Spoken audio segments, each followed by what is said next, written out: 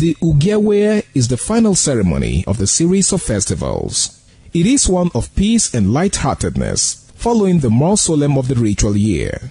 Ugewe is the festival of the Ewe leaves, a symbol of good luck and joy. It is the most popular of all that heralds the dawn of a Benin New Year. New vow, newness of life and freshness of life, and a new hope for the future. In the evening, the Ewe leaves are presented to the Oba of Benin in grand style in a colorful ceremony. The Ihogbe Society, amidst singing and dancing, bring the sacred leaves that symbolize good luck, blessings, peace, and prosperity. Each of the senior members of the Ihogbe proceeds to give the sacred leaves directly to the Oba of Benin, and others put theirs at his feet.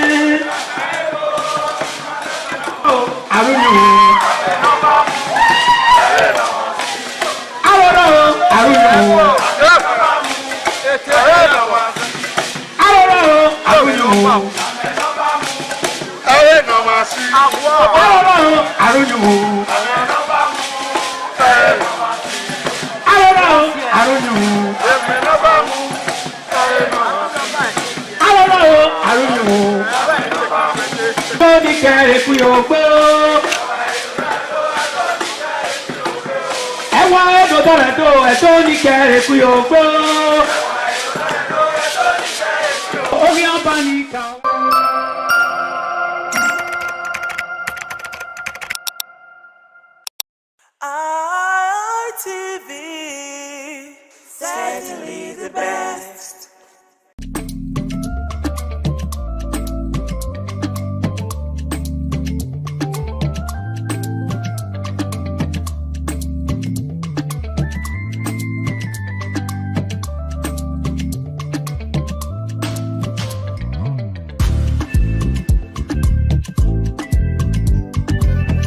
Hello and welcome to WIC, Women in Conversation. This is where women sit together to discuss things that are happening amongst us, especially the women. Do we talk about men? Yes, we do sometimes, when it is very, very necessary, especially when we're talking about marriage, talking about DNA and all that.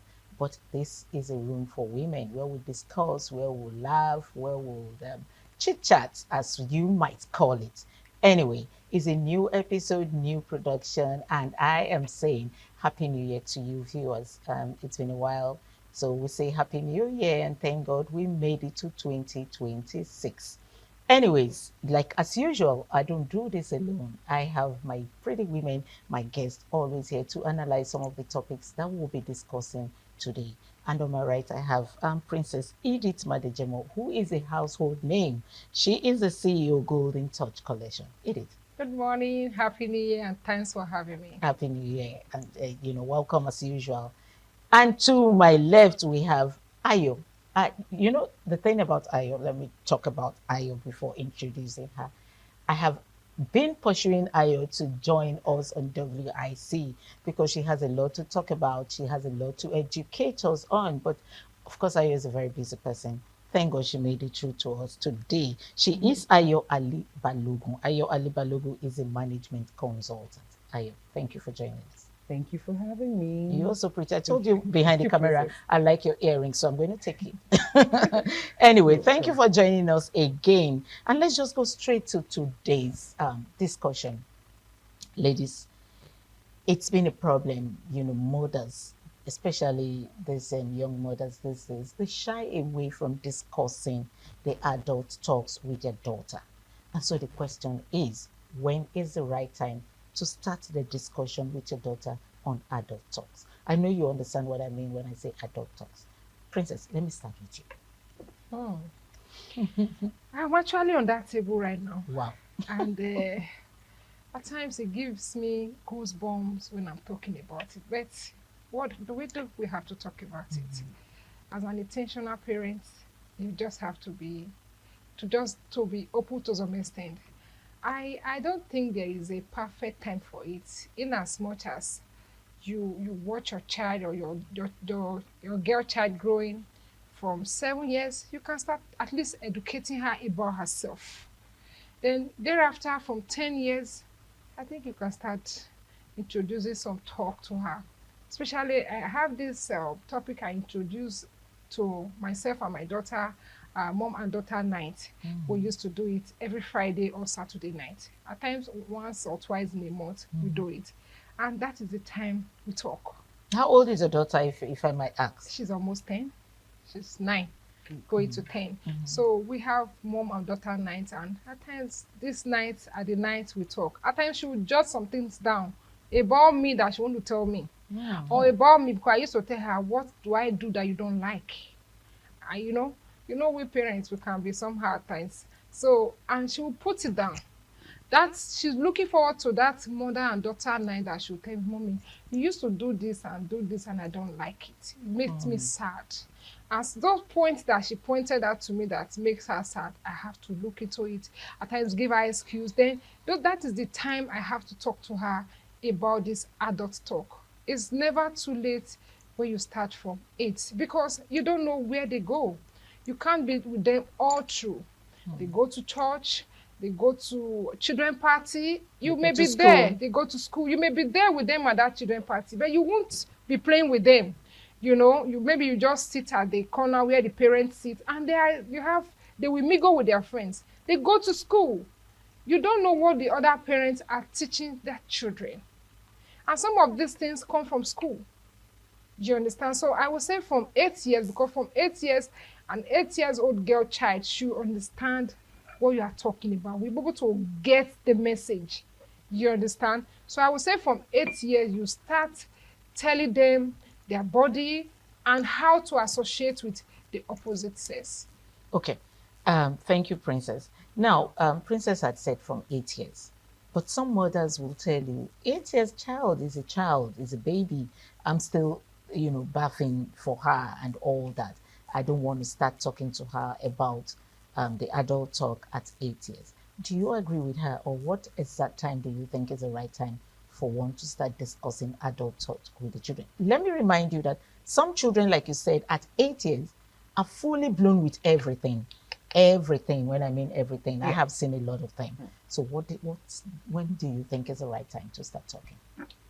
So personally, I think much earlier. Okay. Earlier than 7? Earlier than 7. And I must mention this. I don't know if you remember this lady, Auntie Jessica Obioma. She used to be there. And she told me many years ago and said, have you educated your daughter on her body and private? My daughter was 4 years at that time. Wow. I thought, strange. She said, no. She's a child, because you still have some children wearing Pampers at 4. Right. So I remember visiting her, and she said, no, you tell her, here, if anybody touch you, no. Because abuse, someone who is looking for a prey would not leave children under 8. As long as a child begins to, the cognitive, develops, and the child can assimilate, you understand, you begin to, in the language that the child would understand, you get. Even when they're playing, nobody touch you here, don't, like that. Break it beat by beat. You'd be surprised that by age 8, like you said, a lot of children, I know when I was much younger, a girl had started her monthly period at the age of 8. Wow. So you can imagine such a girl. Of course, she has womanly body and everything. Now, what do you think would happen if that child hadn't been well groomed? Okay, that's it. You understand? Now you also have some children are very adventurous.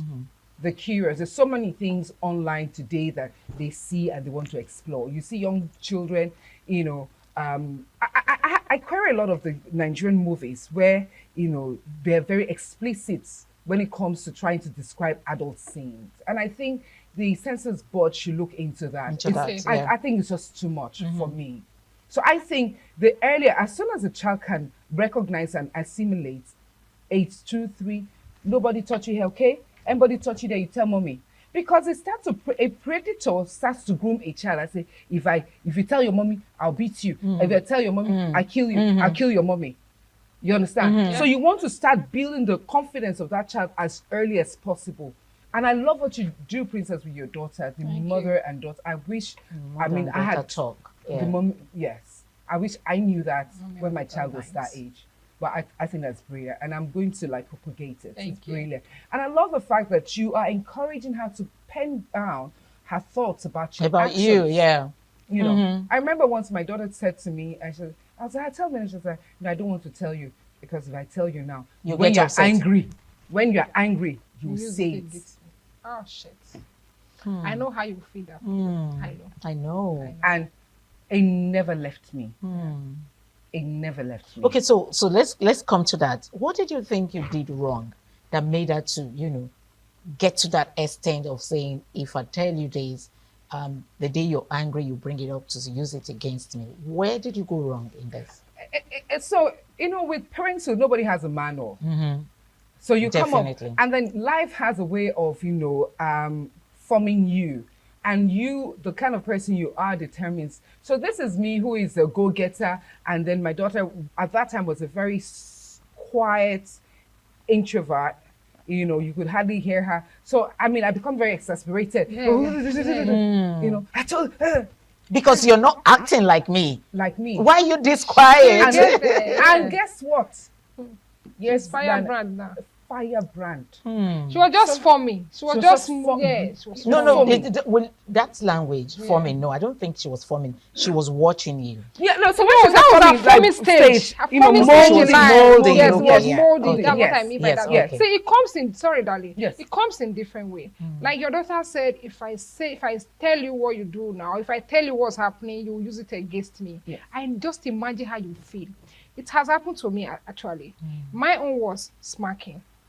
So like you did something, I'll smack you. So there was something happened in school and she didn't tell me. I get to know, I think the third day or the other day, and I queried her. I said, you told me everything.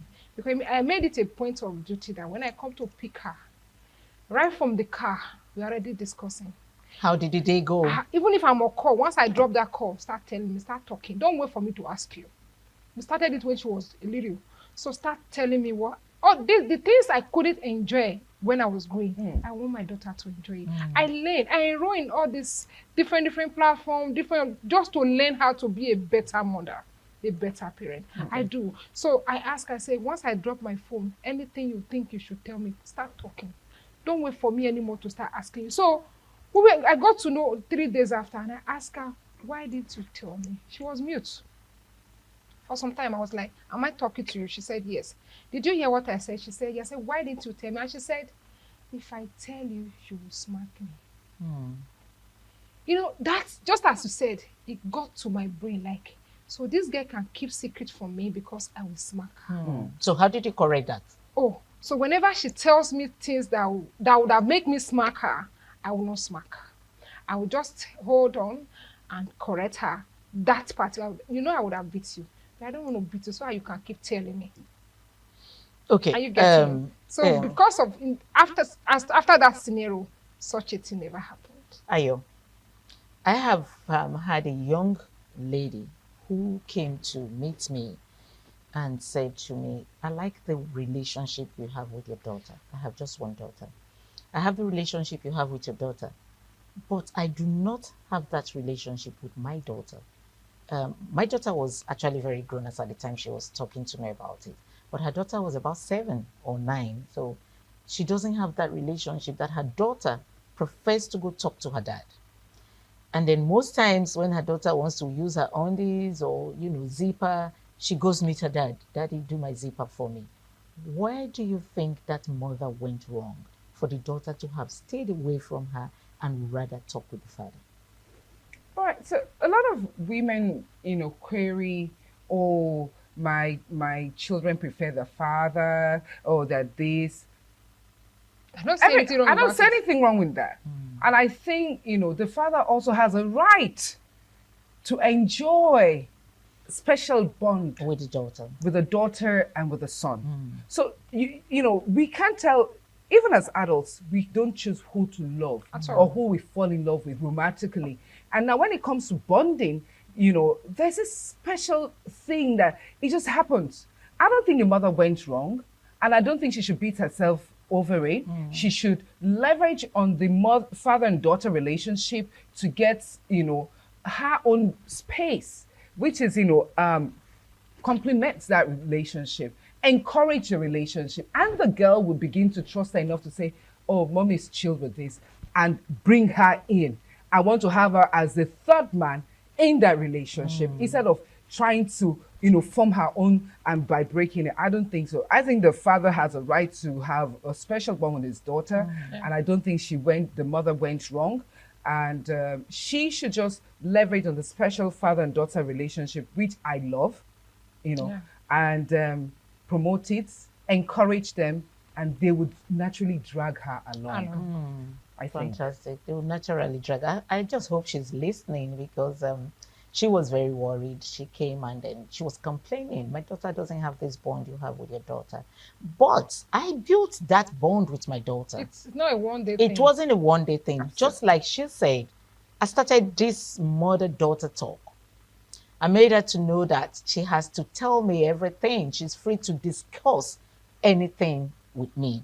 And then we became very close, In fact, don't worry. You see Up the till two of now. us, you think we're friends. Yeah, she's very grown now. Anyway, let's go on a short break. We will be right back to continue this discussion. It's WIC.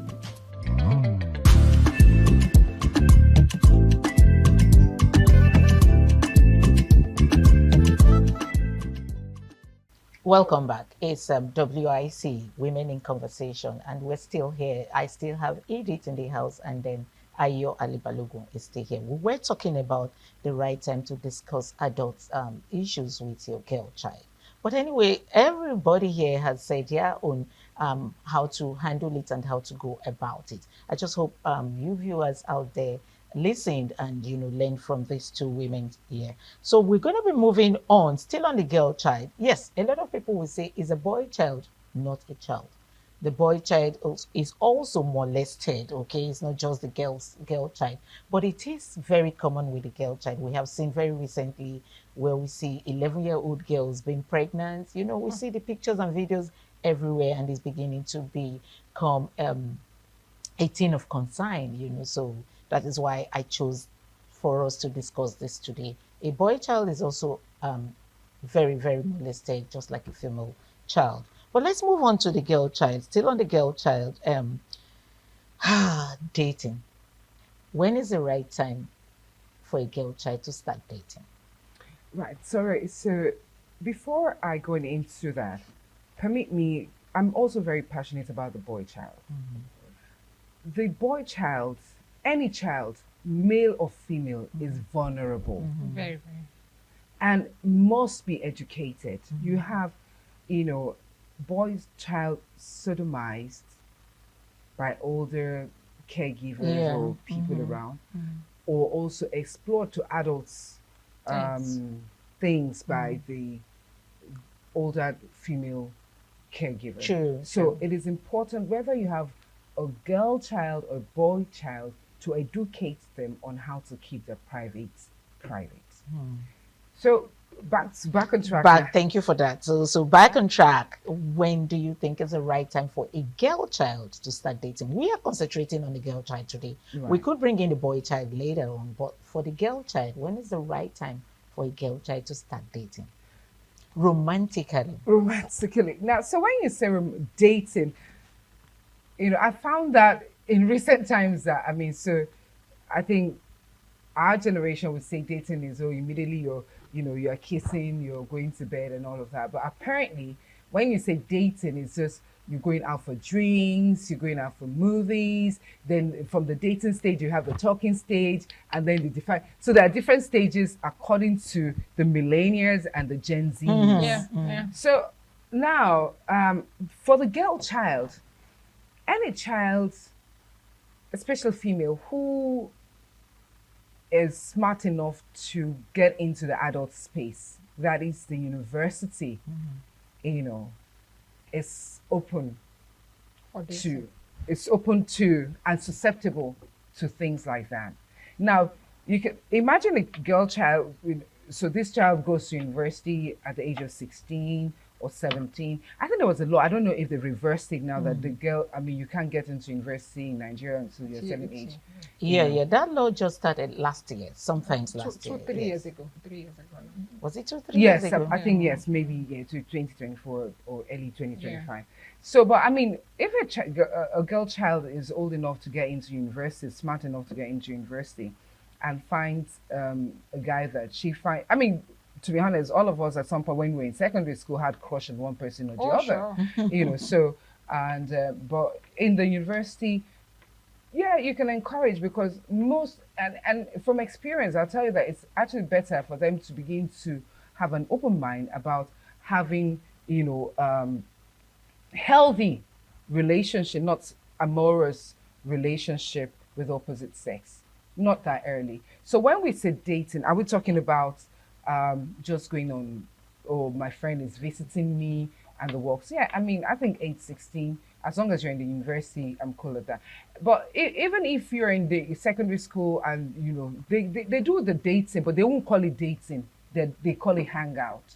So we need to define clearly what we mean by dating. And that is why I said dating romantically, my- not the hangouts. You know, it's not even hangouts. We hear children say, "I'm going for a sleepover in my friend's house." Oh. Yes, a sleepover. So we're going to be touching the sleepover thing, because I have a friend that has a particular issue about her daughter going for a sleepover. She also came to report that case to me. But let's go to you, Edith. Let's talk about the dating before we go to the sleepover. To me, I won't say there's a particular age frame for dating. But like she rightly said, when a girl child is smart enough to be in the university, I think she's open for anything that comes to dating. Because in the university, you have mixed people, you have people, you have people that you crush on, that crush on you. And I think at that stage, you can express yourself, and another guy also is bold enough to express themselves, unlike when they were in the secondary school. You know, at this stage, they are very expressional, and you are open for that. Then you should prepare your child, your daughter, ahead of this stage. Although they should also prepare their mind ahead of it, that, okay, now you, my daughter, you are going to the university. Mind you, are going to come across Peter, you're going to come across some men that will admire you. Admiring you doesn't mean they want to take you to bed. You can associate. You can date anybody, but not the romantic part of it. You understand? Yes. Not going to bed. Then while dating, communication, like you said, stage by stage, communication, going out for lunch, for dinner, at times you party. It's an agreement. From the beginning of that dating, you spell out what you want. You understand? We want to just be friends. I love you and I like you. Let's be friends until I get to 20. Don't you think that word love is heavy for just being friends? I mean, No. It can't be heavy. You can love somebody and still respect that person's opinion. No, but that's actually what love is. Love Yeah. is respect. So I love you and I want to date you. You can accept to date the person. I'm not going to bed. I'm not romantically entangled. And that's where... Are you getting it? Then you can be there for each other. You can have lunch together. You can go to party together. And you can still remain clean. Until the time that appointed time that you said, okay, you can just reach an agreement like, I want to be 20. I want to get to 21. I want to do it when I'm a graduate. Okay. We'll you get come it? to that. Before Yes. Let's now, go to you. It brings us back to those adult education you've been giving your child. Thank you. So it's cumulative. Now you now see how successful you can measure your performance by how your girl child responds to all of this. Now she has a freedom. Has she all of a sudden forgotten all the education you have given her over the years? And that is where you also don't sit back or rest on your oars At as a all. mother. You still go on, Let the girl child be open to, exploring. But you know that in this Gen Z age, they are actually very different. Okay, back when they get to school, all the children are coming from different homes, different Different background. upbringings, different background. What you told your daughter is not what I probably would have told my daughter. Do you know there's some parents, there's some mothers who would say, if you meet a senator, that will spoil you. Go ahead to do that. Oh, you Yes. have parents that can encourage their children to do all sorts. Yes, that's what I'm I've saying. had So some how friends. do you maintain that that's good upbringing, that's good conversation you have had with your daughter before going to the uni? How do you continue to maintain that so she doesn't get to be lured by a child coming from a different background? Constant talking. I would say, like she said, you don't relax. Like you've done your part, and the rest is left for her to decide. You still keep talking. Keep still talking, and once in a while, talk to her, call her. You can bump into her. I like to do that once in a while. Just go to school unannounced, and you know where your child is. Like all the teaching all along, she has to put them to practice. If you have been teaching her from the age of 9, 10, and now she's free. There are some children that are free. When they see freedom, it look as if you'll be caging them. They will just go haywire. But there are some children, even when they have that freedom, they will still be able to maintain that, character that they brought from the house. Like, okay, this is what my mom said I shouldn't do. I shouldn't be found in this company. I shouldn't be found in this company. But mind you, evil communication corrupts good manners. It does happen. It does. So work. that's what I'm There are some saying. How kids, do you even curb that? even when you give them all the home training, all the training that you think you should give your child or your daughter, when they go out there, they do something else. Some children are actually two-faced. I'm sorry to say, some children are two-faced. They come home, they are very innocent. Sorry. They are very innocent. They are very decent. They are very calm and reserved. If you see them out there, if you have a picture of how your daughter behaved out there, you will be able to. Let's take it from Edith contain saying it. some children are two-faced. How do you identify a child that is two-faced? So, by and large, all of these things, the adult talks you have with your child, it's not just the adult talk you have with your child. You have other talks too. What is your value as a woman? Are you able to communicate your value as a woman to your husband, to your daughter, to your son? What is the value as a family? These are the things that you have to build over time. This family should be known to be a family of peace and integrity, accountability.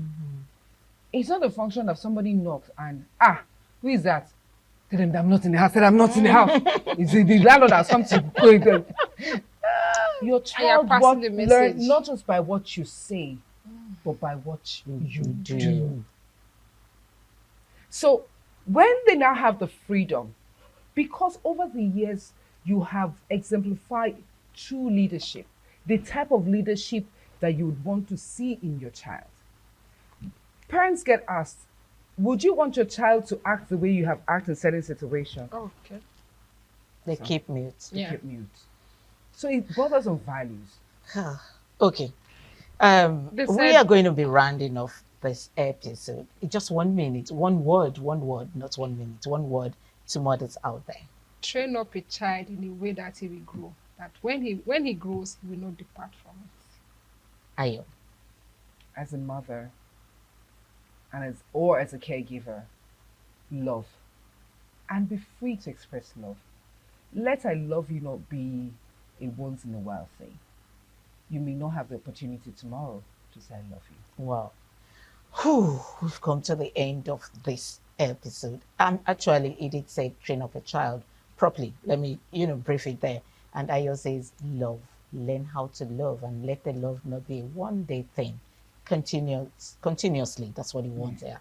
Keep telling your daughter, I love you. Even your boy child, I love you at every minute. Anyway, it's been an amazing time out with these women. Thank you so much, Edith, for coming. And thank you, Ayo, for being here today. And it is a wrap here from us here on WIC. We'll see you next time.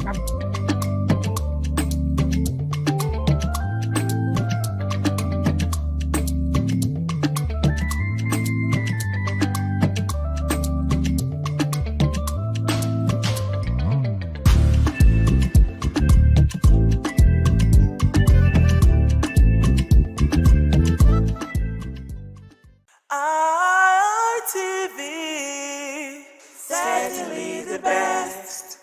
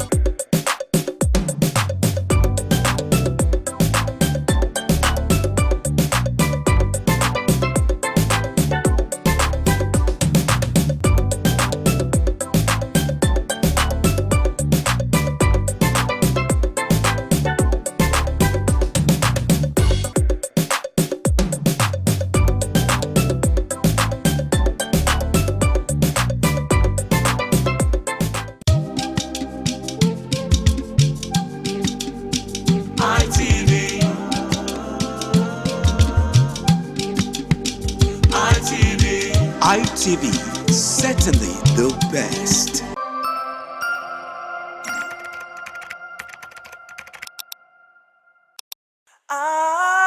ITV, certainly the best.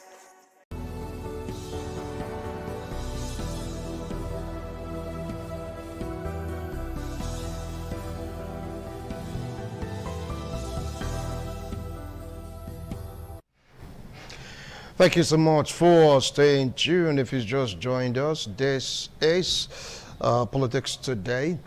Yeah, always comes up every Saturday at about 10:30. I'm Wilson Marshall, standing in for Sonny Kosu, who is unavoidably absent. Not too worried today. It's all about politics.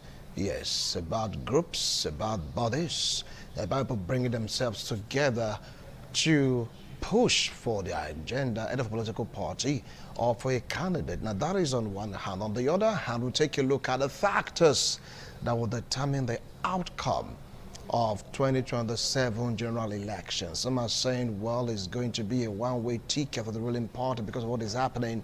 Others are saying, no, we have a viable opposition in the ADC that will do something about it. After all, the articles, the OBs, and of course the Rotimis, they are working together to unseat Mr. President. But there lies a very, very important question. Who is going to step down for who? Remember what happened in 2023, right? Or thereabouts, who will step down for who? That's what maybe to be to exit the PDP, so to speak. And right now they are finding themselves also in the same political party, which is the ADC. How are they going to resolve it? And some are saying that some groups being formed, even from the ADC and the APC, they're like, trying to garner support, garner votes for their candidates. We don't know the candidates yet, but for APC, we're sure.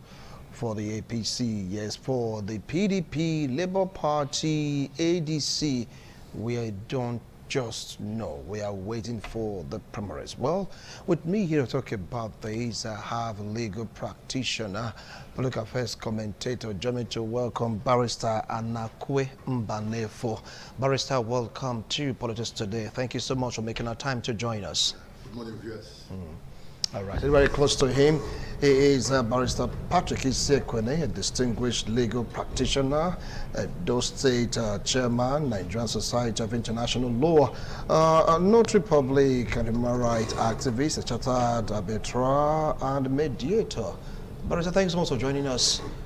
only you, those feathers on your cap, I mean, I don't really get it. But others said feathers were deserved. And of course, I have... Thank you for inviting me. And I'll be out there. Happy V. All right, and I have Honorable Kingsley Onagbora, right, APC leader, public affairs analyst, politician, rights activist. Thank you so much, Kingsley, for making our time to join us. Thank you, my viewers. One of my friends used to say, how can one marry politics and activism? Well, you're here to answer the question. But let me start off from you, Barrister Anakwe Mbanefo.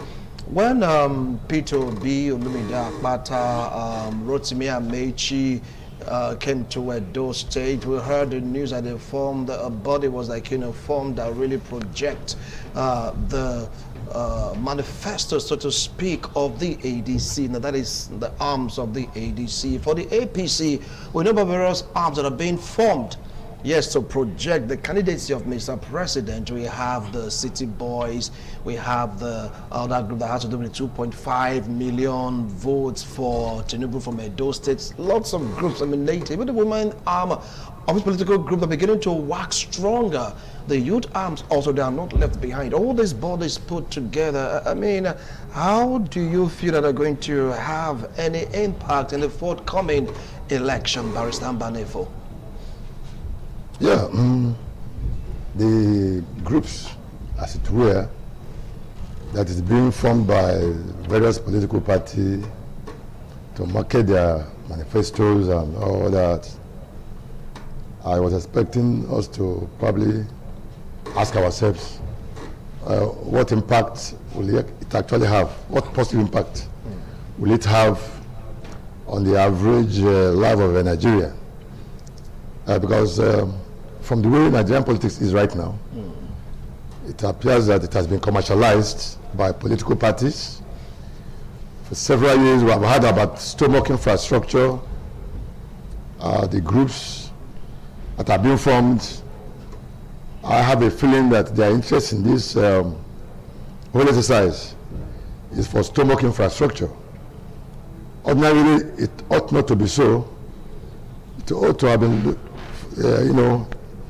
for the groups to look at the manifestos of these political parties and look at it and see if actually their manifestos, as it were, will achieve the dream of an average Nigerian in the next future. Because it is the future of the country, of Nigeria, that is at stake. And if a group of politicians has come up together to ask you to go and market their own ideologies, those ideologies, how well will you work to develop the country, to improve on the life of the persons, of the citizens? Because everything about politics is all about the overall good of the people and not a particular political party. However, we are watching. I think it is still too early to make any conclusions on this. But I feel that the proper thing to do is, like you said earlier, is not only about the interests of these parties and that of the groups.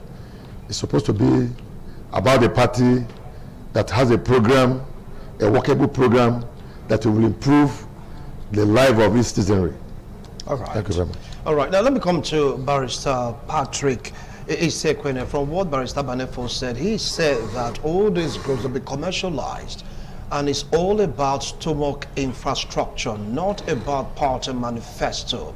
So that all these groups, they are fighting for their own survival, for their own pocket, irrespective of what the populace are going through. What do you feel about this? You are just saying the simple truths. The truth and nothing but the truth. You see, as you know too well, Nigeria does not thrive on ideology. They don't care. What they are after is, who is the candidate? From which party? Which party is he coming from? If you have manufacturer might be 200, let me just go understand. But that's the bullshit to the common man. Now, what's your language? No, to common man. They don't have an ideology. They don't know about it. This group that you're forming now, coming to markets, different candidates on a political party, is simple for their own interests. You might have been paid for you they will be giving financial support to carry on this duty. So issue of they will not. What they're after is to give a kind of PRO to their group, to whoever the candidate they are having, is to make it known to the people. That's what they are after. We won't talk issue of ideology, because in Nigeria, ideology does not work here because of the economic situation. The common man, you know that Nigeria now have been through the object of poverty quite a long time. There's hardship everywhere. For instance, even the latest one now is the current price of even a petroleum product as a result of the war in the Middle East. A fuel now is 1,200 naira. You know what that means? And issue of fuel is not anything to toy with. It go to all parts of the economy. Everything will go up. And they're going to increase. So when the common man cannot even take 2 square meal a day, and this one is added to it, and you're coming to tell you about ideology, you will not understand what you are talking about. What is also after you? What can you give to me? What are you going to offer me? Not the issue of ideology. Ideology already try where the economy is good, where things are easy for the people. They can listen to you. It's like you are speaking on that the government does not understand. Tell us what you are to give us. Who is the candidate? You understand me? So what I'm trying to say now for now is that you are going to see more groups. This is just a nigga just starting. At the end of the day, you will see nothing less than over 50 groups coming to this marketing issue. Yes, that's what I'm talking from experience. You see them over 50. They're just starting. They will come to the but no, we talk about ideology. It's about the candidate, about the party, as have been instructed by their masters. About the candidates, about the party as instructed by their masters. Take a look at your party. Here's the APC. You get to see various groups, splinter groups working towards the same purpose. Vanguard for Tinubu, 3.5 million votes, 2.5 million votes. Everybody carrying the same placard. That is on one side for the APC. The ADC, they have theirs also. All this group put together, do they have ideology at the back of their mind, or want to satisfy them at this point in time? This group, they have ideology. And this group are formed so as to support the 2027 elections. In politics, in any political parties, groups are formed to energize and sensitize people, to mobilize people. This group, they are fully on ground. They have ideology, they have manifesto. They have all what it takes for them to support their group of who is the president of the country. And they are not there just to make themselves rich. They are there as to support and at the same time for the interest of the country and the interest of the people. So you're saying that these groups, they are for the party to sell ideology, yes. really down to benefit the party. Well, it's against what you opined. He said this group, they are there, they have the agenda of the party to sell the ideology or the manifesto of the party. How many of this group have you seen really marketing manifesto other than candidates that will give them 1 or 2 things to aid their stomach infrastructure? Barrister Mbanefo. Well, with due respect to my very good friend here, I depart from that his submission completely. We are talking about ideology. You are talking about the root ideology of a political party. What do they have to offer? What kind of this socialist ideology? Is it which ideology are they marketing? So we are talking about these people coming in as a group. What do they know about the party's ideology? They were not there when the constitution was written. They were not there when the party was formed. They never knew the modus operandi of the party. They are only there because offers have been made to them to go. They don't even know, the so-called group don't even know what's ideology. So how can you market what you do not know? It's not going to fly. It's not going to work out. The truth of the matter is that the Nigerian ruling class wants to come to power at all costs. The Nigerian ruling class wants to grab political power at all costs. And nobody is talking about the welfare of the people. 1990 dates, where are we coming from? And where are we going? And where are we right now? Should be able to assess ourselves and see if so far whether the Medicare has improved. We should also check very much if employment has improved. We should check ourselves very, very well whether the economy has improved. We should check ourselves very, very well at the Committee of Nations, whether Nigeria's image has equally improved. We should check about, infrastructures, whether we have, the government in power has built several good roads, hospitals, and what have you. We should check all this and then assess ourselves from where we're coming from. How much was a bag of rice in 2023, and how much is a bag of rice in 2026?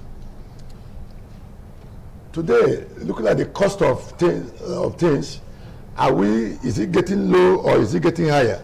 Where was the inflation rate in 2023? And today, where is the inflation rate in 2026?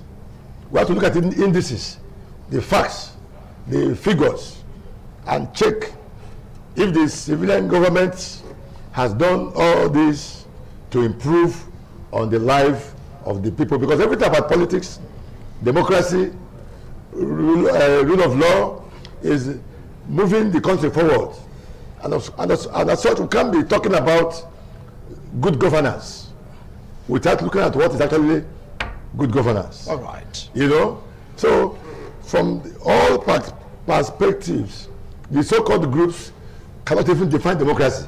They can't even define government. They can't even define good governance. Okay. And so it would be very, very wrong to put the life of over 300 million Nigerians into the hands of people who does not know the meaning of governance. All right. And again, what political parties are doing is quite unfortunate.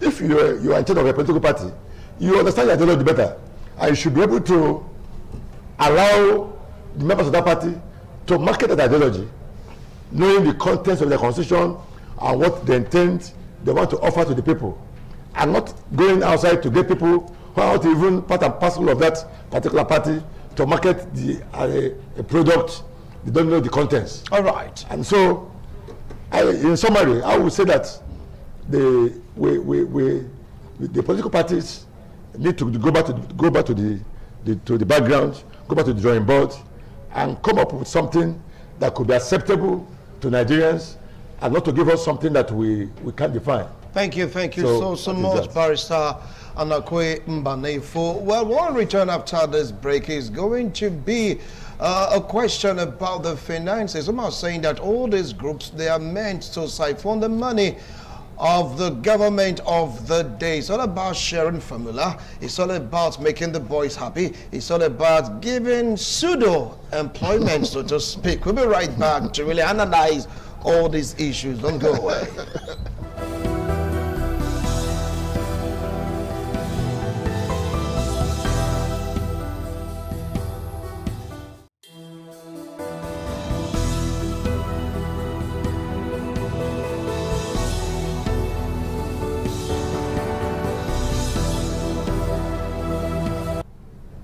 Thank you so much for staying tuned. If you just joined us, this is Politics Today. Now, let me come to you, Barrister Patrick Isekwuna. You heard what Barrister Mbanefo said. Before we went on that break, we'll take a look at this aspect of settling the boys, the money sharing formula, and the angle of pseudo-employment. Some are saying that is what each of these political parties are doing. Would you agree with that school of thought? Yes, 100%. I agree with that.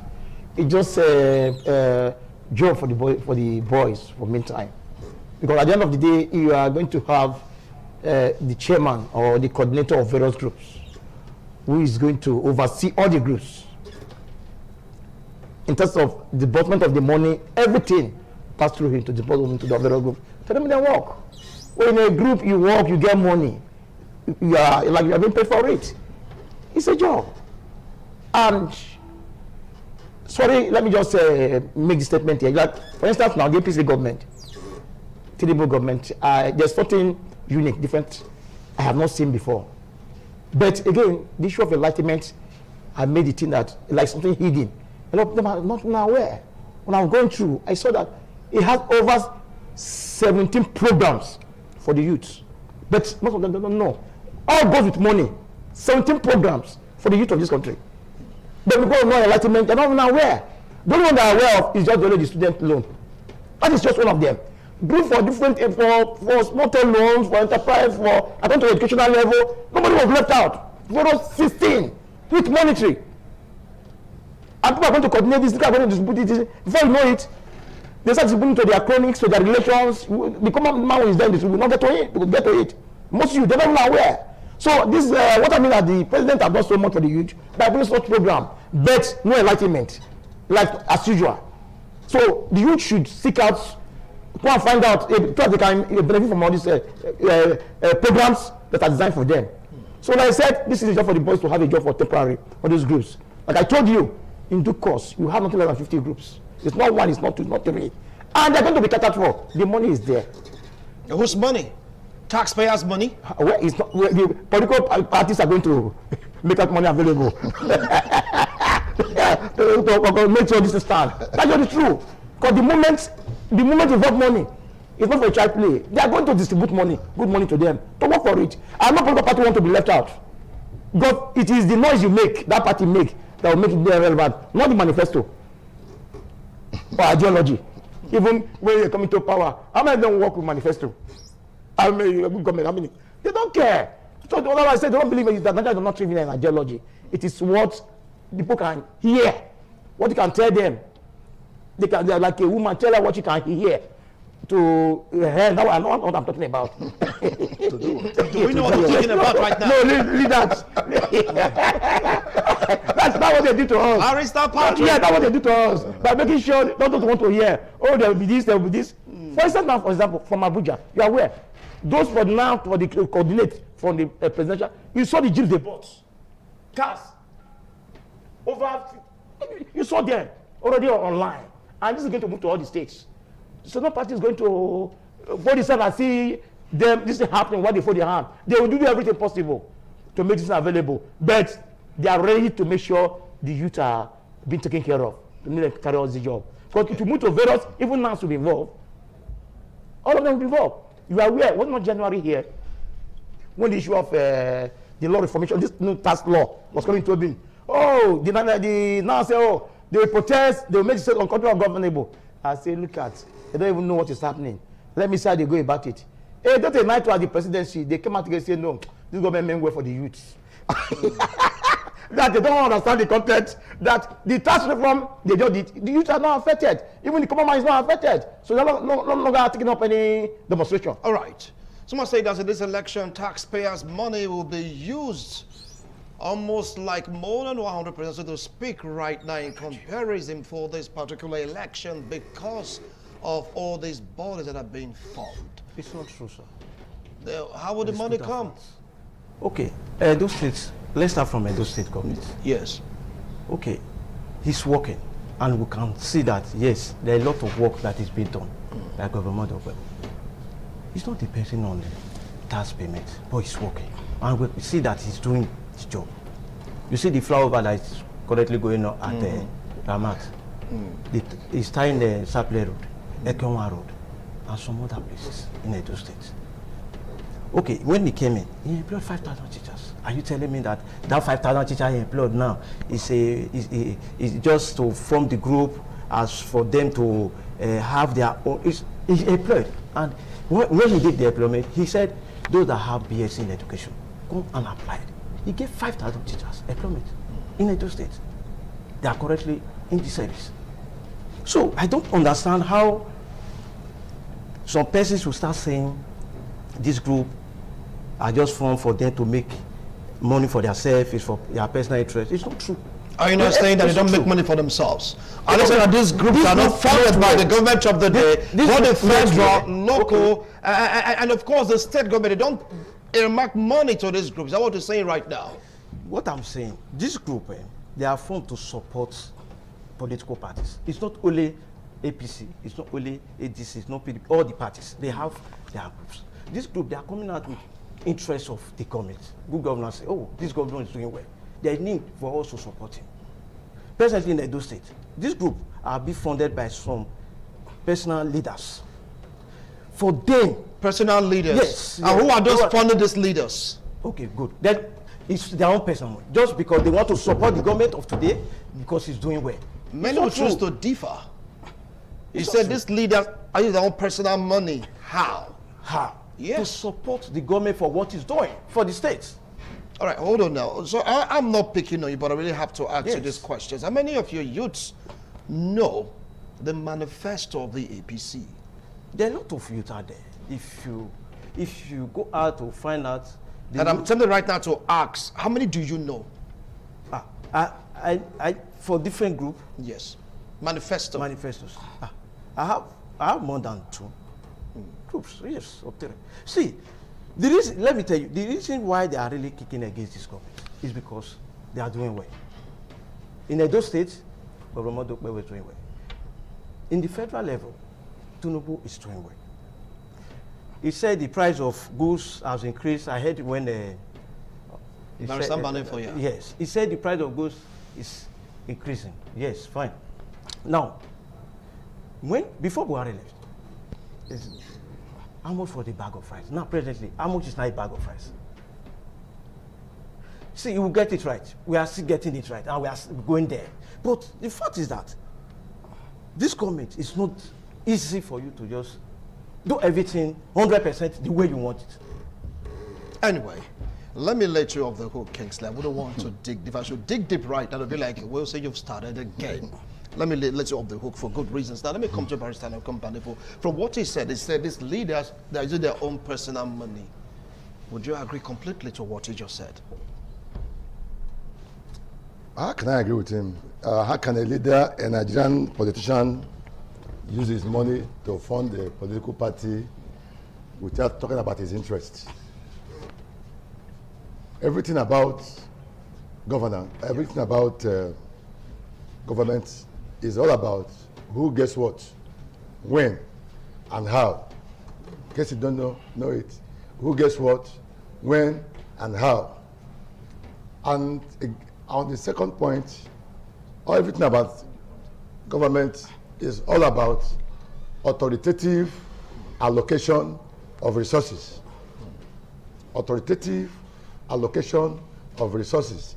That is why you have budget at the beginning of every year for government to state what they want to do this year, and they now look at how the revenue will come, and they now share it from ministry to ministry and all that.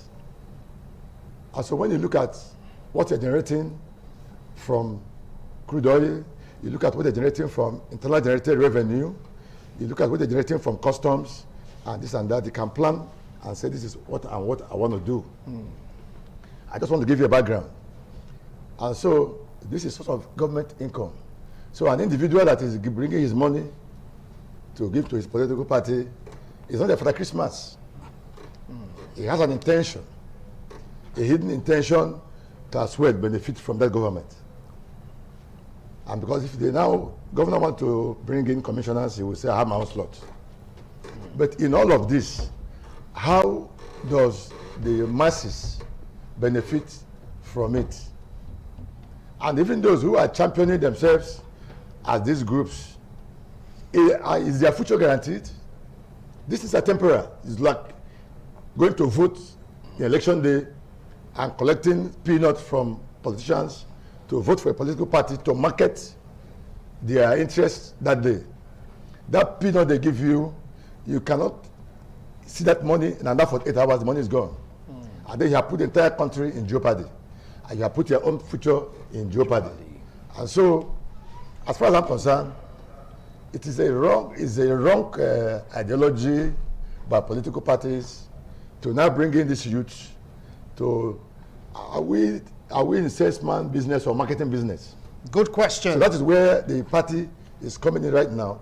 So the whole thing about stomach infrastructure is not degenerating to a different ball game entirely. All right, thank you. Like my late colleague said, we have not seen it all. Maybe by more than 50, 60 groups will be up. Okay, right, you just hold on. Hold on, we want to go for a break to make 1 or 2 adjustments. You've heard from Kingsley. He said the governor is working really hard. Employment is there. That's the reason why he will just be able to deliver the 2.5 million votes, right, to the president. Yes. All right, thank you so much, Kingsley. But we'll go for a break. When we return, we'll make 1 or 2 adjustments so that this show can continue. This is Politics Today, if you just joined us.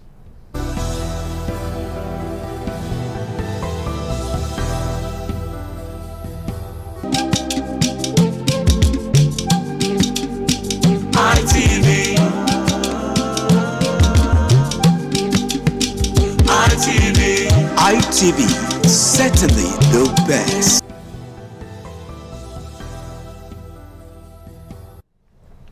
Thank you so much for staying tuned. If you just joined us, this is Politics Today. Joining us right now in the studio, he's a political analyst, political affairs commentator, and entrepreneur.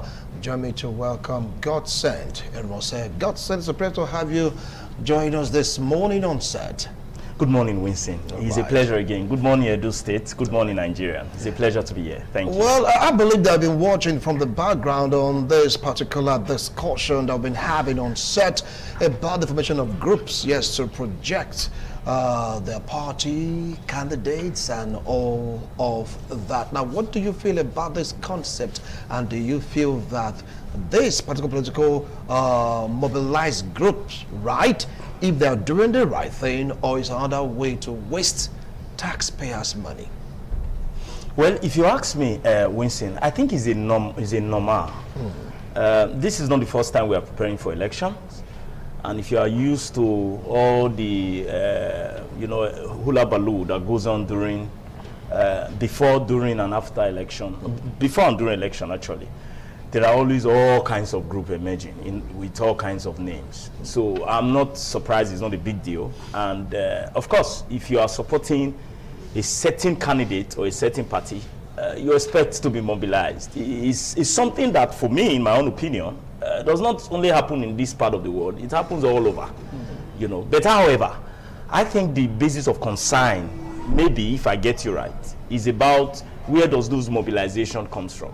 It is absorbed for taxpayers' money to be used to fund those kind of groups, if that is exactly what the bane of this question is. But however, there are groups that come up for various reasons. I don't want to be quick to say that every one of them are selfish, because even in empirical research and studies, you have to give some percentage to errors.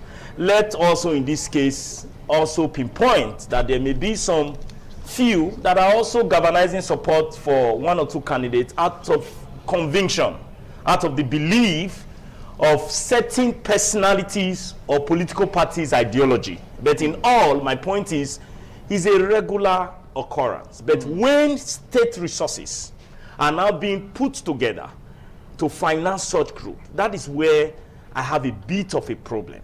When money that are meant for our roads, for our light, for our healthcare, to uplift the life of the ordinary Nigerians and Edo State citizen is now being diverted to fund your supporters or sustain your groups, that is where I have a problem. But don't also forget that politics in this part of the world is like a trade, is like a market. You should also be aware, we are all in Nigerians, that there are some of these groups that have some financiers behind them, that have some people that are possibly projecting for one political office or the other ahead. Some of these people sometimes decide to fund their groups, even by themselves. We have seen instances where some individuals and some group donate vehicles to present-serving governors, senators, or present-serving politicians. We have even seen instances where some group buy their forms. That has been hilarious in some contests, but actually we have seen it. I'm just telling you what we have seen. Buy their nomination form. Just recently, a group has bought the form for the current president. I'm from Kogi. I'm sure you are aware of that. So it's a play game. Everybody is trying to beat his way into the system for different motives, different agenda. Everybody is trying to gain recognition. Everybody is trying to push his party. But we must also be able to tell the governance of the day that the public are observing, we are watching. We will no longer stand by and watch our taxpayer money being used for what it is not meant for. That is where I think we should be concerned. All right, some saying that taxpayers' money, our money, going back again in circles. After all, it's still going back to the same persons that has been governed in the country. Let's take a look at the factors that will really determine the outcome of the polls in 2027. People are saying that so many factors are going to determine. Others are saying, forget about the factors. Who will win, will win. It's already there rating. The marbles, it's in the stars. No matter the factors, you put it in cognizance, nothing is going to change the outcome of the election. Barrister Patrick, what do you feel about this concept? Yes, Actually, in a country where primaries are tied to democracy, where the rule of law prevails, where they allow things to happen to take its natural course, certain factor could have made some candidates, any of the candidates to emerge. But in the Nigeria context, it goes beyond this. Now, for instance, the performance of the party in power is the factor. If the people felt, the masses, the common man felt that, oh, we have enjoyed his policies, the economy, everything is fine, that one will give more glamour to that support to that such a candidate because he has performed well. Just like some state governors also who want to contest. The same thing. It depends on the governor performance that made the masses make up mind for him. But apart from this, the other factor that can even make a non-performing governor or president to win the election, we have issue of financial endorsements where people sell their votes because of the economy. The poverty line, because the government, those in power, politicians are weaponized, use poverty to get what they want. You see some persons, when they are living, you see them crying from year to year, even living out on election day, going to the field, they will sell their votes just because of the poverty level. So by no both, we ask some candidates who are not really or not to be there. So for me, the incumbent one, the PDP government, yes, the president has done his own, has tried his best as he can. The government was also experiencing a very bad economic situation because of the war in the Middle East, where fuel is being. Is it PDP government or APC government? No, APC, I'm talking about APC government now. Right. Current one. Fuel now is 1,200 naira. For a liter, which has also cost in rising cost in price in the market. But you see, but it's funny. As this is Nigeria, we are in Nigeria. The rise in the fuel is about $110 for a barrel. Now, you have to be a blessing to us, to the common man, because there is hype now in the public. So there's more money for the federal government. They make now as a result of this crisis from the Middle East. But it's not, it's at cost. It's not cost also to be blessing to us. All right. As a result of the rise. In the Middle East. Yeah, the Middle East. All right. The war. All right. So, I will come back to you. Let me go to Barrister Anakwe Mbanefo. From what he said factors can make a non-performing governor, president, House of Rep member, or Senate to come out tops. While on the other hand, the rest might just be the case. Now, what do you feel about some of these factors that will lead to the outcome of the forthcoming election, if you have any in mind? You know the answer already. You know the answer to this. One asking the question. This question is not necessary because we are all Nigerians. I know the question. My learned friend, whom I respect so much, and I concur with that submission that a non-performing incumbent can be elected, can be re-elected, and of course, a performing government can also be re-elected. It all depends on what is on the ground. However, that is where we are right now. Few weeks ago, the National Assembly was engrossed with the electronic transmission of results. Of course, the bill making it a law before the National Assembly, and what we got at the end of the day was a dual law, wherein the National Assembly said that election results can be transmitted electronically. But there's a caveat, and that caveat is that where there's no network, the umpire can manually transmit same result. Now, what am I saying here?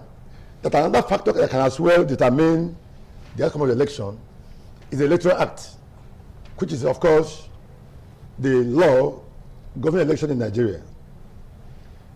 Well, if the Electoral Act is captured vividly well and is, of course, being implemented by the umpire INEC, then when you have an election that is done and all the rules followed, you can get a result. But where there are lacunas in that law, those lacunas can give victory to the man who did not win that election. The most important part of democracy in this country is the Electoral Act. And so if we get it right, then the winner, the right winner, can always emerge as a winner. All right. And if we get it wrong, the other person can always emerge as a winner. Thank you. Don't also forget, let me say this, that the power of incumbency beyond the Electoral Act can also determine the winner of the election. Winner of the election. All right, the power of incumbency is more or less the bedrock of who becomes the winner and who becomes the loser in African kind of politics, with Nigeria as a case study. All right, 080-477-0300. I repeat, 080. All right, 477-0377. Now that is the number to call. Should I break it down? 080-777-0300. Factors of determining. No, hold on. No, we have to spend this time carefully. Before for you to conclude, just hold on, please. Well, God sent over now to you. Factors. Thank you, Wilson. Let me quickly say this: the determinant of an election is not known at the day of the polls. You can tell who is going to win that election if you are a smart feed analyst. If you are somebody that understands how to gather statistics and do research, 6 months to the election, you can give some level of permutation to be able to say from what this and this, putting one or two together, this is where it's going. Like someone asked me a very similar question. And what about the INEC says otherwise? Yeah, I'm coming to that. Hold on. Even the INEC can be predetermined. That is my point. Just yesterday, somebody threw the equation to me and I told him, I said 70%, I can tell you already who is going to go home with this election, who is going to win. And I said, you mark it. Now, there are 3 factors. There is the factor that comes from the electorate. There's the factor that comes from the incumbent government. There's also the factor that comes from opposition party. Now, if you are to judge by the current position of the electorate, I do not see the ruling party standing a chance. We are all living in this country.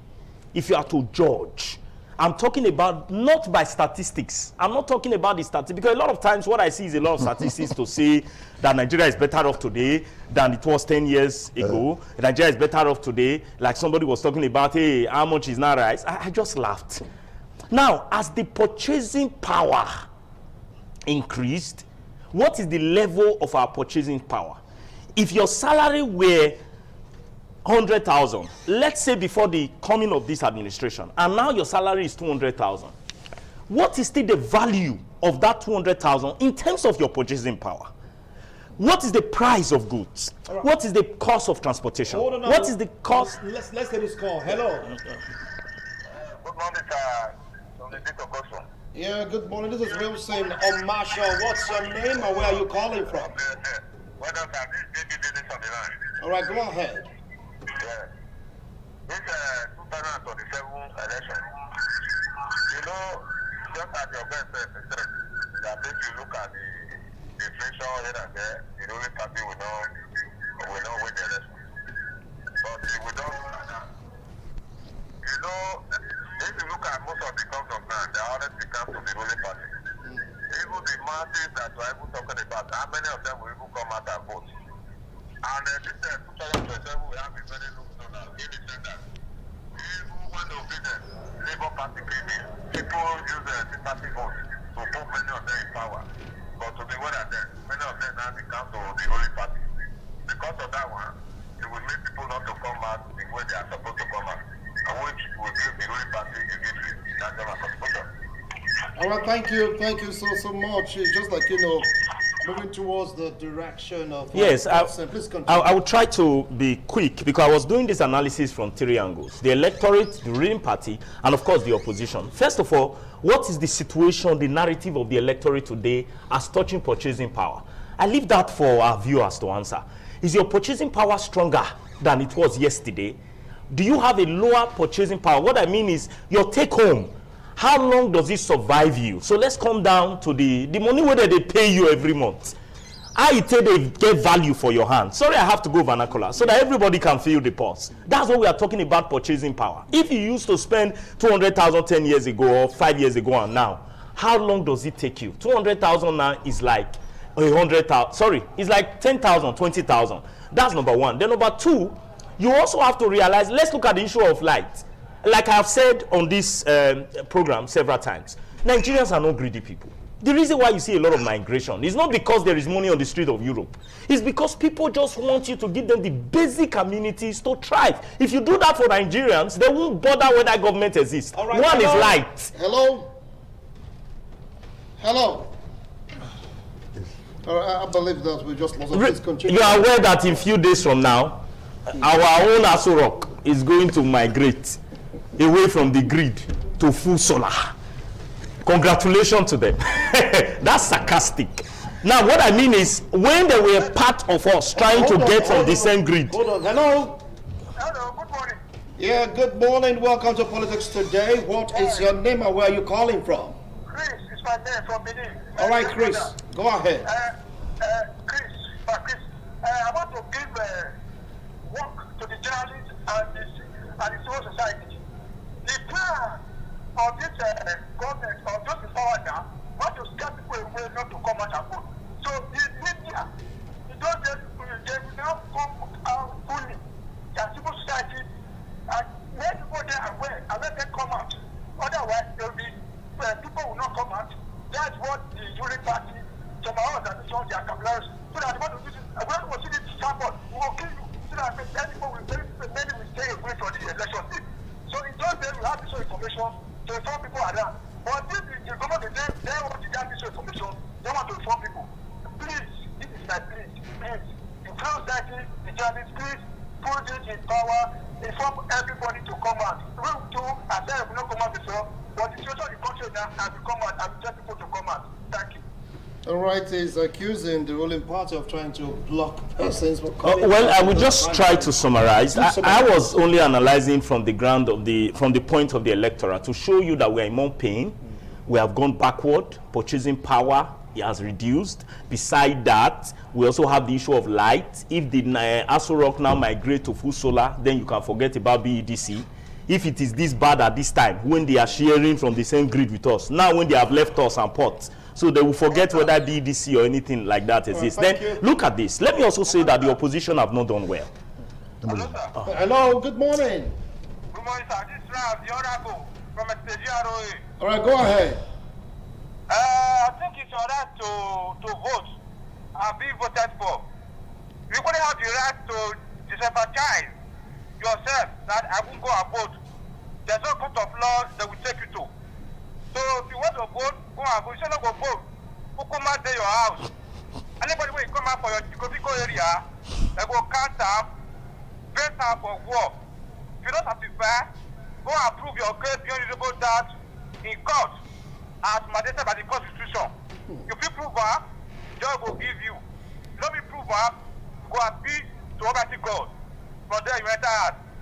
That's what you reach. Ask him which party does he belong to. All right, thank you so much. Well, that's what let me conclude from where this man just said. Please, you see, I was going to zero in on voters' apathy. Yes. Both the present government and the opposition party, especially the present government, have already fueled. I can predict that in the coming election, we are going to have voters' apathy again. Not because we want to, because when people suspect the system, they don't have a reason to want to sacrifice for the system. Thank you. We lost the 2027 election when we lost our voice in the recently amended electoral law when there was a clamor for real-time transmission. All right, thank you so much. Thank you so much. Well, Barrister Patrick, within 1 minute, give us your last line on this particular discussion. Well, our advice is to all the political parties not to get discouraged. The electoral act that was passed, allowing, permitting the submission of results electronically. Also, they also have to do a caveat, adding that then they can, where they have problem with connectivity, they can go manual. It's a good one, best for the country. Right. So let them work hard. The opposition should work hard. Thank you. You don't want to fight this government. Thank you so much. Barrister Banefo, please, less than 1 minute. Yes, I think unfortunately Nigerians are not students of history. If we are students of history, we should look back to our political history, dating back to when we got independence till date. What happened at the beginning was the failure of the civilian governments. That was what brought in the military administration in Nigeria. We fought for it until we came back in 1999, and right now again, the civilians are getting it wrong. We should always look at the consequences of failure on our own part as leaders of this nation. Thank you. And once we get to know the consequences of failure, we should be able to do the right thing so that we can continue with this democracy. Thank you so much, gentlemen. A pretty wonderful analysis. Well, groups that are being formed, is it for the benefit of Nigerians, of the political parties, or their candidates? What about the factors that might just determine the outcome of the election? But the factor that has to do with the electorate's count, that is a big question. I hope all Nigerians are able to answer come 2027. Bye for now.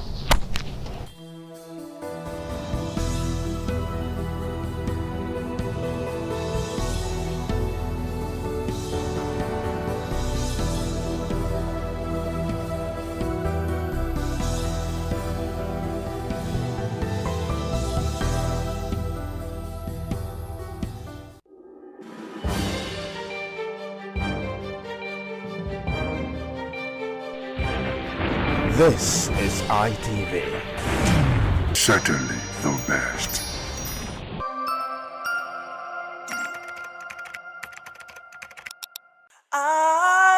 ITV, certainly the best.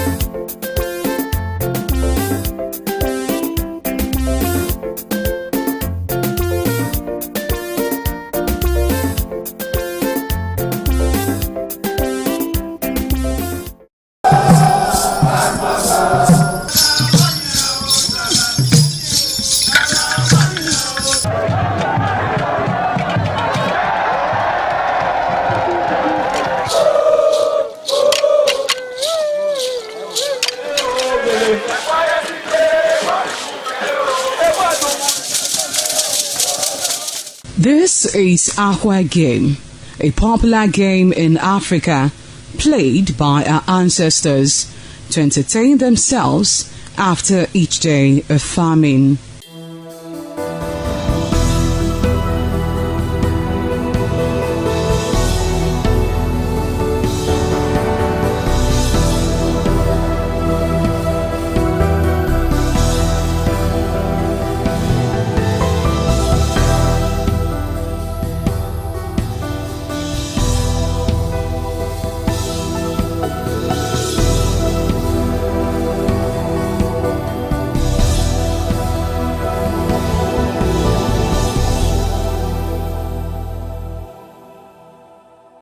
It is also relevant in our coronation in Africa.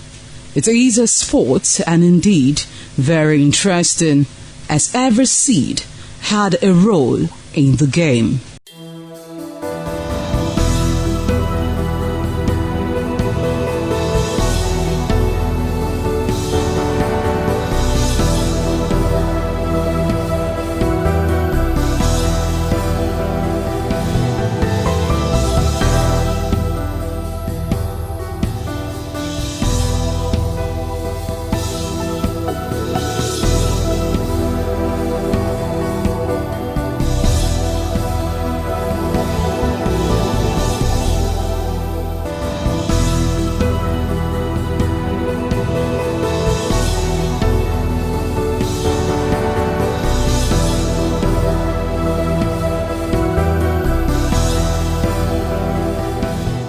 Playtime is 45 minutes per set. There is no age limit as long as you can spin aqua seed. Ayo or aqua game, known as the game of intellectual. This game requires a lot of mathematical skills. Aqua game is played with carved wooden box containing 12 holes.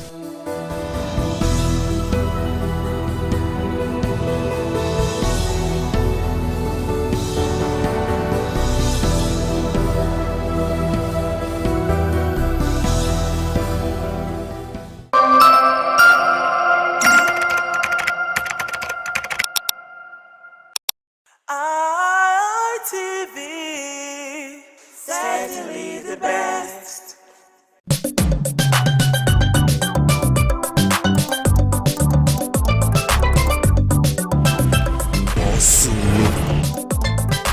Waiting they happen.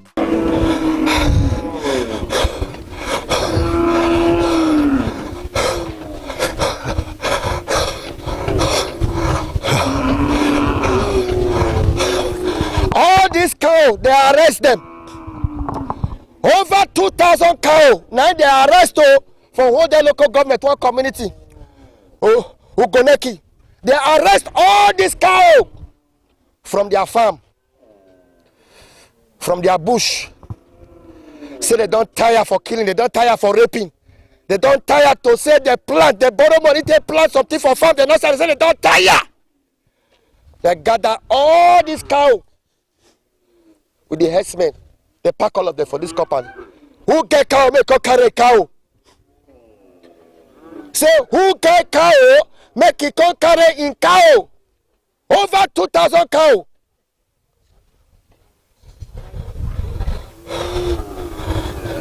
Say, all this cow don't finish their farmland.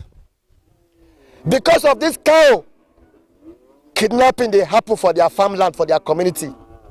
Because of this cow, they know the feed go farm again. Because of this cow, money where they borrow for farm. Because of this cow, many Nigerian farmers know the feed go farm again. No, but who get cow? That's why the youth from one there for Ugoneki go down there about 8 community.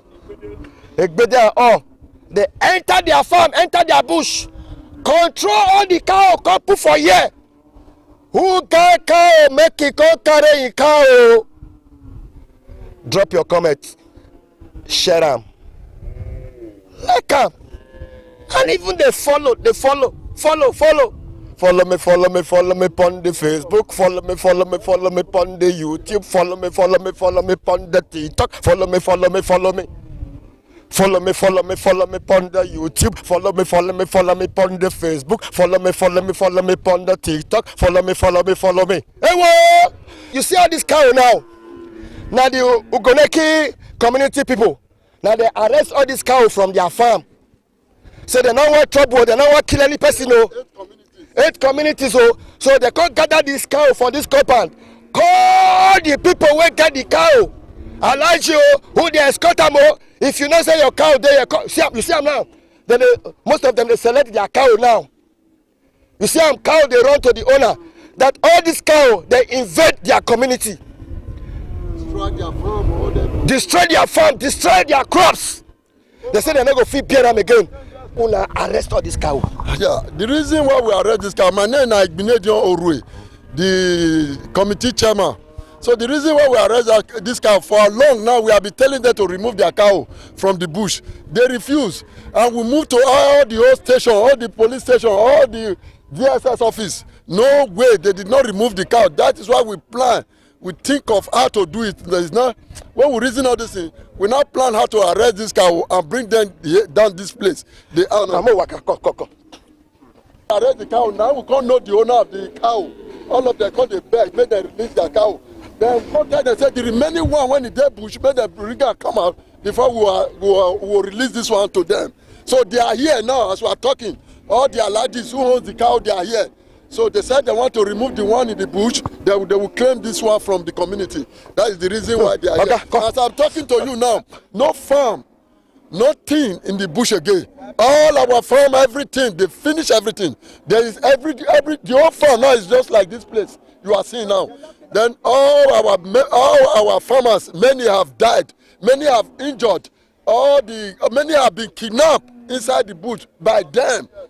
So we have spent a lot for them. So now we want them to leave our community final. That is the reason why we are bringing them. Understand? Man, I wait to talk to you. Anyway, you there for Nigeria, they watch us for ITV, for Facebook, for YouTube. All this chaos. So now one community for what they call Goneki. They say 8 community for what they all this cow. They destroy their farm. Now they arrest all this cow.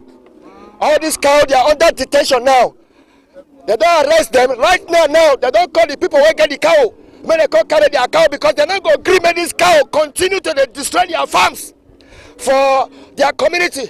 Not be smart, Not be smart, All these cows where you see so. Now they arrest them. They say they don't chop the yam, they don't chop cassava, they don't chop everything. 9 times don't arrest. Don't fair release. This one is 9 times. All these cows, so now they arrest them. They arrest all this cow. Cow now is under detention. The reason be say this cow enter their farm, start to chop everything, start to destroy everywhere. Okay, come. Okay, come.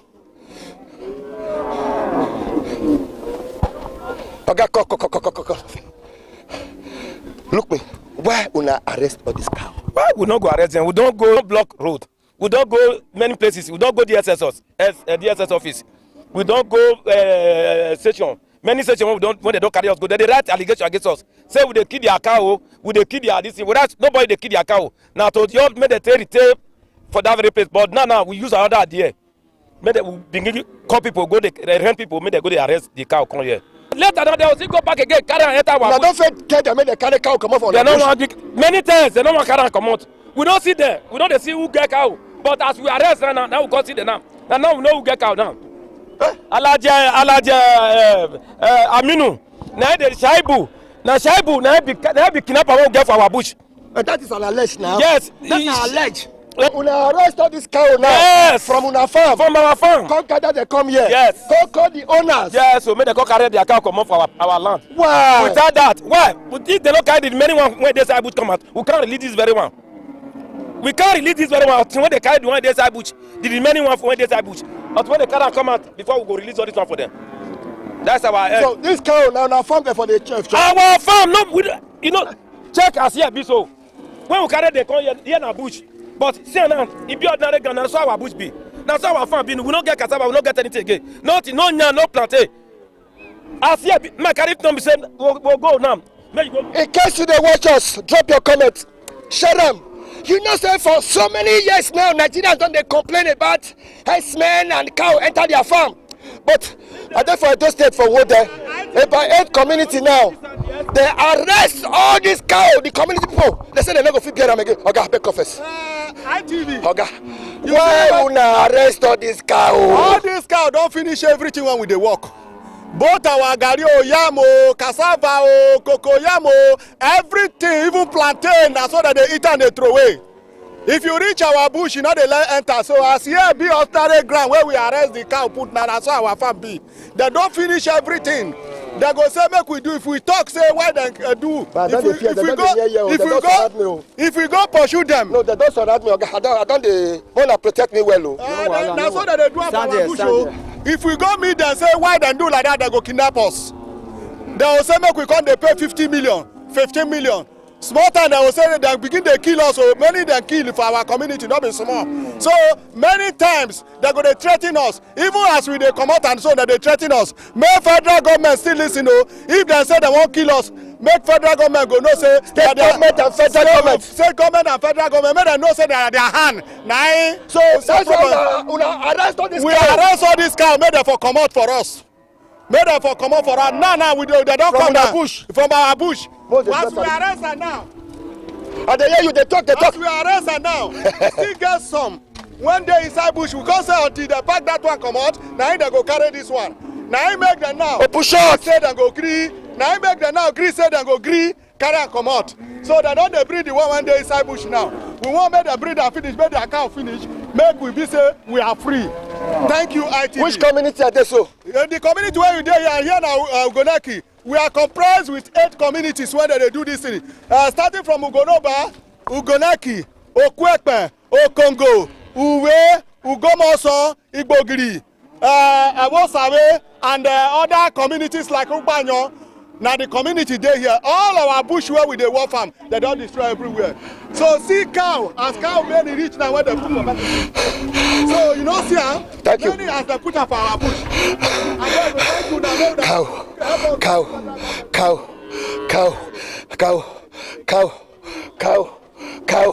Cow. However, because of the report, when Nigerians don't report all over Nigeria concerning herdsmen and cow for their bush, one community for Edo State, for Wode, I don't fear, arrest all these cow, they arrest them. Why they arrest all these cow?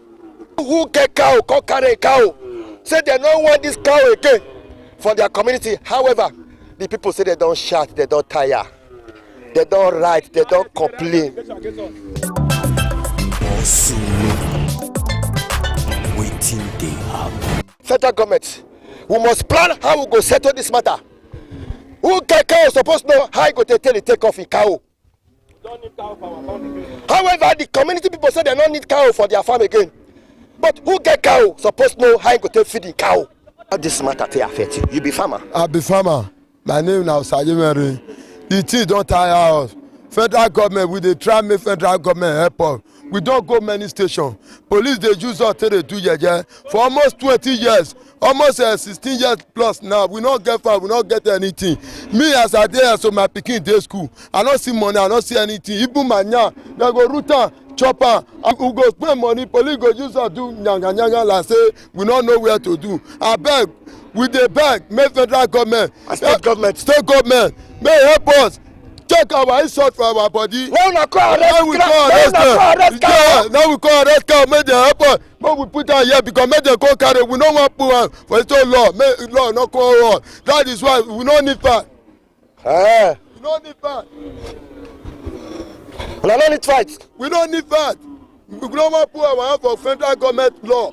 I bet make federal government help us to state government, House of Assembly, House of Rep. I bet make them help us. Make the airport check our eyes on and then we be one Nigeria. Are we not one Nigeria again?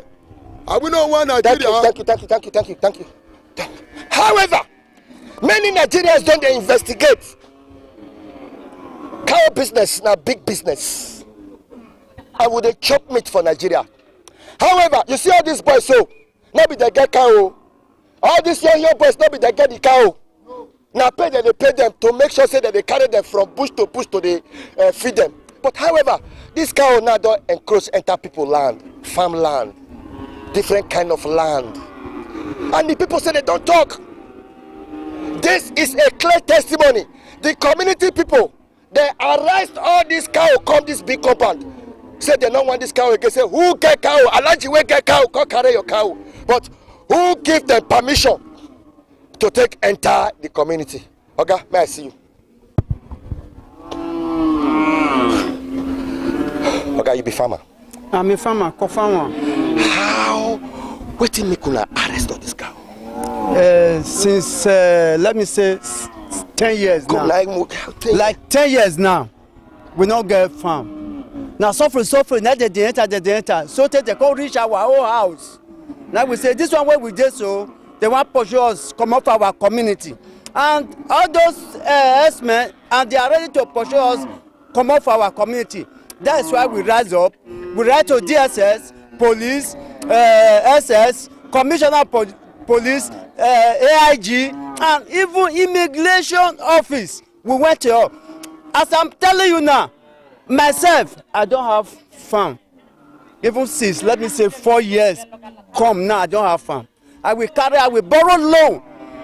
I will borrow loan to do my farm. I will go and look for another way to pay the loan. Like this year now, the thing have over us. We are in trouble in all those S-men. Especially the one, we want federal government to come out and the state government, local government to come out. And all those people, they all of them know. I don't want this cow again for our community. But this is our community now. Farm. Our land, our farmland, the 8th community. We don't need this cow. Waiting they happen. Now only God know. Because they don't kick my cow, they don't pass 100 cow. Well, I swear, we don't be doing the cow. They don't kill people, they don't kill my boy. The boy where they here, all of we don't stand. I swear. The boy where they kill here and the cow where they kill here. Well, now only God know. Now only God know. We will not first catch any Cambodian way they here. Or this place. If we get what we go to do the work, these people don't know if we control this cow bring here. That's why they do kidnap. That's why they do kidnap. Why they go leave these people going carrying cow go? They say, una cow enter their farm, chop their food, their yam, their cassava, their everything. Then this one all na lie they talk. Na lie they talk. Na lie. Where we dey no farm no dey that place. Now what lie na only so bush dey. No farm. They kill cow, they kill woman be. Not when they don't kill for that bush. We don't stay this place. The cow are just small like this. My father will bring me for this place. For this community? For this community. My house don't stay for Ogonoba here. For Ogonoba, my house don't stand for inside. It don't stay for Akwai. This community, no community where I know reach Apo. For here, reach Ugara. No place where I can know Asaba. I swear. Now here my father born me. Because what the time when my father carry me, I don't know anything. He bring me here for the cow. I not be stranger this place. They say we don't finish cassava. They say we don't finish with the kidnap people. That one not lie. That one not lie. I swear. If they don't pray Al-Quran, well, Allah I go swear. That one not lie. If they say me, they swear me, they feel swear. I swear to God. But before you carry cow enter the community, they tell them. We don't tell them before. We don't tell them before. We don't get agreement. We don't tell them before. Before we don't tell them. They come that or back. They say no. They don't need. We say this bush will not come out this bush. We not come out this bush. This for sure this cow Fulani hand and they inside. If they not there inside, all these people they not control this cow bring and there. I swear. You na Fulani or you be Hausa? Me na Fulani. And now here you grow. Now here I grow. Me na Nigeria I be. These people they get going on Nigeria. Oh they here. I swear to I tell you. Me na here there. Okay, how we go take solve this matter now? Because they say they destroy their farm. How we go take solve this matter now? Now if they say where they destroy farm, we yes. May they stay this bush. We agree. Anything way we do to this bush, if in a matter of farm, may they call us. May they go check the farm. If they cow yes, they don't chop damage farm. make they come settle. Any people wey touch cow, make they pay. Abi? Now what we need now? Peace. Now peace we need now. Okay, now peace we need. Now peace we need. If your cow chop any farm, you pay. It will go pay. Any people wey kill cow, he go pay. Then they kill your cow. They kill am. No be small. Abi me I show you. Then they here. Allah, the people that they kill, then they here. All everything then they here. I swear. And this now your business. No be small. This are not be now all this are now all this my business. And we not get another business. We not get. We are here with there. And Kogi with there. Nobody can know they do bad thing. Anywhere where you just go, ask. Nobody can know they do bad thing. Okay. We know they do bad thing. You know say some herdsmen they do bad thing. Herdsmen then there. We not go say some of them they do bad thing. We don't know who they do bad thing. We don't know who they do bad thing. You know see Fulani get bad people. Hausa get bad people. Igbo get bad people. All Nigeria, the community, they get bad people. No people not get bad people. No people not get good people. Abi? As they pass now, they fear. Why not? Why they not? Hungry don't kill them now. Hungry don't kill them now. Hungry don't. So you say now agreements. Now agreement we need now. Now peace we need. We don't need another people. Now all that we there here before. Now all that we need. Now all family, one person family we need there here where they stay this place. Anything will happen this place. If in a matter of farm, cow disturb farm, that one we just agree. No, they settle. If you touch any cow, any touch what, he say man with the colors. So now we so see we need now. Now peace we need. All this cow, however. I just talked to one of the cow owners. The truth of the matter be say, as an area journalist, I need to investigate this matter. Because for over 6-7 years, we don't hear about herdsmen, cow matter, chop your farm. But this one say, make them get agreement. If in cow enter your farm, in go pay. And if you kill in cow, in go pay. If you kill cow, in go pay. I be no understand. But then they say all these guys say they be bad guys, say that they carry gun. They say all these guys say that they carry gun. If they carry gun, why they go carry the cow come here? If you this way get gun. They say you they carry gun. If you this way get gun. They say you they do kidnapping. They say you they do raping. No. See, this if they do kidnapping. If they get gun, these people they not gonna be carried for bush reach here. No be carried. They not gonna be carried. I mean they gonna be pursue and bring and there. So agreement now go be the solution. Now the agreement we need now, peace we need here. May they stay here. Anything will happen for matter of farm. For matter of farm, we need peace here. We need peace because we don't know anywhere now. All this place we know. We don't know anywhere now. This place we know. This all in here we get them. We don't know anywhere. We don't know anywhere. Come, how many years you don't stay for bush now? It only 20 years now here. This guy. This guy, yes. 20 years. Now here my father they born me. Now the year. Because no be I swear. But Nigerians they feel say Nigerians they say herdsmen say they kill people, now they rape people, now they carry AK-47. Nobody cannot carry AK-47. No anybody. Fulani not the carry. Again, the one go carry AK-47. You get the one we not go carry for AK-47. These people say might get the people they carry AK-47. Abi?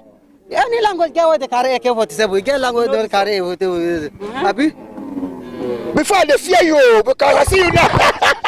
Okay. They say they carry person, they rob you, they kill people. Who get people get Biafra? Who get Biafra? Who na Fulani get Abina Hausa? Eh? Okay, what is they talking like? Ole Fulani. The detectives know that in people say mad. But you agree say some bad Fulani day. Bad Fulani day, good day. If this Igbo say all this language they get good, they get bad thing. All language they get good, they get bad thing. Abi? So you know you not get where you go now. We not get where they go. We not get. I swear we not get. We not get. Now here we don't know anywhere. Yeah, I know. We don't know anywhere. But you know go your feet they carry the cow when you not enter their farm. We not go enter. If you know when they enter their farm. No. I mean like your cow they don't enter the farm. No, I know if you do loud that one. If you not mistake, the cow they enter first. Best way to get farm. If you call me, tell me I come pay, beg and pay my thing. If you kill my cow, I want call and tell and say me come pay me my cow. You see? You know, see, they thought it like 5 years that they kill this cow here. We not go, we not run go anywhere. We not kill any people. We not do anything. They kick out anyhow. They kick out anyhow.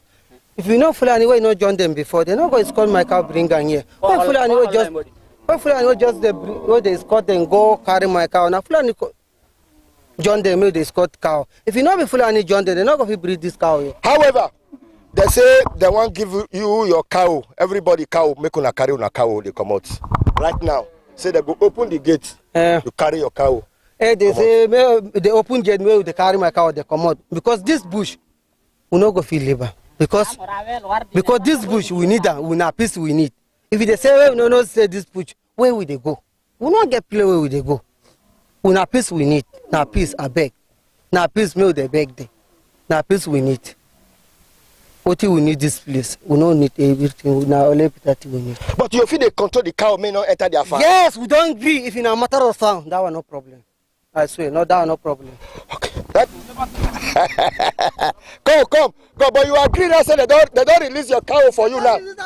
Wait now, see now. They don't release your cow for you now. Yes. May you carry your cow. Go now. Come out here. But not here for your cow. Come out for this gate. Come out for this gate. But yes. Now here we know. Now here we know.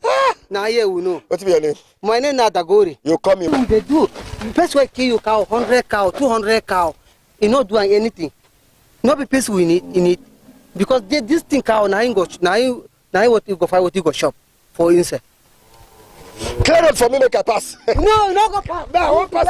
Can I go make a pass now? I'll go outside. Thank you, Thank you. Come. Cameraman, where you go? Hey,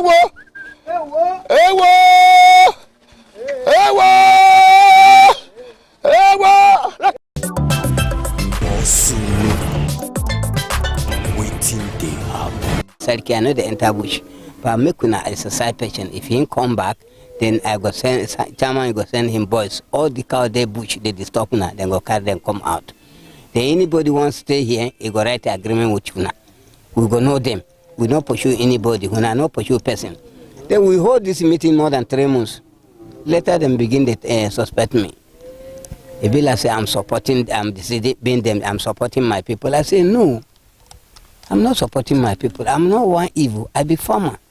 Abudu will not get a serious problem if it's not be this is no destruction farmer and this thing. They're not the kidnap. After we talk all those things, these people wait me before they begin to take this action. The first group then carry come put you here, then call me, we see cow. Then come, we write the agreement, then give us 4 days. I say 4 days is small. The cow there inside bush, they're many. Look at them have. After 4 days, then give us another 1 week. These people, the cow are consigned. The expenses, people bring the cow out and the all thing. After they don't carry the cow again, they return them. Hey! They can return the cow. If this is community, now the community, they're violent, how do you think say I go live with them? Later, this is the second one, then go carry lawyer from Kaduna. Carry lawyer, first me with the community. Say we don't shoot one of them boy, 5 of them cow lost. I say, okay, that day then they carry them. Why when I not talking? The lawyer come and say, nah, he get the whole cow. The IPO was on 5. I tell him, say, it's a house man. Medally just there. I say, okay, down a lawyer. It's not be this one. Now the people they bring all this confusion. You go destroy person farm, you go arrest them. How you think say tomorrow peace go there? You destroy person farm, you go arrest them. You destroy person farm, you talk, you beat them. How do you think no, say Saraki, the peace? Eh? You mean say all these cow now we enter Ogoneki Uvena, they not tell them before they carry them. Then even we the Fulanis, representative Oriomo and this local government, we don't know about them. Before talking even the Uguneki. Later then begin the lawyer that say get the people then they settle for this community. The community say make him come point the people. Make it the lawyer come point the people. Till now they never come point the people. The time then carry the right petition against us to zone 5. After the reach there, the assistant the Oga Kwata. Now he read the letter. He read the book. He confused. You see this one? Now then go this one you see, now then go carry lawyer. Now then they cause the whole confusion with that fat boy. Yes, now so Oga now he make you see all here with nobody know and then don't plead. Anybody want to stay with them, making correct agreement. Anything happen for them bush. Go come meet them. Make it come, then go come meet them. Then nobody agree come. Okay, how they go allow cow inside them bush? The wife no go farm, they no go farm, they no know who get a cow. If they get problem, they no know who they go meet. That would make the community take this action, then call me. I support them. They know they do something like that. Somebody will come for your house, come hide. You know, get rest of mind, and you be landlord. How do you see look at that campus progressor? But you they talk to me, so Saraki, are they very so? But you know, say Nigerians they complain about people when they carry cows, say cow they destroy their farm. Then they destroy the farm. But we have stubborn people. It's not only this cow, huh? Not the cow the whole local government get. Now only here cow they. We have a stubborn ones. We have the one they know they even say if you talk now, then go bring a lawyer for you. Huh? They're ready to come kill you for house. Not be make all we get a bad name. Some of the carcass of Nigeria, not be Fulanis. If say na so the first Fulani then they behave. If Fulani then for take them granted. The beginning of Fulani, anybody from the Buhari, Chagari, them up na Fulani. If any politician come out, now we the support them. You want borrow money, you want make it where you want go. Now we they support you. But Fulani, but now the Fulani don't change. Don't change. People come there fear. That's the problem we have. That's the problem we have. Yesterday I no go prayer. There this community to show so all the Igbo make you know this here. What thing they happen for north and farmers and this and I make it see I they follow them day and night. Hi. You know see my age. I suppose to begin to follow this. I supposed to send the people who go judge the matter. It's not be me go inside bush. By all you, if you watch, are you trying to say now some bad Fulanis now they give una bad name? Be the problem. Oh, now other people from other countries where enter Nigeria. No, it's the bad one. It's there inside. It's not be the people there outside Nigeria. We deal with them. Anybody say it's outside and it's forming fake language. We deal with them. Some of our children are stubborn. Hey! You cannot come begin to talk say outside Nigeria all is within us. It's within us. At least as you all this ITV and all this thing they do this thing, please. We are pleading. All this bad one at least make una help us. Now help we they look for government. Not be say one person will come spoil our name. One person will come destroy the relationship, the indigenous and the Fulanis. Not be everybody bad. Before you come Edo, like how many years Fulanis don't they stay this Edo? Before I come Edo, at least I met a Fulani here. And I see leading Fulani for Edo. I work with the NMPC, IDSS, Oku, my head office is there, Oku, this thing. Okay. So use your language, talk to them because they watch us online for Facebook, for TikTok, for YouTube. Nigerians they vest. Tell them, make them take them easy. Thank you very much. Maybe on bandera ga Allah ga annabijo. Komo ga Allah taima ko duniyar ndu njodo den jam. Njoho nyama non duniyar ko nyamata. Dum don fi dum woda. Dum nodde shalodon. Dum noddi on shalake. Den biyon dum yidi dum jodo jam. A hosho na ulmada a wari hay a imina ni duniyar hankali. Ga Allah taima ko da. Wuro modon nyamai. On jahay makaranta den garon imminon duniyaaru ɗuman ɗo gari moɗon to gonɗon jooɗaki jam to jooɗi ɗon ma jooɗaki jam bandireɓe moɗon jooɗaki jam ga Allah min toro on fulɓe ɗum baɗe plaku nani hi plaku woni ga Allah taimake ɗale ɗuman ɗo kaya duniyaaru ndenanon ɗum de ɗum renanon nayi moɗon ndenon jeese duniyaaru na way komo e ɓuuta mo jiiɗa fu i ɓuuta hanin ɗum memani ɗum nayi anybody see just they swell up then touching cow. This please. That is not be the normal life. Please. Yan wana yan Nigeria don Allah taimake mu. Ba inda za a ce yan Nigeria mun Fulani daga waje muka zo duka mun muna tare da yaƙan. So what you talk for Fulani? What you talk for people? Na hima da speak with Hausa. Yes. To abunda nake ga muku yan uwana Fulani don Allah. Ba makaranta ba yan makaranta ba kai janunku ba su amfane ku ba su amfani zaunannu ba ku je makaranta ba ku gina gidaje ba ko ba zaman lafiya saboda Allah don Allah ku tsare kayan mutane a zauna lafiya. Okay, Saraki, I beg all these young boys where they follow cow, what they call herdsmen. What be the real work of herdsmen? The real work of herdsmen, it just be like a student. They have no any other handwork than this to area this cow. They will have the people go follow them, the people stubborn, the people this thing. This herdsmen you see, no be say they get problem. The one they hide with behind them. That's where we have the problem. If now this cow enter bush, other people go gang up, go live near them. Not be this the herdsmen. This the herdsmen the problem to destroy farm. But the most problem, you get the people go hide near them. Drop your comments, share them, and like them. Thank you very much. So that is where we are. They beg the government of Nigeria. Anywhere you there, please, we need the assistance. We need the help. The people no assist, advise, or government when I know how to do them. No be say to call them, leave them. No. We don't want ourselves to fool. At least anybody they arrest or they interview them, pure. Okay, that one is no need to begin keeping. At least then kill that one, make another one start life. He say if they catch any fool anywhere involved for kidnapping or raping, everything, make them. You get deaths. I support that one. All anybody, we no want spoil our name. Because my father, my mother, my people go they tell me say before, we they live together, we they give una water, we go they drink, we go they see una.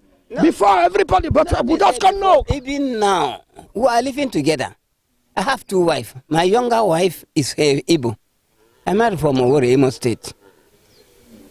I have 6 children. Saraki. I dey Onitsha dem build the up worker. Now Igbo man marry for me, pay diary, pay everything because as I serve him at Owerri, Umberi Obazu. Understand? To anonym Igbo. Ofuma, Anamasu Igbo, Ofuma, Awana, Amanya Nigeria. So you see, all this life, the way we are living, I think we live brother and brother till tomorrow. You understand? If my character is good, it's bad, Igbo man for no marry for me. I for no begin the lead Fulani and the houses. The people are not support for bad thing. Even till tomorrow, then they go near the Fulani and say, na me be the bad person, na me be the cack-off, na me they cause confusion. But now, because the way, even the Benin, we have the criminal inside, they mislead these Fulanis. Yes, your brothers, they are criminal. We have criminals in your brothers, is Igbo, Benin, all them they there, then they hide in the name of this Ikato herdsman. Okay. So it's not be say we only say na only Fulani. The Benin, if we they interview the Hausa people, you get the people they involved. Okay, you can tell me say apart from the Fulani, other tribes they involved. Apply to Nigeria. You go school, you are working. If they talk through, at least you know say even in market, thief day. No family, no get argument. Husband and wife they quarrel. Husband and wife then can come born thief. Thief is not come from one family. If I come your place now, I they look for money, you give me a job to go kidnap your brother. Nobody you get your brother. If you know your brother who get the money, so who did they among? Una. Now he know who get the money. Fulani they inside bush. You don't get know who get the money. Okay, you see count. This one, if you then say one group, as you go school, you don't come be president. President get money pass you. Saraki, thank you for the time you take to me. Okay, when I try for our body, if as you come today, I me over happy. Yesterday I no pray, but today as I see you today for this community, I happy. If I say, even they shoot me for this, I say, kidnapper go shoot me. I'm okay. If I say, what you na? Oh yes, eh? Oh yes, eh? Oh yes, eh? Kedu? Okay. Kedu? Aduma, One Nigeria. One Nigeria. One Nigeria. Nobody can divide us. One Nigeria. The only bad one they go come out. The only bad one must kill you. I don't suffer, not be small. Ewo. Upon say I guess sense. Poverty not good at all. Oh. Now you make I join this business. Area journalist. Share them. Drop your comment, Saraki. Thank you very much. Thank you. You say make we live as one. Amen, yes. But tell your people, make them know they enter our farm. Destroy our farm. They make them know they shop our farm. No. This not be farm be the problem, okay? If they know they kidnap, all this is farm. We go get how we go do them. If say then they list him, it's not be today now. This man, now him first begin to keep cow for this community. He draw one house man. Alhaji Amadu from Abo. till now they no get problem. Then this herdsmen, now the people go hide under them. We have to work on it. We have to work on it. Saraki, thank you. Thank you very much. Sharam, exclusive chat. Now Fulani, but he's saying a Nigerian. Yes, Fulani. Yeah, Fulani. Now we get in Nigeria. Now we get in Nigeria. If you will not believe for you, you cannot rule Nigeria. Yes. We be the Fulanis. Even say me no go school, I know what is going on. Okay. I think, okay, I nobody is 70 years. You don't Me and the Buhari who's senior. Me and the Shagari who's senior. Okay, if you will say now you go rule, you go be president of Nigeria. So not to say he bad. That me say now we share. That me say Fulani there everywhere for Nigeria. Now Fulani be the father of everybody. Now Fulani forget say we spoil. Now Fulani be everybody father. Now we be the first richest in Nigeria. Okay, make I shock you. Make I shock you. No verse for this question when I want to ask you. Very good. No verse, so. I no go verse. They say Fulani, they say we are not come from Nigeria. Thank you very much. No, that go shock me now. You see, no person, Igbo man did this community, but you know where they born am. Me, I born from Kaduna. I don't stay for Gombe. I be engage aham ega kwen. Aham na asuso ndibu. Ige kwen. Then I say I want in kiri. Ige kwen say oh ma awsa. To ihe bula igara. Ya say agwagi dimma. Until you want Nigeria. So this I go to say Fulani is the father of everybody. Forget the Nigeria's point. This is Saudi Arabia before we're supposed to go Mecca. It's supposed to do Sokoto. If you go, check your book, you go school. So Nigeria now will not be say Fulani get to Nigeria. Some come from Chad. No, some from Niger. No, some across the border. Even Sokoto person say you not being brother. Nah, the person not travel. You know from where we carry this car? With the rear they go. You know this more. As he beat the car, you know this more. We know the chop cow. We can reach 1 week, we know chop cow. But Bini man, Igbo man, every day they chop with the chop cow. But we will not the chop now. We just overpass that one. Then you can tell say we are slaves. Not be slave to you people. Yeah, now after you take a video, you go chop pepper soup. You go chop. You go tell your wife what the meat you put for soup. Drop your comment, share them. This is an exclusive chat with Saraki in a Fulani, and he don't marry for Nigeria. He don't spend more than 40 years inside Nigeria. I'm Nigeria. Not be say I come from. Now wait.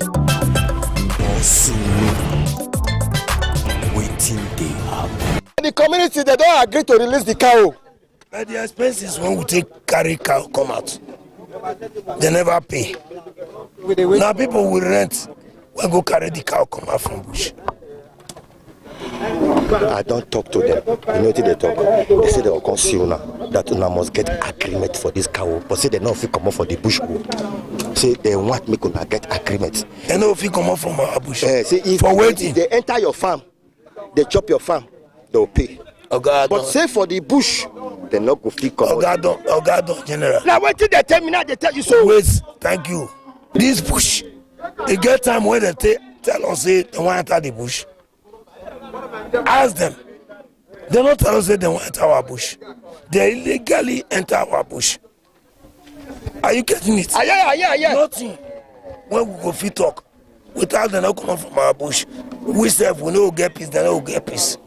Now what's in the night be that? But una don't release the cow for them. Yes.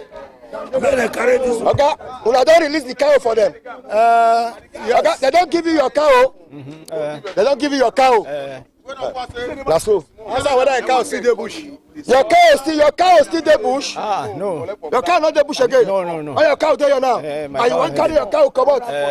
Well, if you carry your cow enter this bush, what did they go do you? No. I don't go carry. Anybody when we release cow give today, if you enter this bush, now him to comment now go. Okay, they said they will come get agreement with us. They said okay, we never need them. We don't need them. Okay. We don't need them. We don't need go. If I call. Agree to what you know. Say make cow come up for your community. Yes. Because they are destroyer. they are destroyer. They do for this community very, very bad. If you go their farm, you see how they destroy the farm. Go Gary, cassava. Come and with the more different of the cow. You said they destroy farm? Serious one. If you go bush and you see what they are doing, they destroy cassava, yam, plantain. You see how you go even, you don't even harvest them, keep them. They go pack and give them. Make them the shop. Which is very, very bad. But they say they'll come see you now. For what? They say they'll come get agreement with you. No more agreement. No more agreement. No more agreement. They say they're not getting. Waiting they have.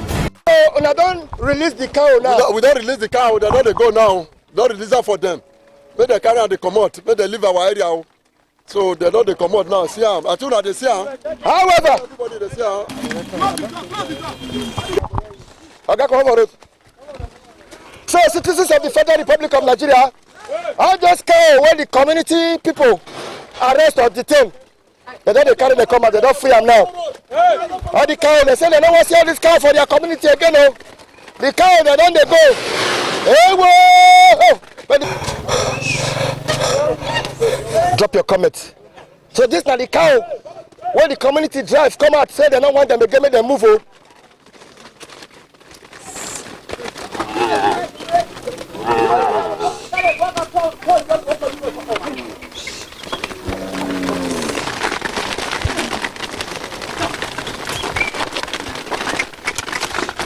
So the community, they don't release the cow.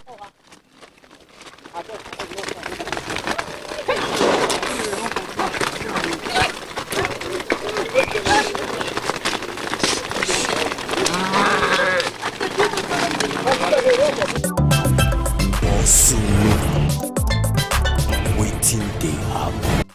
ITV, certainly the best.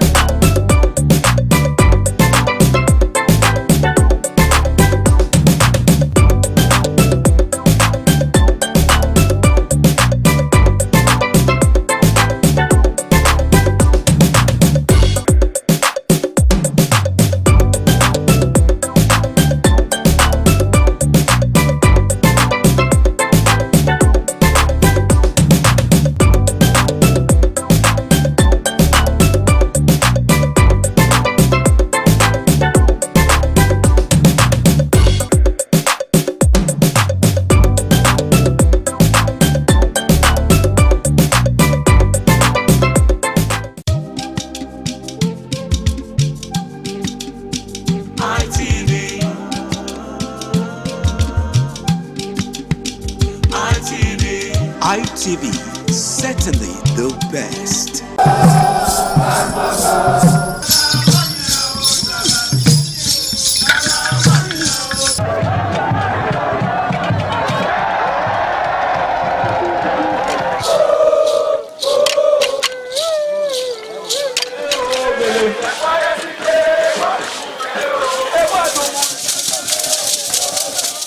Omonoba Nedu Ukwakolopolo, Ewai II, Oba of Benin, stepped out majestically with loud crowd to perform the Sultan rites of his late mother, Queen Mother Ioba Omoni Ikoyeme, Ioba Ewai II, who departed this world 49 years ago.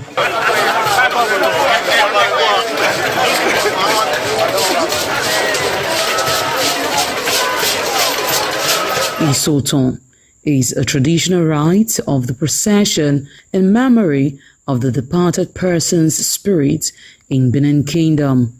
It is usually heralded by public display of the departed person's influence during their sojourn on earth.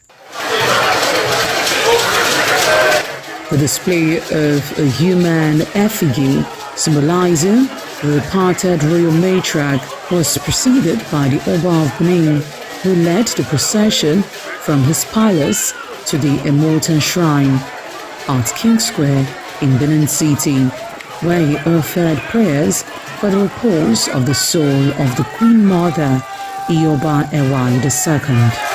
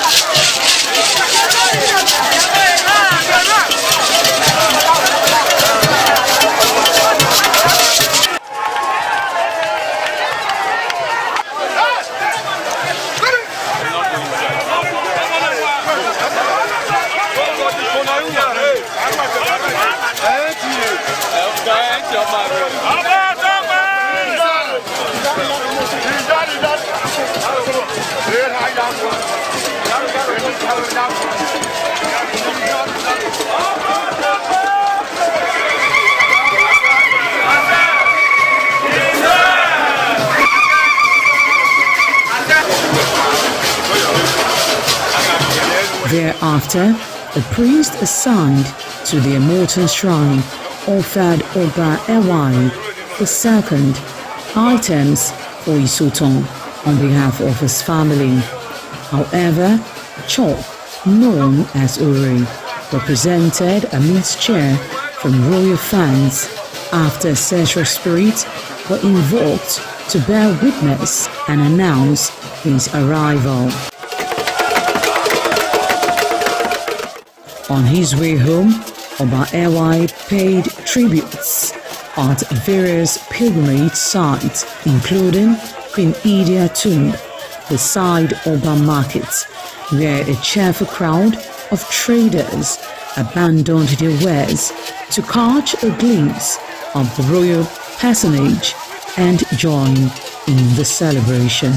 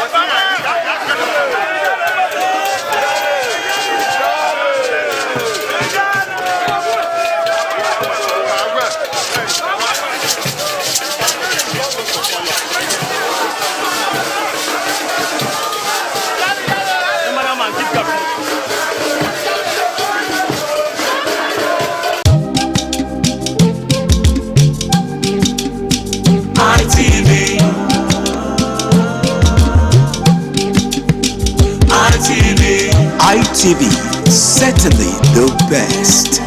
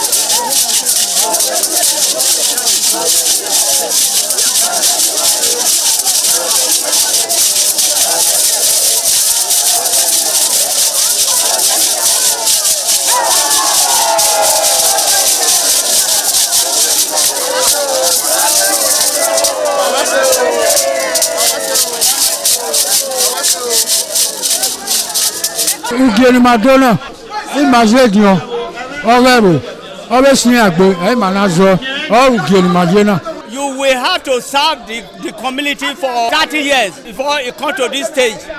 They will ordain you ordain title. Then by then you are one of the elder. This year now, we don't read the year, so that's why we can do this year. Historically, joining the Elders Council, an individual must have reached a certain age and must have made significant contributions to the community through leadership, service, or other meaningful ways. There was jubilation in the community as sons and daughters of Okada, both at home and in the diaspora, trooped out to be part of the ceremony with various homes of the initiates agog with festivities. Friends and well-wishers of those initiated into the Elders Council jubilated at the Ogwedion after performing all traditional rites. The elders, known as Edion, in company with their loved ones, danced to their various homes where guests and family members were entertained.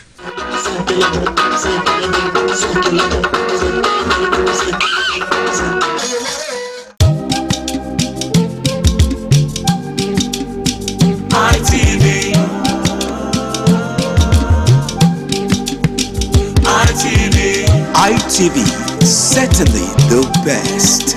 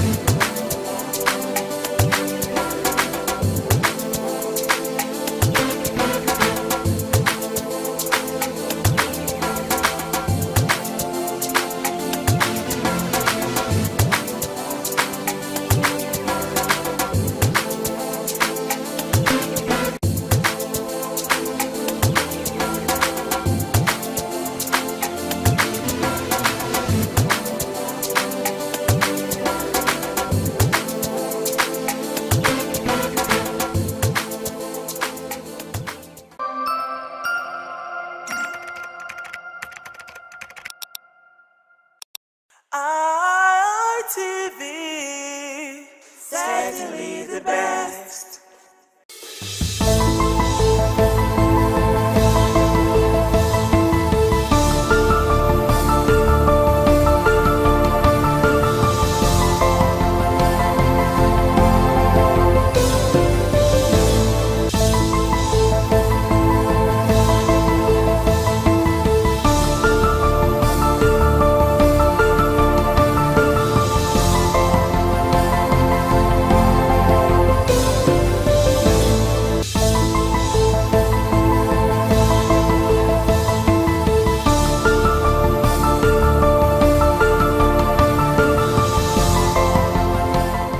Well, Thomas Hobbes once said life is short, nasty and brutish if there is no government, and it termed that the obeisant pattern of life, and life becomes chaotic where there is no government. We look at the theory of the state and of course how democracy came upon us and how it started bringing dividends of good governance, and it is upon us as a people, as a country, to continue to deepen the practice of democracy. And we will be looking at the Electoral Act amendment for 2026, which the president not quite long signed, gave assent to. My name is Philip Omo-Gyukmo. This is a beautiful opportunity to say welcome on board with me on a fresh discuss of law and you, where we always elucidate concepts that look shady before you. But this is just to arm you with your rights and duties as a citizen. And of course, I have a legal luminary with me in the studio, and he is Emmanuel Obakolo. Big thanks for joining, Emmanuel. It's a delight to be here. Good afternoon. All right, well, let's look at the backlash. Let's look at all that transpired in 2023, if we are to take a walk down memory lane. And of course, also look at the opposition politicians, that barricaded the National Assembly alongside the civil society activists, demanding that there should be a mandatory course for the bill then, seeking for the transmission of election results, at real time.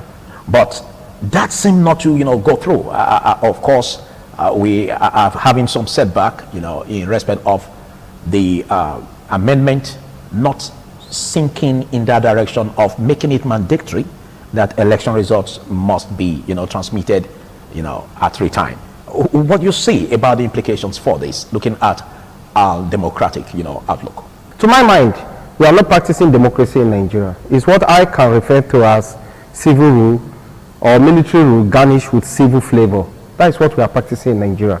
Because if we are to go by the spirit and letters of the Constitution, as provided for in Section 14, subsection 2, that sovereignty belongs to the people of Nigeria, sovereignty. Now the question is, where is the sovereignty that belongs to the people of Nigeria?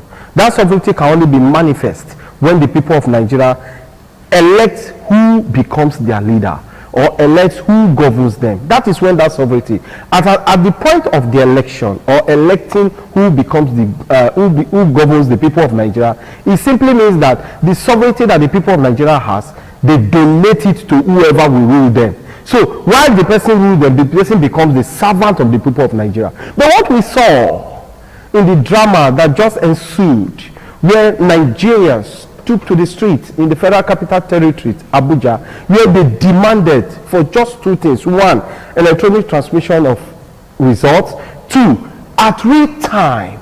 And the legislature, including the executive, manipulated Nigerians, wherein they choose election could be transmitted electronically, but not at real time. And even at that, there's a caveat in section 3, in section 60 rather, subsection 3, that and what is the caveat? The caveat is that there could also be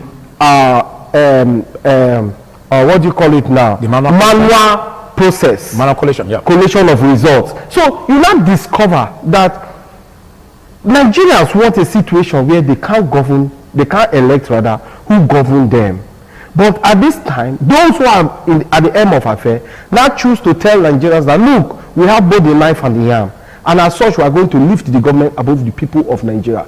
And indeed, they just manifested it by lifting the government above the people of Nigeria. Wherein they refused, fragrantly refused, that they were not going to give the people of Nigeria what the people of Nigeria want. So vehemently, they took charge and now placed a caveat in line with what the Nigerians demand. What did they do? They succeeded in doing is you take one and we take one. And the essence of all of this drama we have seen in the electoral act just signed by the President of the Federal Republic of Nigeria is that they gave room for manipulation. And that is what they tend to do. And already we saw it, they tested it in the Federal Capital Territory Council election, where we saw a lot of drama. Yet they said that INEC is prepared. But once upon a time, we were told in this country that NCC told Nigerians that they have 93% network coverage in the whole of this country.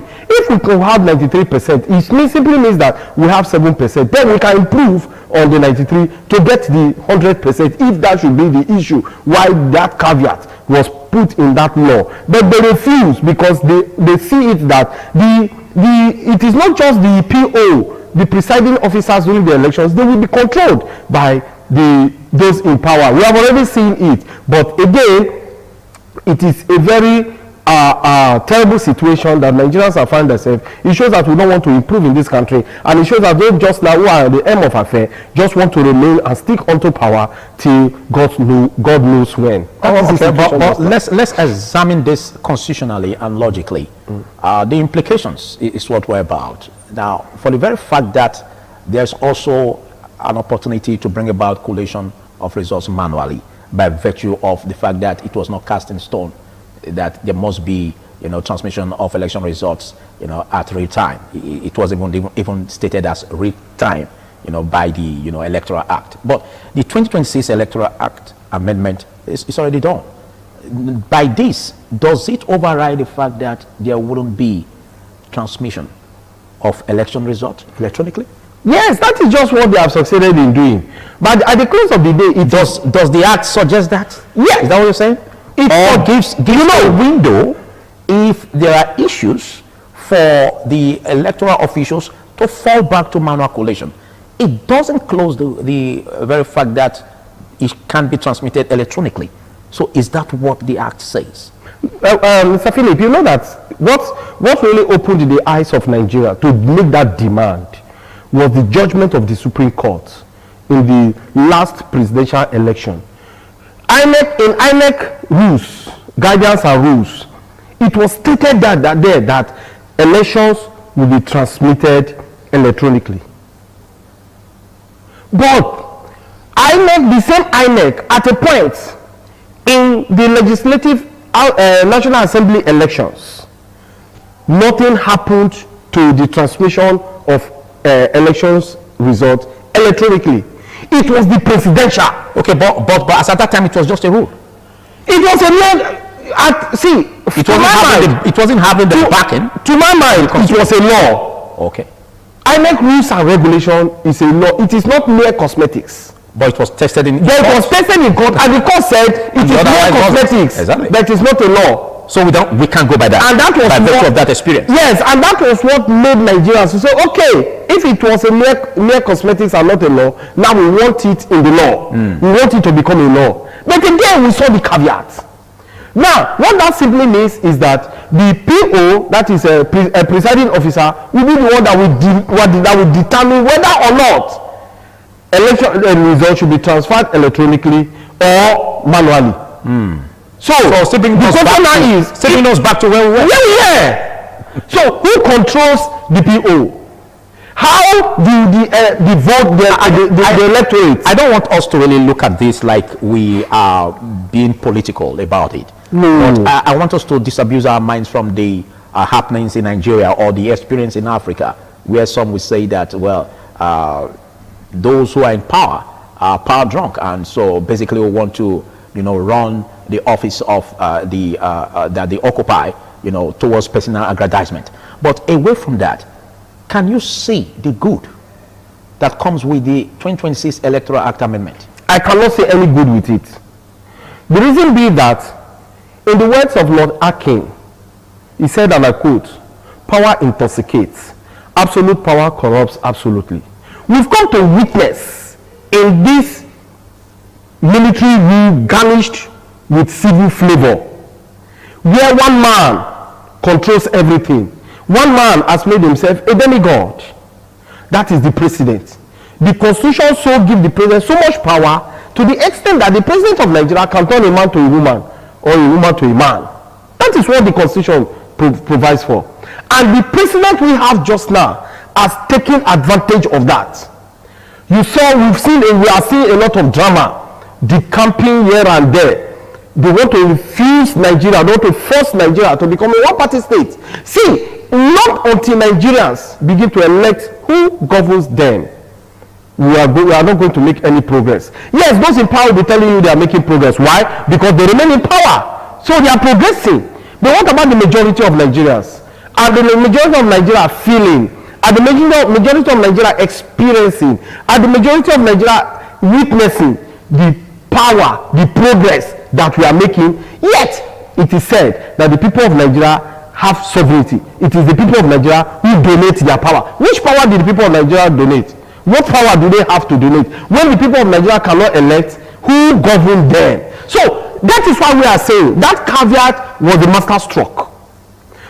You don't put a caveat in a law. We are going to witness another legal tussle. Okay. And wherein the courts again will be tested whether or not who wins election in Nigeria. It's still going to go back. Nigerians say we don't want a situation where it is the court that determines who wins an election for us. We Nigerians want to determine who wins an election. But here we are again. Matters will still go to court. And the court will interpret it in their own wisdom. That will now seem to be another drama. And Nigerians will begin to shout. Why is it? So we Nigerians wanted a situation where we will not have, where even a layman can interpret the law. Thank you. In the language that is ought to be. But just now, we are faced with another form of interpretation. Well, thank you very much, Emmanuel Obakwolo. Well, he said the 2026 Electoral Act Amendment never came with any good. But we're going to be taking a short break. And after which, we're going to test what he just said. Don't forget, the 2026 Electoral Act Amendment is already a legal document, but it's also a factor by which we're going to be testing the transparency of our elections and how credible the elections are. And basically, for the citizenry to build trust in the electoral umpire INEC, it's important that we look at this, with a microscopic eyes, critically, in order to, dissect and analyze all of this. My name is Philip Omo Gyukmo. We'll take a short break, and we'll be coming just shortly.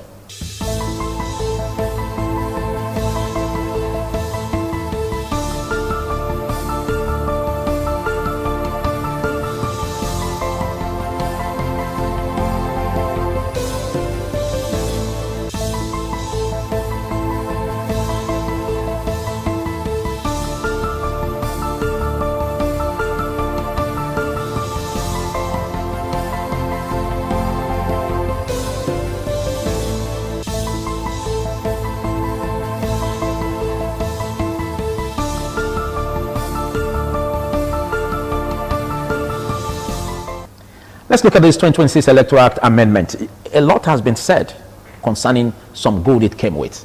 We understand that, the electoral official could suffer jail sentence if sensitive electoral documents are not, released by the resident electoral commissioner, for instance. I don't know if you saw that. I don't think that's, Mr. Philip, let's be realistic. And of course, also, which falls on the autonomy given to the electoral umpire in terms of, the financial ability to be able to carry out their budget without any unnecessary, hiccups, as that has been increased already. And then we also look at the, campaigns, the rules, the laws guiding the, financial limit at which campaigns will be done by various candidates. That again was also increased. The limit was also increased. I want you to look at this specifically. Would you say critically that this Electoral Act Amendment didn't come with any good? It didn't. Let me tell you, Philip. They tested the Electoral Act 2026 as amended was just tested in the FCT. We saw a situation where the FCT minister declared restriction. Not INEC declared the restriction. The FCT minister declared the restriction. Is that not a flaw on that law? And himself that declared this restriction was moving up and down. After having said before that day that those who support President Ahmed Bola Tinubu should just go and vote, that they should leave the rest for him. So, what good has the Electoral Act come with? We are going to see another flagrant abuse of the law. What about the ability to upload their voters card for new registrants? What if they tell you that there is no network? As they are already conversing. That is what the problem is. Because they've given themselves the room. INEC told us in the 2023 presidential election that there were glitches. We are going to see another form of supersonic glitches. Are you saying that as being a pessimist? Because I am saying it because of our experience. Okay, so which means there is this lack of trust. Yes, already. And I see it. Why, if I may ask, why the caveats? Why the excuse? Somebody argued, some of the politicians now who are in power, who are enjoying themselves and their family, argued that, oh, Nigeria, even in the so-called superpower nations like the United States of America, elections results are not determined at in real time. Can't Nigeria start it? We saw in Kenya. Nigeria is a developing country. No, but we saw in Kenya a developing country. Though not underdeveloped. Where the court, the judiciary, gave opposition judgment in their favor. Even when there's a sitting party. We saw it in Kenya. But can that happen here in Nigeria? But do you know that it's a huge gulf? Because you made mention of the American polity. Do you know that it's a huge gulf looking at the American polity and that of Nigeria comparatively? Because they've gone developed while we're still being developed. And what is the meaning of developing? In the process. In the process. So in the process we can bring something new and showcase to the whole world. And the whole world can learn from Nigeria. It's a far cry to pace it with the American polity. That's what I'm talking about. That is what in spite of this, there are still some rooms for the American polity to also, look into another alternative outside transmission of election results electronically. If they can do that as a polity that is being developed, aren't you sure that this is what the lawmakers also saw and needed to, avoid anything that would bring about an ugly incident in the nearest future? Don't forget, we are a heterogeneous people. We have different cultures, different languages, different people trying to come together as one Nigeria. That could also be the reason, logically, why it has to be panned out in that direction. I want you to speak on this. In America, 50 countries make up America. 50 states make up the United States of America. With different cultures. That could be the reason why they didn't cast it in stone. So that again could also be a reason why the Nigerian government should also be very careful in rolling out that in the Amendment Act. In America, they conduct electronic voting. Can we do that here? All right, thank you very much. Thank you very much. I think we will have another opportunity to really brainstorm on this. Big thanks, Emmanuel, for always having time to discuss with us whenever we call on you. This is the much you can take on Law and You. I'm Philip Amo Gupon. We'll see you on the next one. Bye.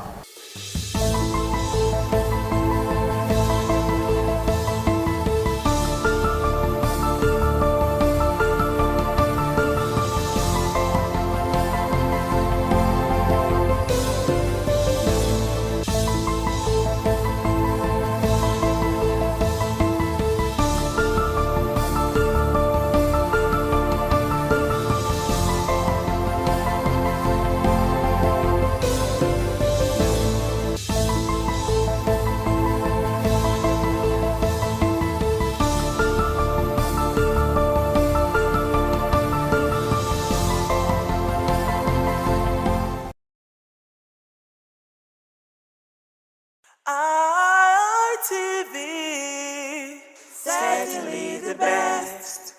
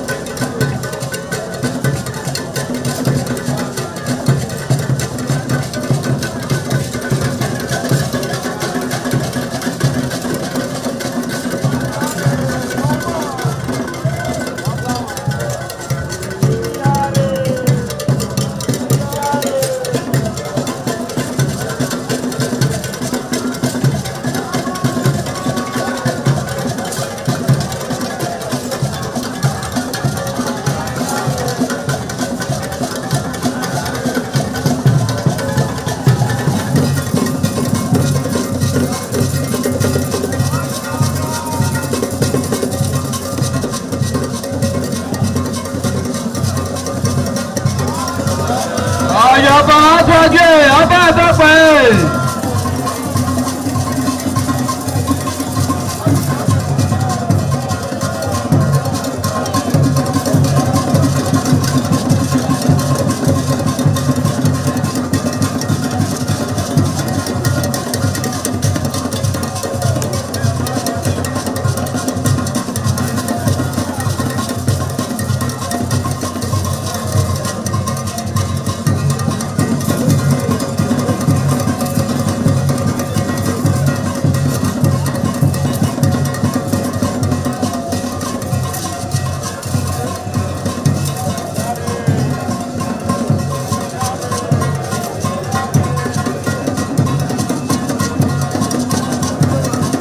Ojúde aṣojú ọba àtọ́pẹ́.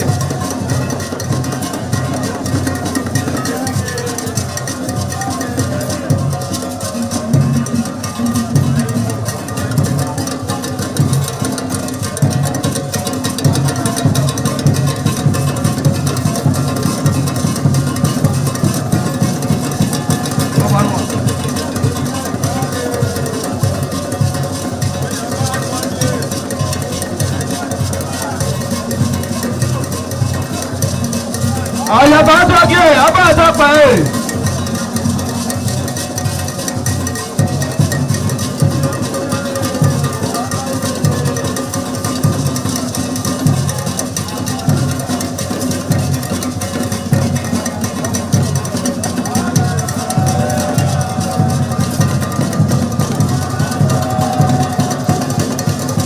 Ọ̀dọ̀yẹ aṣojú ọba àtọ́pẹ́.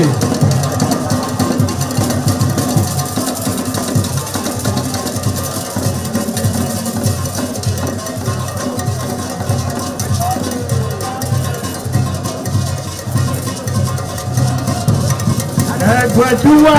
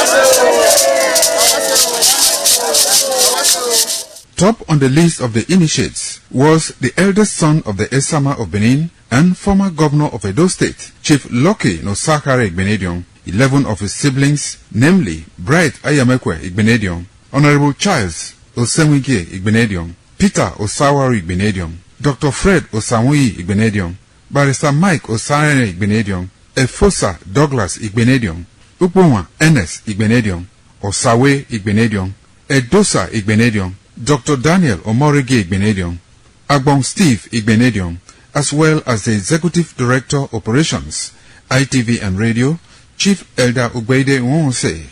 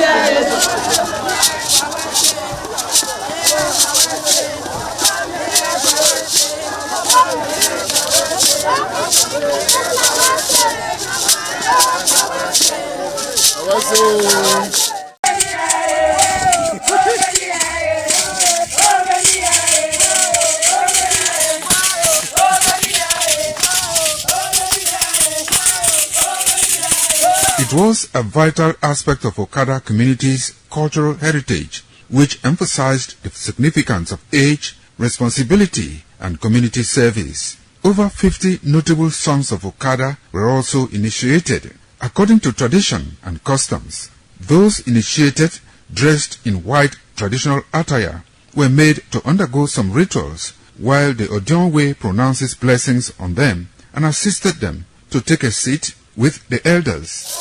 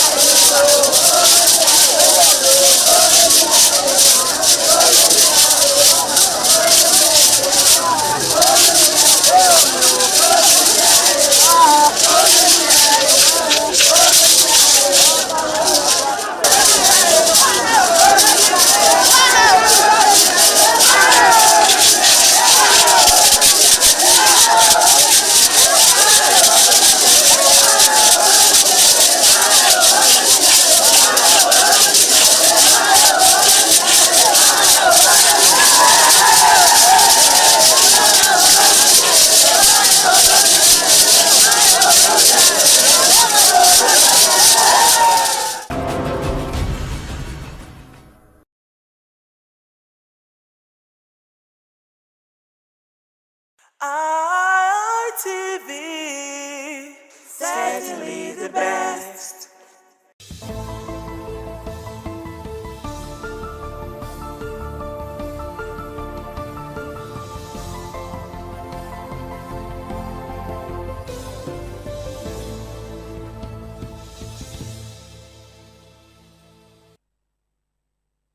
In the headlines, Gowon visits Tinubu, says President doing good work.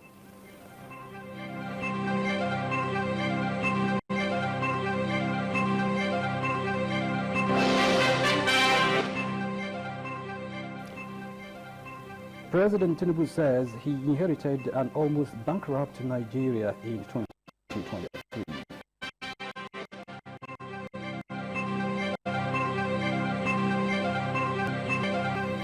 The government issued impact of Middle East crises.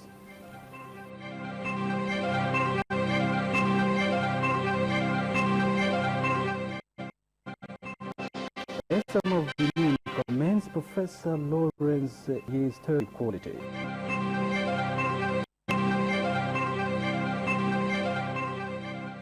Ex-Super Eagles midfielder Harry Nwosu at 62.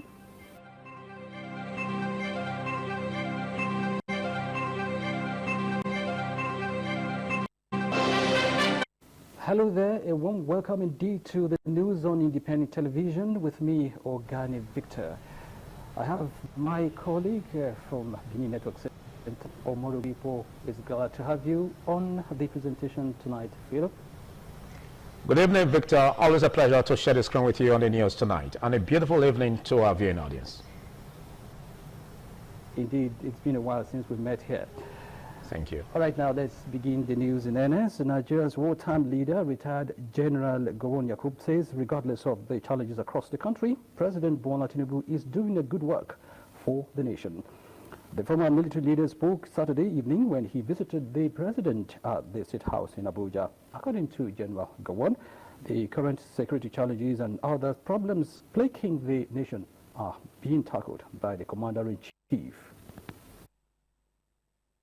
If I say that the problem that is happening today, it is only the government today, that's Mr. President, that can really deal with it, and he is dealing with it the best he can without creating any problem for Nigeria and for and for the country. Thank you. So I can assure you, I cannot say anything on that. The government is handling it the best it can to ensure that Nigeria, in the end, achieve the peace that it that it deserves, that it requires and it deserves. And away from that now, President Bola Tinubu has again declared that Nigeria was on the brink of bankruptcy when he assumed office in May 2023, saying tough economic reforms taken by his administration have helped pull the country back from the edge of financial collapse. As State House correspondent Ikharo Ata reports, the president spoke during a Ramadan dinner with leaders of the Nigerian media at the presidential villa in Abuja. Speaking, President Bola Tinubu defended the controversial removal of fuel subsidy and other economic policy shifts, describing them as necessary decisions to stabilize the nation's finances and avert economic disaster. President Tinubu says leadership required taking difficult decisions at critical moments, noting that the failure to act decisively could amount to leadership failure. The president also acknowledged the intense scrutiny his administration has received from the Nigerian media, noting that criticism from journalists and opinion leaders helped shaping his sense of responsibility. Leadership, responsibility of taking action. Time may be other. It's a failure. At the time we have to confront the subsidy, Nigeria was teetering on the edge of bankruptcy. But having asked for the job and getting it. President Tinubu says newspaper has become a daily routine for him. He stressed that he did not view critical voices as adversaries. Earlier, the Minister of Information and National Orientation, Ahmed Idris, says the federal government had begun discussion with major technology companies over concerns about their growing impact on the sustainability of traditional media. According to him, regulatory agencies are already engaging global digital platforms, including Google and Meta platforms, to ensure they operate responsibly within Nigeria's media ecosystem. Speaking on behalf of media owners and key editors, publisher of Business Day, Frank Agbogun appealed to the president to grant tariff exemptions on imported newsprint, ink, and broadcasting equipment, warning that rising production costs were threatening the survival of the media industry. From the Aso Rock Presidential Villa, Abuja, Amikaro Ata, ITV News. Let's take you away now from the Aso Rock Villa to other stories, where we hear that the Independent Corrupt Practices and Other Related Offences Commission, ICPC, has warned revenue collection agencies against leakages, diversion of taxpayers' funds, and other corrupt practices. The ICPC resident Anti-Corruption Commissioner for Borno and Yobe State, Linus Gubi, who gave the warning, said leakages in revenue generation are responsible for poor service delivery. Revenue leakages in Nigeria, estimated at billions of dollars annually, stem from systematic corruption, tax evasion, illegal oil bunkering, weak administrative controls, and non-remittance of funds by ministries, departments, and agencies. In a bid to curb these leakages, the ICPC organized a sensitization workshop in Maiduguri with a team promoting transparency, accountability, and integrity in revenue generation. The ICPC resident Anti-Corruption Commissioner for Borno and Yobe State, Linus Gubi, warned revenue agencies in the Northeast region against manipulation of taxpayers' data, extortion, and collusion with taxpayers, noting that the consequences far outweigh any perceived benefits. If we succeed in closing leakages, blocking revenue for corruption, and building a culture of integrity, the benefit will be visible. Increased revenue for government programs, improved public services, greater trust between citizens and government, a stronger, more stable and prosperous Borno State. Let us therefore leave this hall today, not just informed, but transformed, determined to make Borno Internal Revenue Service a model of integrity in Nigeria. No tax administrator is allowed to get cash. Everything is to be in this system. So corruption here is minimal, but we don't know what is in the heart of others, but to us, we are sure of ourselves. But there is Ali, which says that for one is for arm. So whoever hear the danger of corruption and then involve himself in corruption, the sanction is here. The ICPC observed that corrupt practices within revenue agencies erode public confidence in government, negatively affect sectors such as education, healthcare, and deprive youths of employment opportunities. John Dana, ITV News. And sadly, we hear that a former Super Eagles midfielder Henry Nwosu has died, aged 62. The death of the Imo State-born midfielder was announced on Saturday morning by former teammate and 1980 Africa Cup of Nations winner Segun Odebami on his media platforms. Nwosu was the youngest member of the 1980 AFCON squad, was widely celebrated for his role in Nigeria's triumph at the Africa Cup of Nations, where the Green Eagles secured their first continental title on home soil. The midfielder was known for his vision, creativity and technical ability, and went on to become a prominent figure in Nigerian domestic football.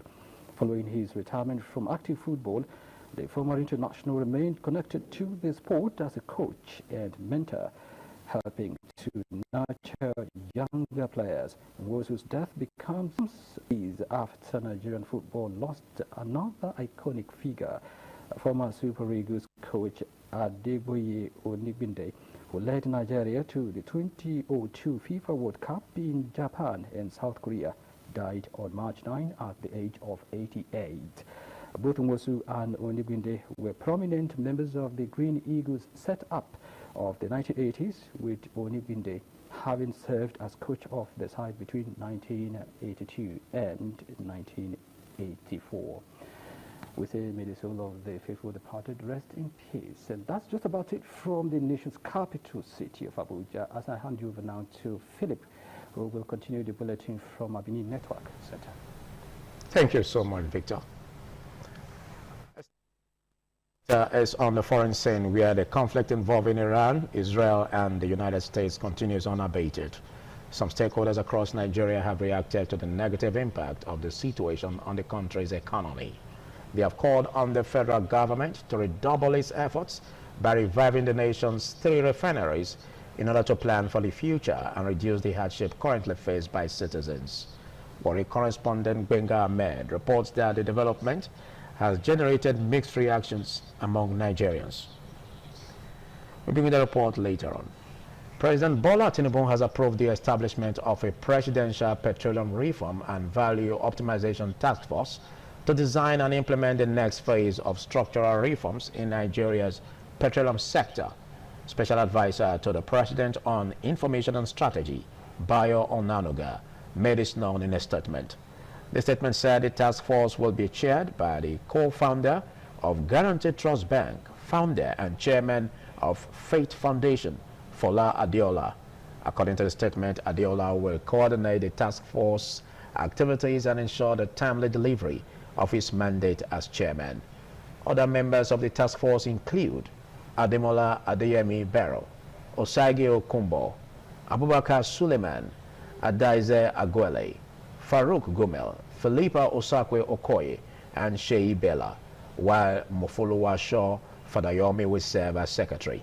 The statement noted that the task force is a time-bound high-level executive working group mandated to produce execution-ready reform blueprints aimed at consolidating ongoing reforms, unlocking capital within the petroleum sector and strengthening Nigeria's position as a leading global energy investment destination. It said the task force will operate as a technical reform body rather than a representative committee and engage industry operators, regulators, investors, and civil society organizations as consultees while focusing on actionable policy design and implementation strategies. The task force will report directly to the president and provide monthly progress memoranda.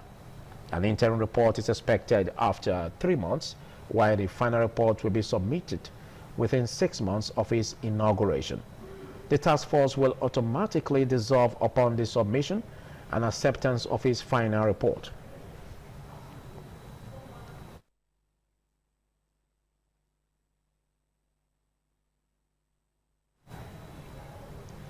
The Department of Community Health, Igbinedion College of Health Technology, Benin City, has held a second oath-taking and induction ceremony for 69 newly qualified community health extension workers, with a charge on them to uphold professionalism and contribute meaningfully to healthcare delivery in Nigeria.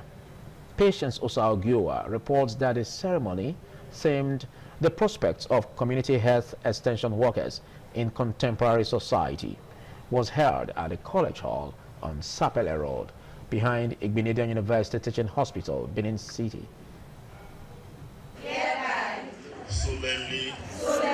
Administration of the professional oaths on the 69 inductees by members of the governing board of Igbinedion College of Health Technology, Barrister Omoyege Osamuyime, the provost of the college, Mr. Edwin Ojeho, urged the graduates to uphold the ethics of their profession, safeguard public health, and render selfless service to society. Your dedication, resilience, and passion have transformed you into competent, ethical professionals ready to safeguard public health and innovate for a healthier Nigeria.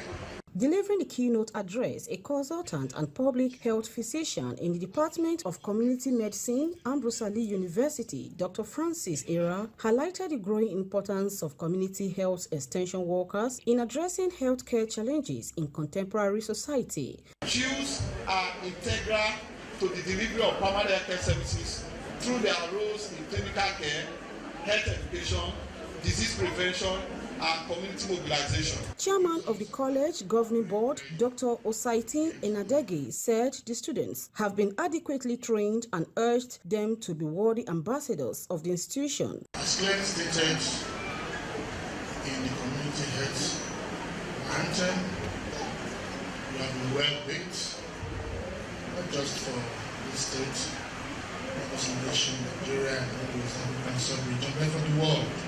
Chairman of the occasion, a medical officer of health, Oredo Local Government Health Authority, Dr. Marvelous Obasogi, encouraged the new professionals to pursue further certification in public health to enhance their careers. I knew in 2023 you are a senior chief. In 2026, you are still a senior chief. You will stop being my friend. Because when you stop learning, you start dying. Goodwill messages were also delivered by dignitaries, including a representative of Palace, Chief E.O. Woginye, the Ima of Benin. Awards were presented to outstanding graduates, including Lillian Igbinowaya, the best graduating students in the 2025 national examination conducted by the Community Health Practitioners Registration Board of Nigeria, and Sarah Amedu, best graduating students for the 2022-2023 academic session. I want to appreciate God for today. I'm a proud licensed RHSP. It's not an easy journey, but God did it. Glory be to God. The journey of 2 years has finally come to an end. I'm very excited, and I'm grateful to God Almighty for making it all possible. The ceremony climaxed with the presentation of certificates to the inductees by the Registrar of Community Health Practitioners Registration Board of Nigeria, represented by the Zonal Liaison Officer for Edo and Delta States, Mrs. Enagbagie Osahuense. From Benin, Patience Osaogiwa, ITV News. We say a big congratulations to them. It's the news on Independent Television. About time for a quick break. When we return, more stories. Please stay with us.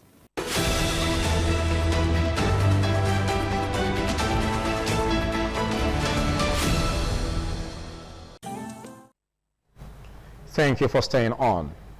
As part of activities marking this year's International Women's Day, the Edo State Ministry of Science and Technology, in collaboration with technology organizations, has organized a Women Tech Innovators Summit in Benin City. The one-day event held at the Victor Wifo Creative Hub brought together young girls and technology enthusiasts for mentorship, panel discussions, and practical coaching aimed at encouraging more women to pursue careers in technology. Donald M.A.N. brings details. The Women Tech Innovators Summit attracted several young girls eager to explore opportunities in the digital space. Declaring the summit open, the Edo State Ministry of Science and Technology Commissioner Etiosa Agbewi said empowering women with technological skills is critical to innovation, inclusive growth, and national development. There are so many areas our women can play key role, even more than we the male folk, and excel and give us achievable results.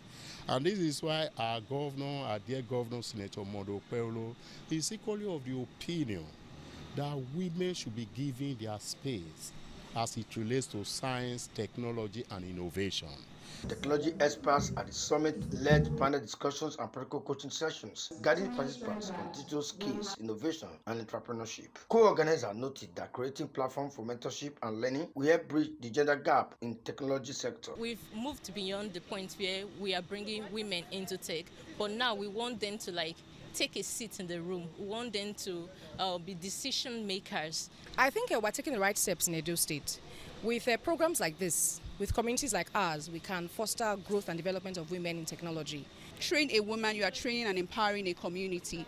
If you empower that woman, think about the multiplier effect it will cause across nations and across the globe. Some participants described the summit as inspiring and a valuable opportunity to build confidence and pursue careers in science, technology, engineering, and mathematics. When you enter any room, you have to own the room. You have to be bold. You have to be audacious. You have to innovate. We're not just relegated to the background anymore. There's a space for you to thrive. There's a space for you to grow. There's a space for you to innovate. There's a space for you to express yourself. International Women's Day is observed globally every year on March 8 to celebrate the achievements of women and advocate for gender equality. From Benin, Donald Eminyen, ITV News. Meanwhile, the acting chairman of Oedo Local Government Council, Honorable Gabriel Iduseri, has been honored with the Distinguished Local Government Leader Award during the 2026 celebration of International Women's Day, organized by the Ministry of Women Affairs and Social Development in Edo State. The event, which was held on March 12, 2026 at the Festival Hall, Government House, brought together women and stakeholders from all walks of life, leveraging on the theme, Rights, Justice, Action for All Women and Girls. Efusa Wangwe has the rest of it. The acting chairman of Oedo Local Government Council, Honorable Gabriel Iduseri, was honored alongside others for outstanding leadership, dedication to grassroots development, and unwavering commitment to the progress and well-being of the people of Oedo Local Government area. Honorable Iduseri expressed deep appreciation to the coordinator of the Office of the First Lady, Mrs. Edesili Anani, and the organizers of the event, led by the Commissioner for Women Affairs and Social Development, Honorable Eugenia Abdullah. For me, I want to dedicate this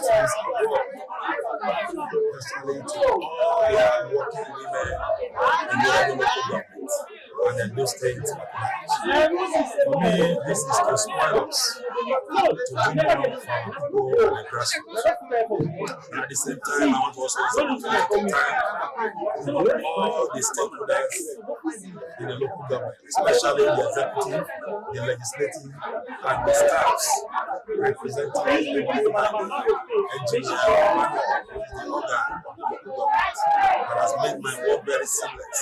Responding to questions on the role of women in his administration, Honorable Iduseri emphasized that women constitute a significant percentage of his government. The Office of the First Lady of Edo State, my mother, the mother of all in Edo State, the first woman citizen, recognizes me as the Oedo Local Government Chairman for the little we have done to bring more for our people and the grassroots. The ceremony featured goodwill messages from notable personalities, including former Deputy Speaker and member representing Esan Northeast constituency, Honorable Maria Edeko. From Benin, Fosa Wangwe, ITV News.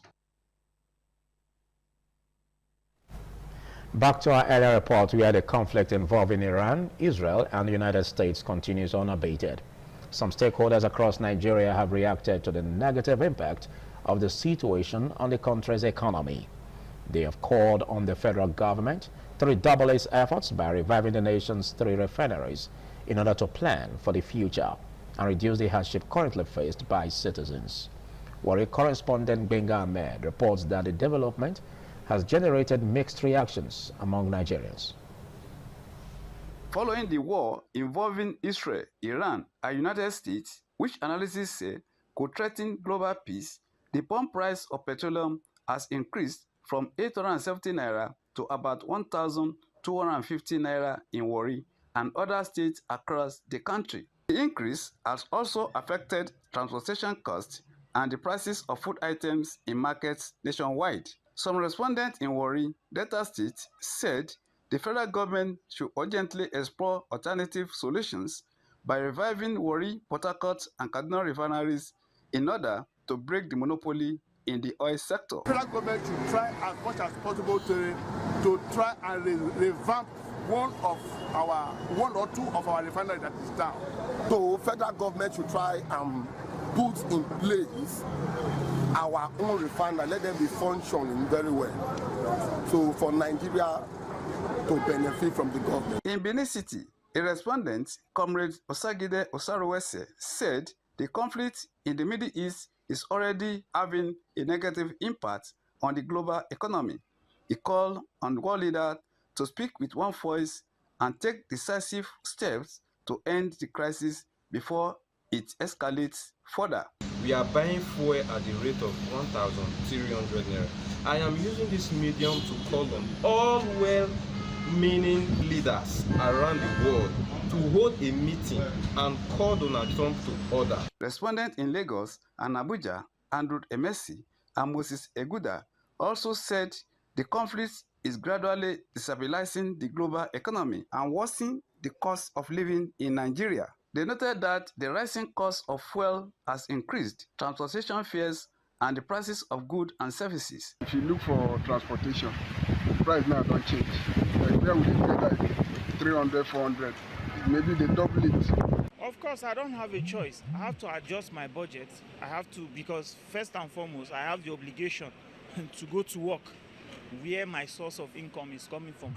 My family depend on me. Meanwhile, President Bola Tinubu, in an effort to reduce the hardship faced by Nigerians, has directed the presidential initiative on compressed natural gas to fast-track the nationwide rollout next week in a bid to cushion the effects of rising petroleum pump price and reduce transportation costs.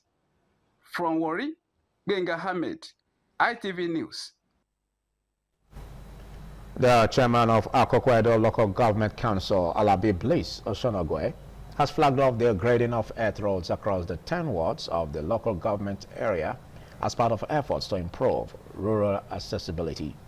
The council chairman also commended the Mondo Kwebolo's administration for supporting grassroots development initiatives across the state. Let's join Jolade Ojo for more.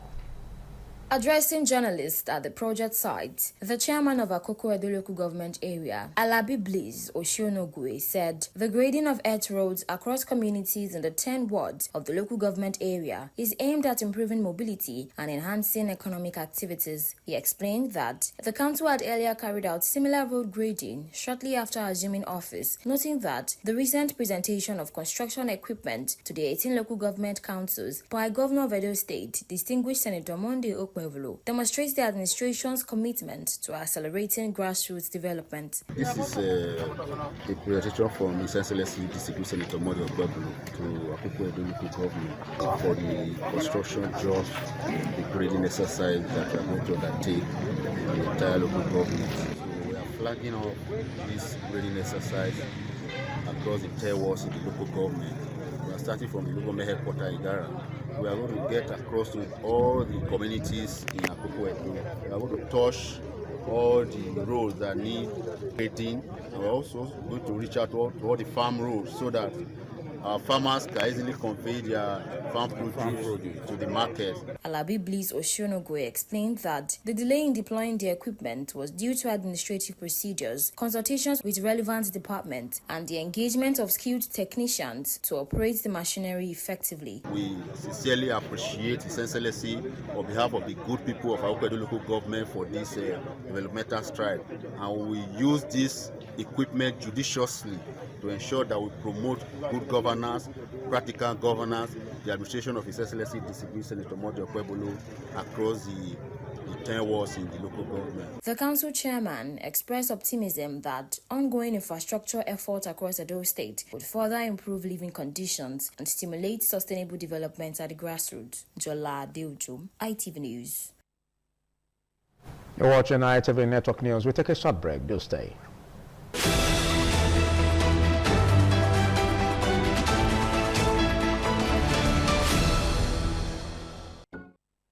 Moving on, the acting chairman of Ego Local Government Council, Honorable Osaro Eribo, has carried out a major refuse evacuation exercise at a Daiken market under his Operation Clean Ego initiative, to the delight of traders and residents in the area.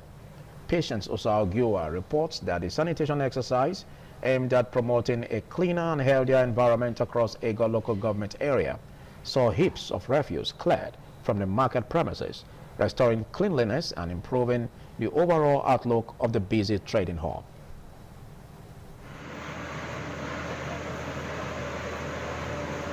The grading exercise covered several streets in Ward 7, including Federal Road, Good Samaritan Road, Ewe Street, and other adjoining roads. The councillor representing Ward 7, Barrister Lovett Igodao, who monitored the exercise, expressed appreciation to the acting chairman of Ego Local Government Council, Honorable Osaro Ebo, for extending the projects to the ward. She noted that the intervention will significantly ease movement within the community and improve the living conditions of residents. We've graded Federal Roads, we've graded the Fume Street, Domoyi Street, and others. And we are still going to grade more roads. I really want to thank our council chairman, Honorable Osaro Osa Eribo, for the good work, for its support that he gave to me to be able to put out this project. People in the ward, they are all happy. Also speaking, Mr. Loki Idele and the Deputy Coordinator General of the Edo Civil Society Organization, Lefty Ojo Charles, commended the chairman for his dedication to grassroots development. They described the grading exercise as a clear demonstration of the administration's commitment to addressing the infrastructural needs of the people.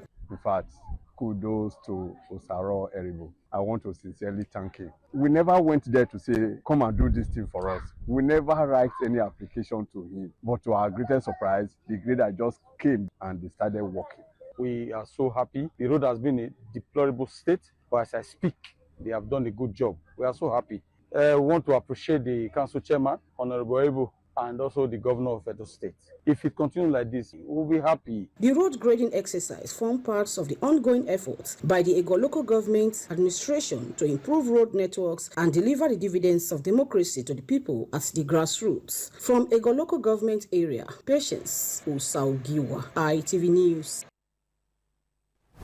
Over 60 solar installers and dealers have participated in a specialized training program aimed at improving technical skills and promoting the use of renewable energy. The Fairman Solar Installer Training, sponsored by Oyi Technical Company Limited and Remsen Communication Limited, was held at Oyi Grand Hotel in Benin City. Report by Ehis Unamure is presented by Pius Nsowa. To be aware of their differences so that we will not say, I need parallel time.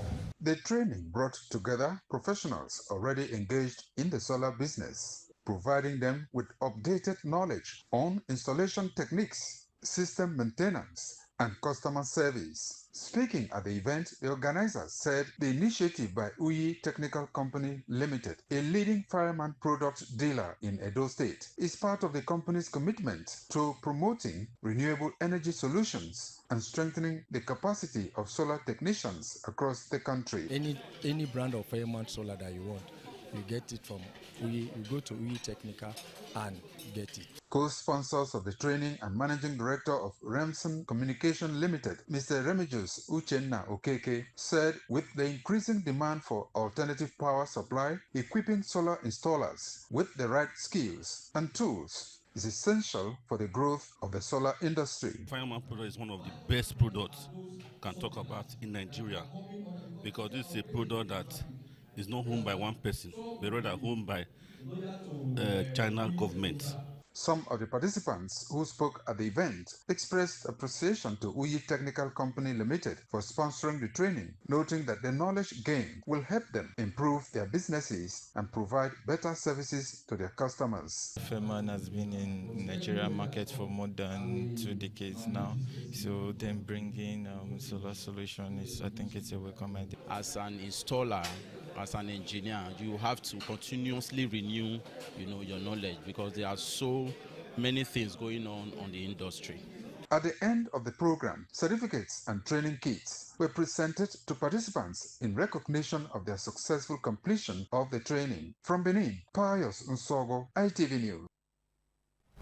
As part of Motivation Lift Above Poverty organization, LAPO has rewarded 680 staff of the institution for long service, dedication and hard work, which positioned the organization in a global space. The founder of LAPO, Dr. Godwin Gamusoy, stated this at the 2025 annual LAPO Staff Meritorious and Long Service Award held in Benin City. Afosa Nwangwe was there and has details. Dr. Ehigiamusoy said their work at the organization is unique as they exist to lift people from the lower strata of the socio-economic ladder to restore dignity and foster hope. The founder, who was represented by Mrs. Faith Osazua, explained that the mission places people at the very heart of their existence to serve the undeserved effectively, as they need more than just employees. Dr. Ehigiamusoy noted that for over 3 decades, it is these very qualities that have defined the LAPO workforce, stressing that they are the reason the organization has grown from a vision into a leading development institution in Nigeria, weathered storms and emerged stronger. Institutions do not grow merely because of strategies and structures. They grow because of people who believe in a mission. President, LAPO Staff Multipurpose Cooperative Society, Mrs. Lillian Ehigiamusoy, noted that their impact across Nigeria, especially among low-income households, women entrepreneurs, and small businesses, would not have been possible without the staff dedication. Chairman on the occasion, Mr. Matthew Obaze, charged them to sustain their commitment to good service. This mission places people at the very heart of our existence, to serve the underserved. God gave the idea of LAPO. If it was not God's idea, I'm sure it will not be where it is today.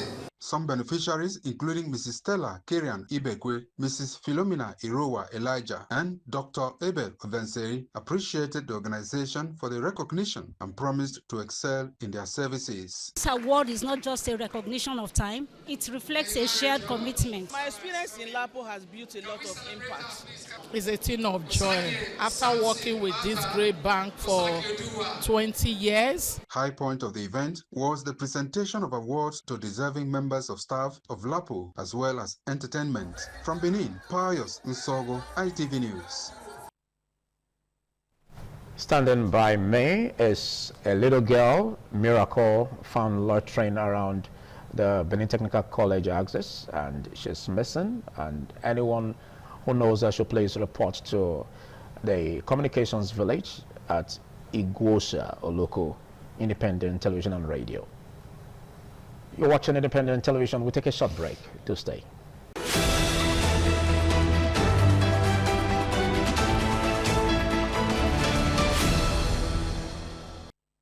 The 70th birthday celebration of Vice Chancellor of Nigeria's premier private university, Igbinidan University Okada, Professor Lawrence Ezemoye, has been held.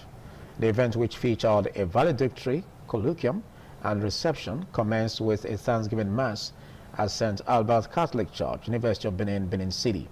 Pius Nsogo reports that several dignitaries from different parts of the world, including the Esama of Benin, His Excellency Sir Chief Dr. Gabriel Osawa Igbinedion, and Vice Chancellors of several universities, graced the occasion. The milestone celebration brought together family, friends, colleagues, well-wishers, and members of the academic community who gathered to honor one of their own. The Mass was a deeply spiritual moment filled with prayers, hymns, and the reflections on the remarkable journey of Professor Ezemonye. A retinue of Catholic priests joined the Vicar General, Very Reverend Father Augustine Ehige, and the Chancellor, Very Reverend Father Michael Oyonuafo, who represented the Archbishop of Benin, Most Reverend Augustine Akubeze. In our homily, Very Reverend Father Michael Oyonuafo eulogized the celebrant for his humility, intellectual brilliance, and service to humanity. I have taught many people that selfish wisdom has no benefits, but that generous wisdom is a sign of greatness. The Chancellor of Igbinedion University, Okada, and Esama of Benin, Sir Chief Dr. Gabriel Osawari Igbinedion, described the celebrant as a forthright personality. Well attended, and may God bless his soul. I wish him on yes, good health, and most break to carry on to help Nigeria University. The celebration later moved to the indoor sports hall of the University of Benin, where a valedictory colloquium and reception turned the venue into a hive of activity and joy. The valedictory colloquium, which centered on sustaining academic excellence and leadership, reflections on the legacy of Professor Lawrence Ezemonye, featured thought-provoking presentations from eminent scholars and professors selected from within and outside Nigeria. Also in attendance were a representative of the Asagba of Asaba and the Managing Director, ITV and Radio, Engineer Elvis Obaseki. The event was a spectacle of culture and class, as guests were treated to a unique reception befitting the celebrant's towering status.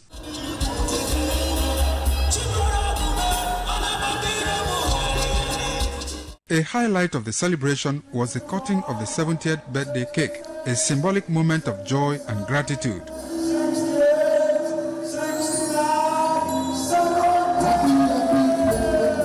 Tribute poured in, celebrating his visionary leadership, groundbreaking research, and his role in shaping the future of education in Nigeria.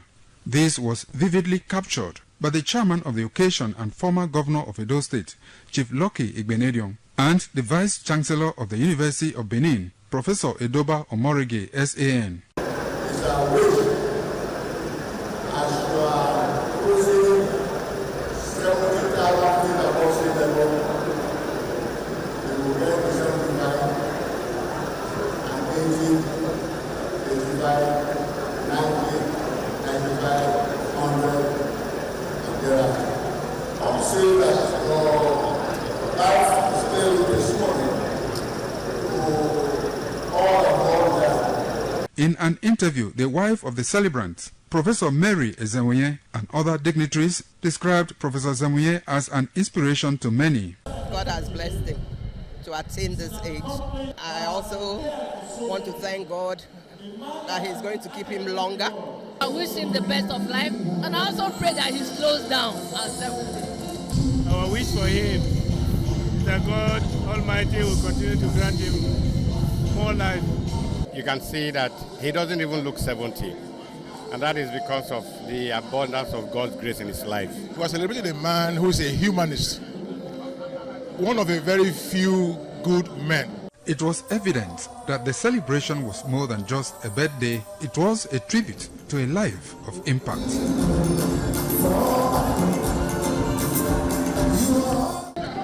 Professor Lawrence Ikechukwu Ezemonye at 70, a symbol of excellence, a paragon of leadership, and a proof to the transformative power of education. From the University of Benin Sports Complex, Pius Usogo, ITV News. Another upset on the Network News tonight. Thanks for watching. I am Philip Omo Gyupo. Good night. ITV, certainly the best. ITV, certainly the best.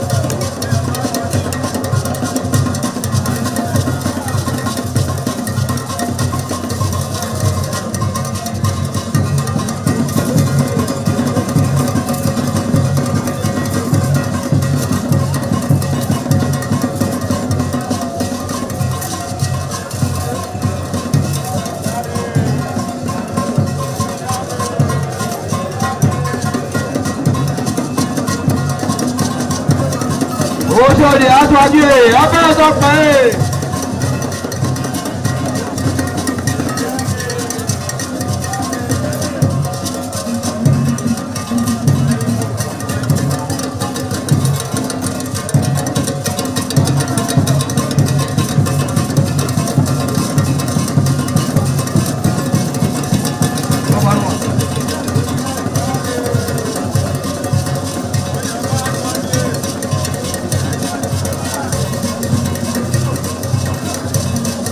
Àyàbá sọ́kì ẹ̀ abẹ́rẹ́ tó pẹ́ ẹ̀.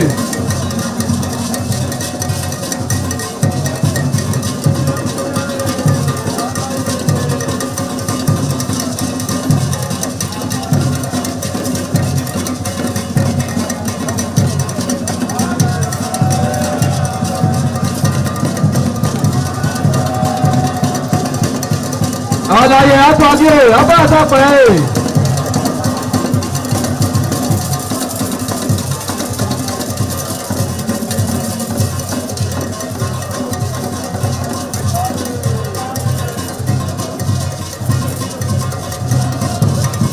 Ẹgbẹ̀júwà.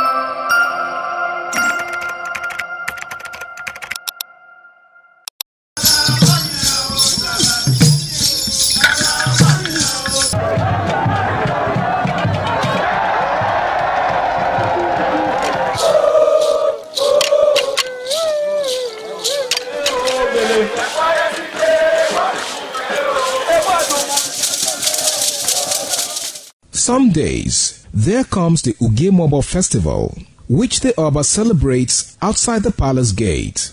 A pavilion is built of red cloth where rites are performed to drive away all evil spirits still unsatisfied by the year's sacrifices. The Emobo Festival is to commemorate an event in Benin history which dates back to 1504 AD.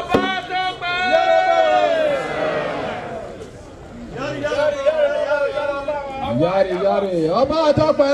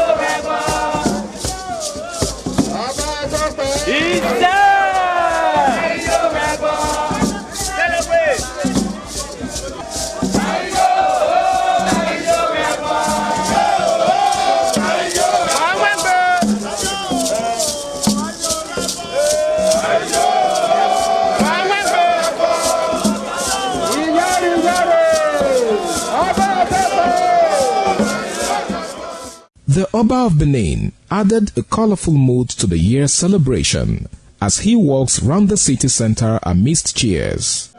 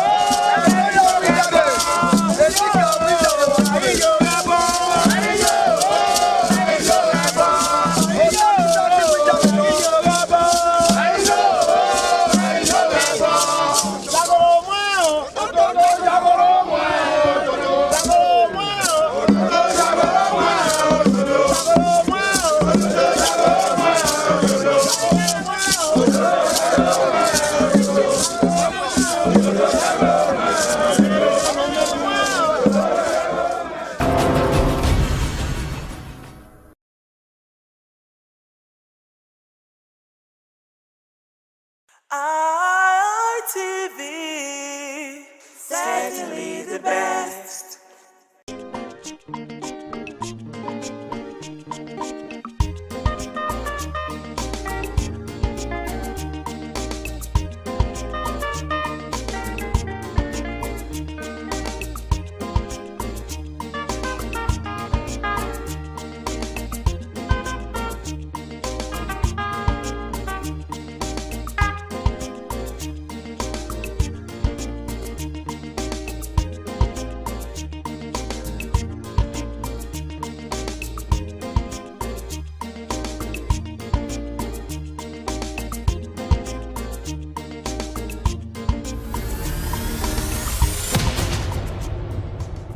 Paternity fraud is the intentional misrepresentation of a child's biological father. This deception can have profound emotional, financial, and legal consequences for the man who was misled into believing he is the biological parent, the mother, and the child involved. It's one form of misattributed paternity or paternal discrepancy. Specifically, paternity fraud is the intentional misidentification of a child's biological father. Paternity fraud is distinct from other unintentional misattribution which may arise from simple error, an accident such as mix-up during fertility treatment or a sexual assault. Paternity fraud is a significant and growing concern in Nigeria, driven by societal pressures, infidelity, and increasing accessibility of DNA testing. Recent reports from DNA testing centers suggest that approximately 1 in 4 men who seek paternity tests discover they are not the biological fathers of their presumed children. Paternity fraud is a situation where a woman misleads or deceives a man into believing and accepting he is the biological father of a child. It is a rampant, growing, but underexploited issue in Nigeria with significant ethical, legal, and social consequences. Despite anecdotal evidence suggesting a high percentage of up to 40% in some private DNA testing centers, there is a critical research gap in empirical data and logical provision addressing paternity fraud. Existing family laws do not explicitly recognize paternity fraud,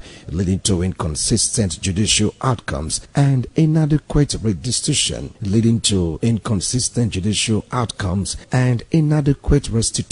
for affected individuals. Cultural taboos connected to paternity testing further complicate the issue, as requesting a DNA test is often perceived as distrustful or disrespectful, challenging deeply held cultural values. This study examines the ethical dilemmas, legal gaps, cultural influences, and social impact of paternity fraud in Nigeria. It's a welcome development. I don't have any issues with it at all. People don't just wake up and demand for DNA tests. It is based on circumstances and issues around relationship and trust. And that is why you see people coming up to say they want to be sure.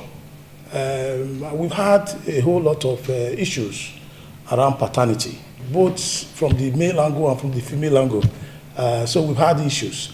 And the only way you can draw finality or conclusion to it is when you ask for a DNA test. Now, the good thing about DNA test is that it is either 99% or 0%. So it's very easy to know that this is my child and this is not my child. Very easy. And I want to say that for me, I don't have any issues. I don't have any problem. I encourage it, particularly when there are doubts around the issue of birth. I don't see any reason if there are circumstances and you are demanding for paternity test. If there are no issues, then why are you afraid of it? You shouldn't be afraid when you know your hands are clean. So on the issue of breakages of marriages, of course it will happen. If it happened that it's negative, or it's positive, I mean, and it happened that your suspicions are correct, certainly it will lead to either divorce or separation, basically. I don't think that is a social problem at all, but it will also give you rest of mind to say, yes, either this is my child or not. We must begin to live faithfully with each other. I think that is it. If you know you are not faithful, also you should also know that you can be cut out. Basically, that there is a way we can identify and find out if you were faithful in your marriage. All these things leads to succession as well, property rights and succession rights. So it is not just only paternity issues. It goes a long way when it comes to property devolution, as well as other areas of social issues that we must also look at. You do not want another person's child to inherit your property. So those are the things. You see, it's not something that just end up with the man and the woman. It goes further than that. And you will also recall that late MKO Abiola, before he died, insisted that the majority of his children should be tested. And that happens. And you all know the result of that test. A lot of those kids or a lot of those children were not his at all. And because of that, they were denied the rights of property inheritance. You see, but of course, he would have done that probably when he was alive. So I don't see anything wrong with it. It should be encouraged in society, and it should be encouraged globally. It has become a thing that people now practice it because of some reasons. Otherwise, before now, it's assumed that once a woman is pregnant and she's married, that pregnancy belongs to her husband, and eventually the child belongs to the husband. But within some circumstances that you now found that maybe the child is sick and the child is taken to the hospital, he needs blood transfusion, the blood does not rhyme with the supposed father and things like that. I think that's where the idea of doing DNA came about. And you and I know that it can be so disappointing that you are raising a child only for you to discover that that child is not yours. And to avoid all this, that's where they brought the idea of doing DNA. And also, when they want to travel out, well, there are also issues there. So you go to embassy with so much confidence, and at the end of the day, you find that the children you have taken to embassy to get visa, they are not yours. So it's really disheartening. But I want to advise my fellow women, let us be truthful to our husbands. If you know you can't stay with the man, instead of jumping around, just get out of the marriage so everybody knows that you are single. Instead of pretending to be married and yet you are more of a single person. And at the end of the day, you bring other men's children for the man to take care of. And at the end of the day, there are issues. So instead of putting yourself in that disgraceful manner, just stay on your own and they know that you are not married. And you can do whatever you want into your life. Nobody is going to ask you, why are you doing that? In every action, there are always consequences. So everybody should stick to what belongs to them so that the children you have will know that they are yours and things like that. But even the men, they do it with recklessness, except when the man eventually dies. You see people coming from every angle that this man was my father and all that. And I think that is not healthy. So let us believe morally. God says, if do not fornicate. So, and you know the punishment of fornication. So let's just avoid it and be faithful to our partner. Findings reveal that economic insecurity, societal pressure on women to bear children, and restricted access to affordable DNA testing contribute to the problem. Key causes of paternity fraud include marital infidelity and concealment. Women may hide that a child was conceived with someone other than their partner to avoid divorce or abandonment. This can also happen when a woman gets pregnant, probably for her ex.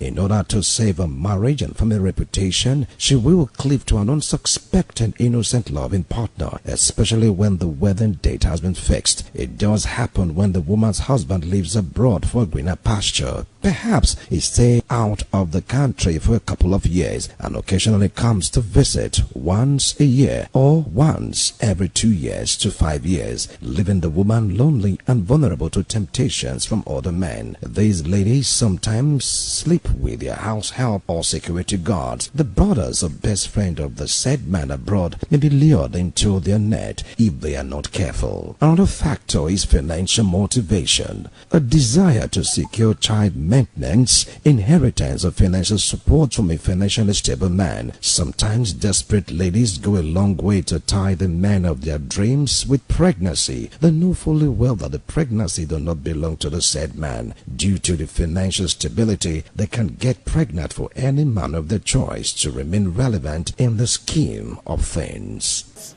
In our mother's days, they don't even know what is called DNA. Because when you are married, you are married. You live with your husband and your children. It's one family. There's no looking out. And if you look out, they have punishment for it, grave punishment for it.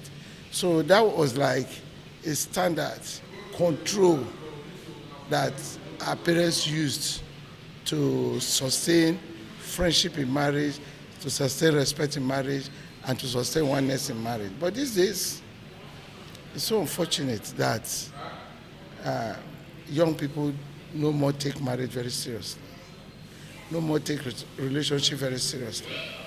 They no more take oneness of the family very seriously. And all our culture and traditional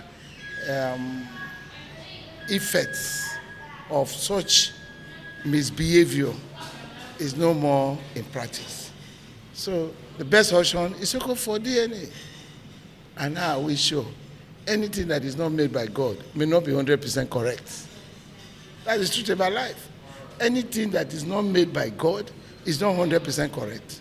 So even the DNA, how we show is 100% correct. The person that is doing the test in the lab, any little mistake will give a bad name to a dog in order to hang it. So the way forward is that all those our cultural practices, traditional practices that are healthy should come back. We should effect it. What is important is your heart, your mind, your conscience before looking at deterrents from outside. In marriage, your heart, your mind, your conscience. This will guide you in order for you not to go astray, either as a man or as a woman. But when these virtues are lost, then we begin to call for DNA. Of course, that's the last resort that will solve the problem. If a woman is accused innocently, then the woman can confidently say, let's go for DNA. And that woman will be vindicated. That's the last resort for now that we have. People are ready to go and swear. Even if you say go and swear, people are ready to go and swear. After swear, they go and do other things to counter this swear. If it is done sincerely, it brings sanity to preserve marital vow. And at the same time, if a man and a woman knows at the end of their journey, something will come suddenly like this, everybody will check each of ourselves. And the word integrity will prevail. Even nowadays, nobody cares. Nobody wants to know or care about integrity. And that is why sometimes, before you marry in those days, our parents want to know from which family do you want to marry. They go deep into it. If it's a family where you are hit and run, they will not allow. But a woman who has no manner, or a man who cannot really preserve, go from one place to another, just bringing babies. And when you find out most of the children, they are sick, you don't need the cause. It's because Fanta face and Coca-Cola body. You find out the father is from another person, the mother is from another place. So how do we go about it? So it's in order to allow integrity to prevail in marriage, I think it is very good and better. And also people should always know that anything you do in secret will come up one day. So I think I personally encourage it. We don't start what you cannot end. When you don't want your house to be broken, we must allow the truth and the honesty. Where your marriage is tailored by your parents, they pay your dowry. Fine, you are being attached to yourselves. And you need to grow into yourself and then bring out children. That's what the Bible says. But the child you want to bring out, or children, are they from one source? They are not corn that are grown up and down. So we pray that no broken home, but if your house is broken, you want to find out why. If you mess up your bed, how do you want to lie in it? I encourage it. See if anything come contrarily, you will find out if it is really not. I'm not talking about short course test. You do tests that is not a Yahoo test, retest, and whatever it comes out, fine. What brought this matter of DNA test is reality. Yeah, because sometimes hunger can kill faith. At the time that there is hunger in the land, a stupid person can just come and dash current of pounds or dollars, then you fall off, you derail like trail. So that is why it is good this should be done, and then it's a legacy they want to follow. Where for sincerity we are talking, and integrity will prevail. That's what prevails in a marriage. Sincerity, integrity is what we are talking. Then when you have this, you may not bother, but when, in order to be properly sure, go ahead doing it, so that you have rest assured, peradventure anything happens. Social stigma and pressure, fear of stigma, pressure to produce children, or pressure from family to have a father figure present. In Nigeria today, some ladies, in order to save their marriage, go extra mile to bear children for their partners, sometimes due to cultural pressure of having a male child or just to have children. Some religious women sleep around with the heads of a religious organization to bear children. Some ordained pastors and imams, traditional worshippers, some working class women get intimate with their colleagues in their places of work just to have children or male child in order to save their marriages. I am fully in support of that. In terms of this, our modern living, why I really say I support it is that a whole lot of men have trained children for other people, being that they don't even know if they are the actual fathers of the children. The kind of lifestyle most of our ladies live these days, I will encourage that the government should make it reasonably affordable for every man or every child to have his DNA done. The reason for me, again, is that if you know the DNA of your child or you know the paternity test of a child, it gives you an in-depth responsibility for you to cater and do what you are expected to do for that particular child all through life. But when you don't do it, or when you are not able to do it, when you start seeing some traces of abnormal character emerging from a child, you start imagining, what is this one coming from? And when these things keep happening like this, you see that you will lose trust. And at the end of the day, the psychological effect is enormous. It can even derail the entire system, the entire system of the man or the family. So that is just one of it. We also know that it has so much negative effect in doing it, because sometimes there are certain stories that don't need to be told in the course of living. So I will say that we have some things, some people can manage a family. They may have some maybe limitations in terms of their production and all that from the men, and the woman tries to go out of her way to balance the entire house. And when she goes out of that way and gets the house balanced, perhaps bringing the child or something like that, and then the man eventually find out that this is not my child, it derails the man. For me, sometimes we allow it slide, but majorly it is better we call a spade. We iron things out and make things work. Let the man know if he's adopting, let him know he's adopting. If he's not adopting, let him know the state he is. I will stand with that. But that doesn't deter us from telling us that sometimes certain things have to be kept quiet for peace to reign, for the entire community to be at peace. Marriage is built on trust. And when you talk about DNA is like a breakdown of trust. When there's no breakdown of trust, DNA won't come. The reason why DNA cannot be ruled out, because you are living with human beings. You cannot also rule out the issue of trust and distrust. So it is there to clear doubt. So DNA naturally should not be compulsory for everybody. DNA test should not be compulsory for everybody. It should not be optional. When there are issues of doubt, then DNA cannot clear that doubt of paternity questions. So the point I'm making is that DNA came to solve a particular situation where people had doubt on the paternity position of their kids. And we find out from results that most time the DNA prove 99.9% no paternity. So we have also found out that DNA comes out to say that paternity correct. So the point I'm making is that DNA should not be made compulsory by government.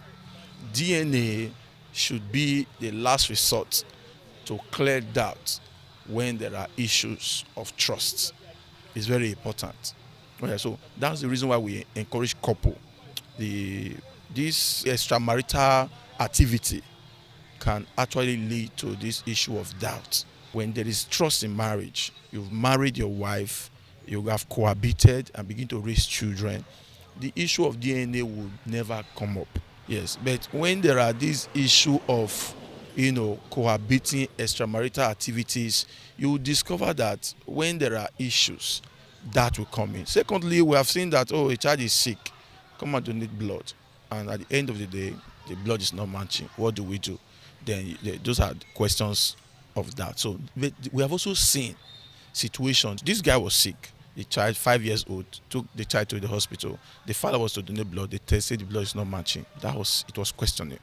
And after the shouts and all of what that comes through all of that, the woman also did a DNA and discovered that it was not also her. And when they now went back to where they discovered there was mistake from when the child was given birth to, they had mistakenly exchanged that child. And because the woman knew herself, the woman insisted and went through all the rigorous, and they were able to find those people who they gave birth same time in that same facility, and they find her own child. So the DNA naturally cannot be ruled out. There are issues of doubt that it has come to solve. So this is my position. Number one, it cannot now be a must that you just have your child go and do DNA. No, it will create doubt when such an accusation against the wife. After the result, such marriage can no longer be as it used to be, because there's already doubt, there's already breakdown of trust, and one of the power of marriage is trust. So we must ensure that this trust base is kept.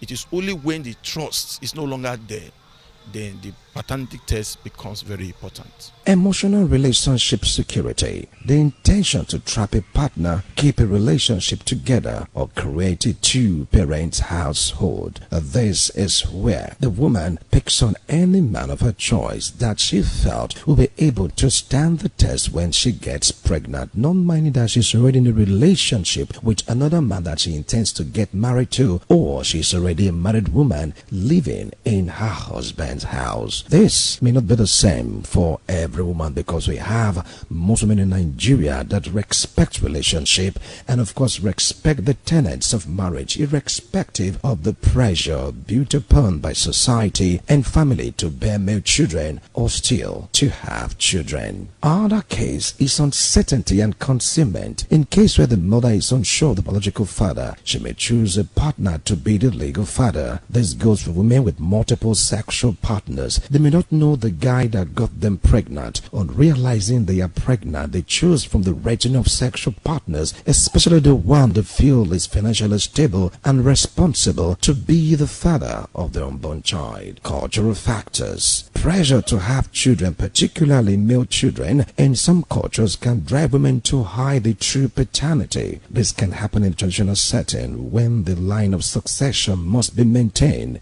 In order to maintain the lineage of the throne, some women will go out of their way to bear a male child or children to maintain the rulership of the clan. The question that is somewhat difficult to answer is whether families should be encouraged to go for paternity tests when the children are born to prevent a foreseen heartache. To ensure clarity in raising a family, a man is sure of. Another nagging thought is how many Nigerians can afford the money to go for a paternity test. It's quite expensive, and an average Nigerian will not be able to foot the bill for a child paternity test, talk less of 2 or 3 children. With the high level of infidelity in Nigerian society today, how can a man secure his home without doubt, know for sure that the children he's fathering are his? There are causes and effects, actions and reactions which are equal and opposite. Men, if you must travel out of the country, try everything within your power to take your wife along. After some months or years, let it not be for too long. Women, the choice choices you have to make as a mother goes a long way to affect the family. Maintain your dignity as a woman or a mother. Put your emotions in check no matter the pressure. Family members, do not put undue pressure on the husband or wife because of the absence of children in your son's marriage. Remember, be it male or female child, they are all gifts from God. Do not put yourself under undue pressure because you want a male child. Men have died of heartache or heart attack on realizing that the children they raised as their children were never theirs. Families shattered on finding out that though they grew up together, did everything together for a long time, were never of the same father. Look around families in Nigeria today. Men are divided beyond recognition as the battle for paternity is tearing the fabric of the society apart. Trust dashed,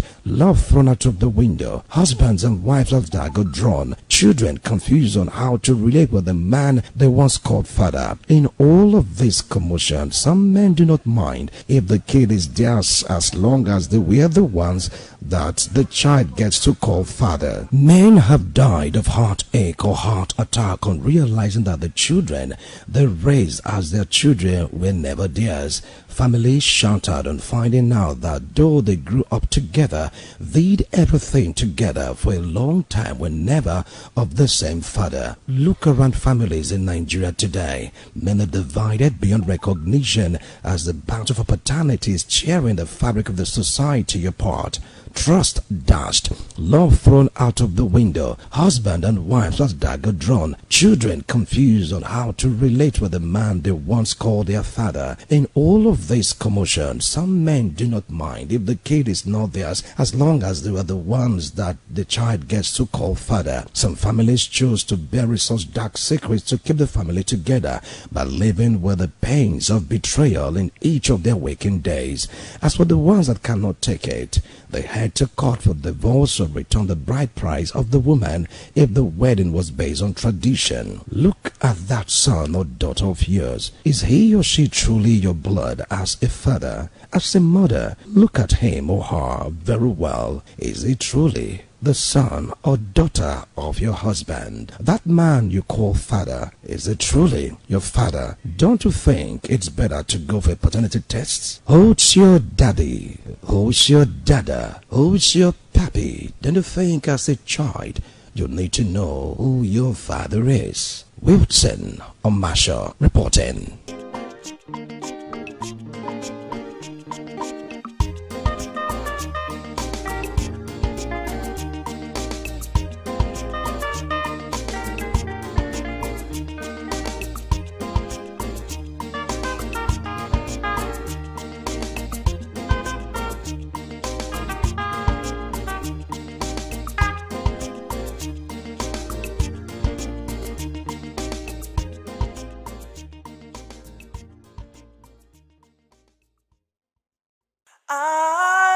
ITV, certainly the best.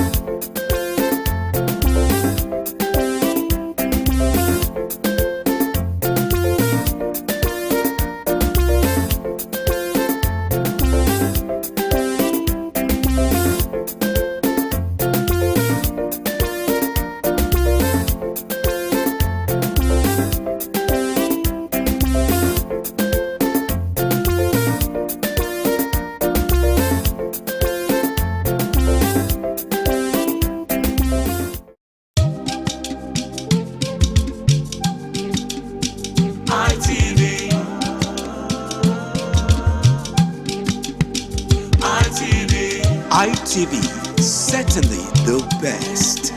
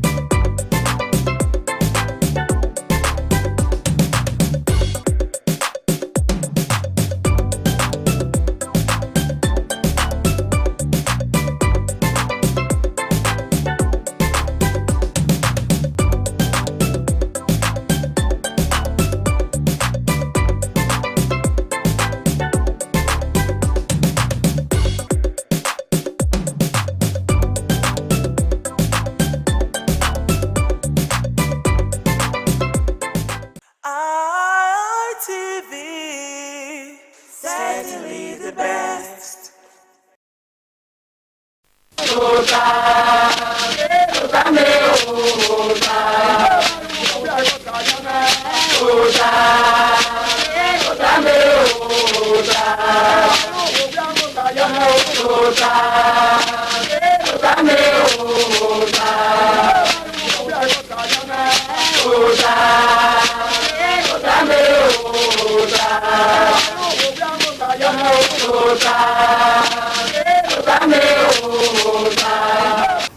Wahia bota now.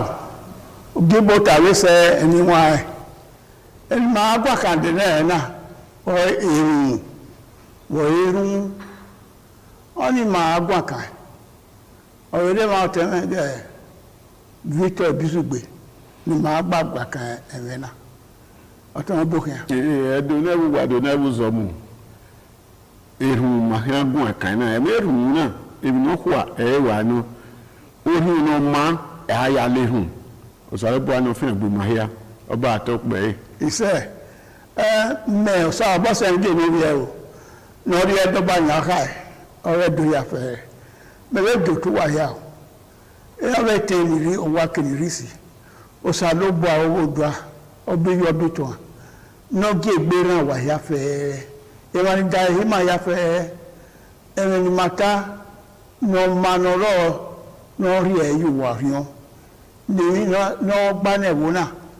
Kate arioba noro na te government owe opewulu so ba no je no ri eyin si yo oyan no ya dole wo na yi ero ino ne obe do ya fere no gba o te do ya fere so lo gba no ge to no ge pe no ge no ma rari egwani mani we guy ke mani we guy ya fere e no ma o adi ma ro ya oba atope se oteme ẹ̀rin máa gbà kánà ọ̀rẹ́ ehun bọ̀ ehun nebùtẹ̀ prayer ehun ọmásẹ̀ ní afẹ́ àìrí ni ehun ọmásẹ̀ ehun wọn ṣe ehun náà níwọ̀n ẹ̀ gbénà yà rẹ̀ ẹ̀ gbénà sàrọ́bọ̀ yà màmá ẹ̀ orí ọ̀pá náà rẹ̀ ẹ̀rọ ehun kéwà àṣẹ ọwọ́ wọn agbọ̀n nusa ọba rí ènà wá ló yá agùn ẹ̀ báìbọ̀ ni màá rí ní ehun ẹ̀yà fífẹ́ rẹ̀ ìyẹn rẹ̀ rọ̀ ǹdàwùsọ̀ àná dé màá rí gún aká ẹ̀yìn náà yẹn sípà ehun màá gún aká ẹ̀ nà ehun kíra ó dọ́wé sí nọ́pì àgbẹ̀ nùgbà àwọn àgbẹ̀ nà ó gbẹ̀ nà yàwó ìnà má ó pànà bá ẹsẹ̀ sẹ́mẹ̀sì ehun àyà rẹ̀ neho oge do eyo ehun na ekinado ehun na adu ekinari ere eki omo no a eki go no a eki no yaki we mu e ehun ayadu ya fe ehun o se ni ya ba bedagbon wana ima ya ma he ode ya fe re lo ehun saba ja ti en ni ma ehun o pase ti ya ifie wuri ehun e magwakana anyone we both are the na oteme Victor Bisugbe ehun baba bewa o ehun owo ehun musa opia na ya gbode ehun no ma pataki ewa no nda owo ehun ramudia ni yoku to bun opia o ramudia no rede to bun ram ehun na ase no salo bo ahi ni do wa dogo einu wa nu e de no gba wo na samu wo ba meze ehun ga mudia ni yoko to bon pio ga mudia no rede to bon ran zebe ni carry taiban o ma ko ma no me e ko ni mani ehun aya nemi ehun aya no salo bo ayi ọmọ pákẹ̀ kan wà pọ́gbọ́gbọ́ àti òsàrúgbọ́ dorí ẹ̀ ọ̀nà mi tó dìgbò ẹ̀rù lérù wọ́n yìí ní ẹ́ bàbá wọ́n náà mi ẹ̀rù ọ̀kẹ́yà èrí nọ́kẹ́kẹ́ nira ọ̀yà asúlè mu ọ̀kẹ́kẹ́ iye ọ̀yà asúlè mu mímà máa bẹ̀ yẹ rù máa bẹ̀ jà asúlè gbé náà dè ní wẹ́ èrì màgbà lọ ọmarịsị ma obo eru na watana ase n'ụkwụ a ọrụgbehu hụda wee na nkwụ na-agụehu na na enyirirere lọgwọma kụnyala moto unehu sarịbụa sumere urigbo unehu ege ya gbakere odugbo uri eki kiniriye na nọrọ egwumeme ehu nnọkwa egwanụ mami ọma n'enehu oye ọma ni ọma ebe na aya nne osalubua ihe ọgabe ikefe iwe iwe eboro iga ọyọ na ya anu he wa yo sawebo webe mi eni won ma sawebo ofa fi o ma fi gbe o wi digwo nehu o wi no ebona do wona me ebona do wona me onye wa ane ihu yi eru magbe huda we ọma n'enehu esu eyino ọma n'enehu esu mami osalobo na ye no ama radio ni mahara ibu na ga nehu ni mami ke na mi de ko de na ya no yin bebo na ba ti abi ga nehu ni ke na su na ọba to pe ise anyway wa da no tai o we ke lo de ya de ehun ana ayasi wa ere wo pana ya nehu eni wa ehun orí sẹ́ni ya fẹ́ ehun ọ̀rẹ́ má ta mo ṣàlọ́pọ̀ ya wò ó ya fẹ́ sọ́pà kọ́ àwọn ẹ̀wọ̀n yọ ẹ̀yìn rẹ̀ nù ọ̀rọ̀ yíyẹ òhun ọ̀nẹ́ ehun òhun ọ̀nà òun bẹ̀rẹ̀ ẹ̀ sọ́pà àṣẹ́nà lẹ́lẹ́kẹ́ àbẹ̀yẹ ànẹ́rù yẹ̀rí èyí náà ló dùnà ọ̀wẹ́ dùnà tọ́ra dùnà ní máa yà ó dùnà ẹrù náà èmi rí aṣọ́bọ̀ ìyàfẹ́ ní ya máa wọn ẹ̀wọ̀n mọ́dọ̀ à wúlò wọ̀dọ̀ máa mẹ́mọ́ bí à gbèrú yárú ẹrù yá yà so gbèwẹ́ wúlò kọ́ máa mẹ́mọ́ àmọ́ sí ti nẹ kókò wà wọ́n yà rẹ ẹrù náà ẹkùn wẹ̀ rí ayé wúlò ẹrù yọ̀nù kùn ní ya máa sẹ́ àṣẹ ní gèlè alẹ́ nẹ̀rù wọn ní kíá ẹkìnà dọ́nà àbẹ́ ní káàtà sí wọ́n yá pàwọ̀ wá pa onírù gbogbo wọn yé ìwẹ̀ yá rúná bọ́ ìdómìnà ni ìwà dómìnà ọ̀sánlọ́bọ̀ ọ̀sánlọ́wọ́dúà bó ṣe náà yọ̀mí gbé bó ti góòlù wẹ́ lérù lámẹ́wẹ́ àfiwòrí rẹ̀ dàgbọ̀n wọn èrùn ayá mọ́ àgbọ̀n ẹ̀ èrùn erí máyé máyá mọ́ àgbọ̀n ẹ̀ òkúnà hàmá ọ̀nẹ́rù ní ẹbí ẹni ẹ̀mí ọmọ ní ẹ̀mí ìhun èyí ọ̀dà fún ẹyẹ lọ́rọ̀ ìdáná ọmọ nílà rẹ̀ wọn anábì ọmọ nílẹ̀ èrò wọn ní àyà yìí rẹ̀ àná ẹ̀dẹ̀ ni máa zọ ọmọ ìpẹ́dì yìí ni máa zọ ọmọ rẹ̀ dò nàyà ẹ̀yẹ ni èrò wọn ẹ̀yẹ nọ èrò kéèyà ìnà wé gbèsè náà lè máa yá fẹ́ yá bẹ́ẹ̀ wọn wá dọ̀ hín wọn náà lérò èrò wọn gbèsè ẹsẹ̀ wọn dá èrò wọn yẹn dageva ema wame noma dageva we irunuriana osaro bakoyo weyeya be wumodanu yeya be erun kerun nuna be dagbe wewe nenu keloyeya mmeke na biye nu emini mi na da wa mini mi na da neyese erun eya keni wa erun aya legbo aya logo irun o sọ̀rọ̀ bọ́ ají lórí káta náwó bábò yàfẹ́ irun náà irun ni arákàṣẹ́ tayọ irun ẹ̀rù ẹ̀mà ìwúsàrò dè máa gùn akẹ́mìnà yẹn sọpá gbèrún akínẹ̀ ẹ̀rọ bókínẹ̀ ètẹ́ bókínẹ̀ mọ́ni lówébè gbèrún akínẹ̀ òwú ẹ̀nẹ́rọ wa ní ààrẹ wèbò wọ́n ti kó náà lè rú díẹ̀ ẹni èrò ó ní ọ̀sẹ̀kẹ̀ ní ayé wẹ́ wà á mà wà ní ìmọ̀ olóbó ya fẹ́ ẹ̀yà dùnòdẹ́nu wà nọ̀wọ́ ọ̀nàkà oríwé dúgbẹ́ ìrùn sálọ́gbà dúgbẹ́ ìrùn níkà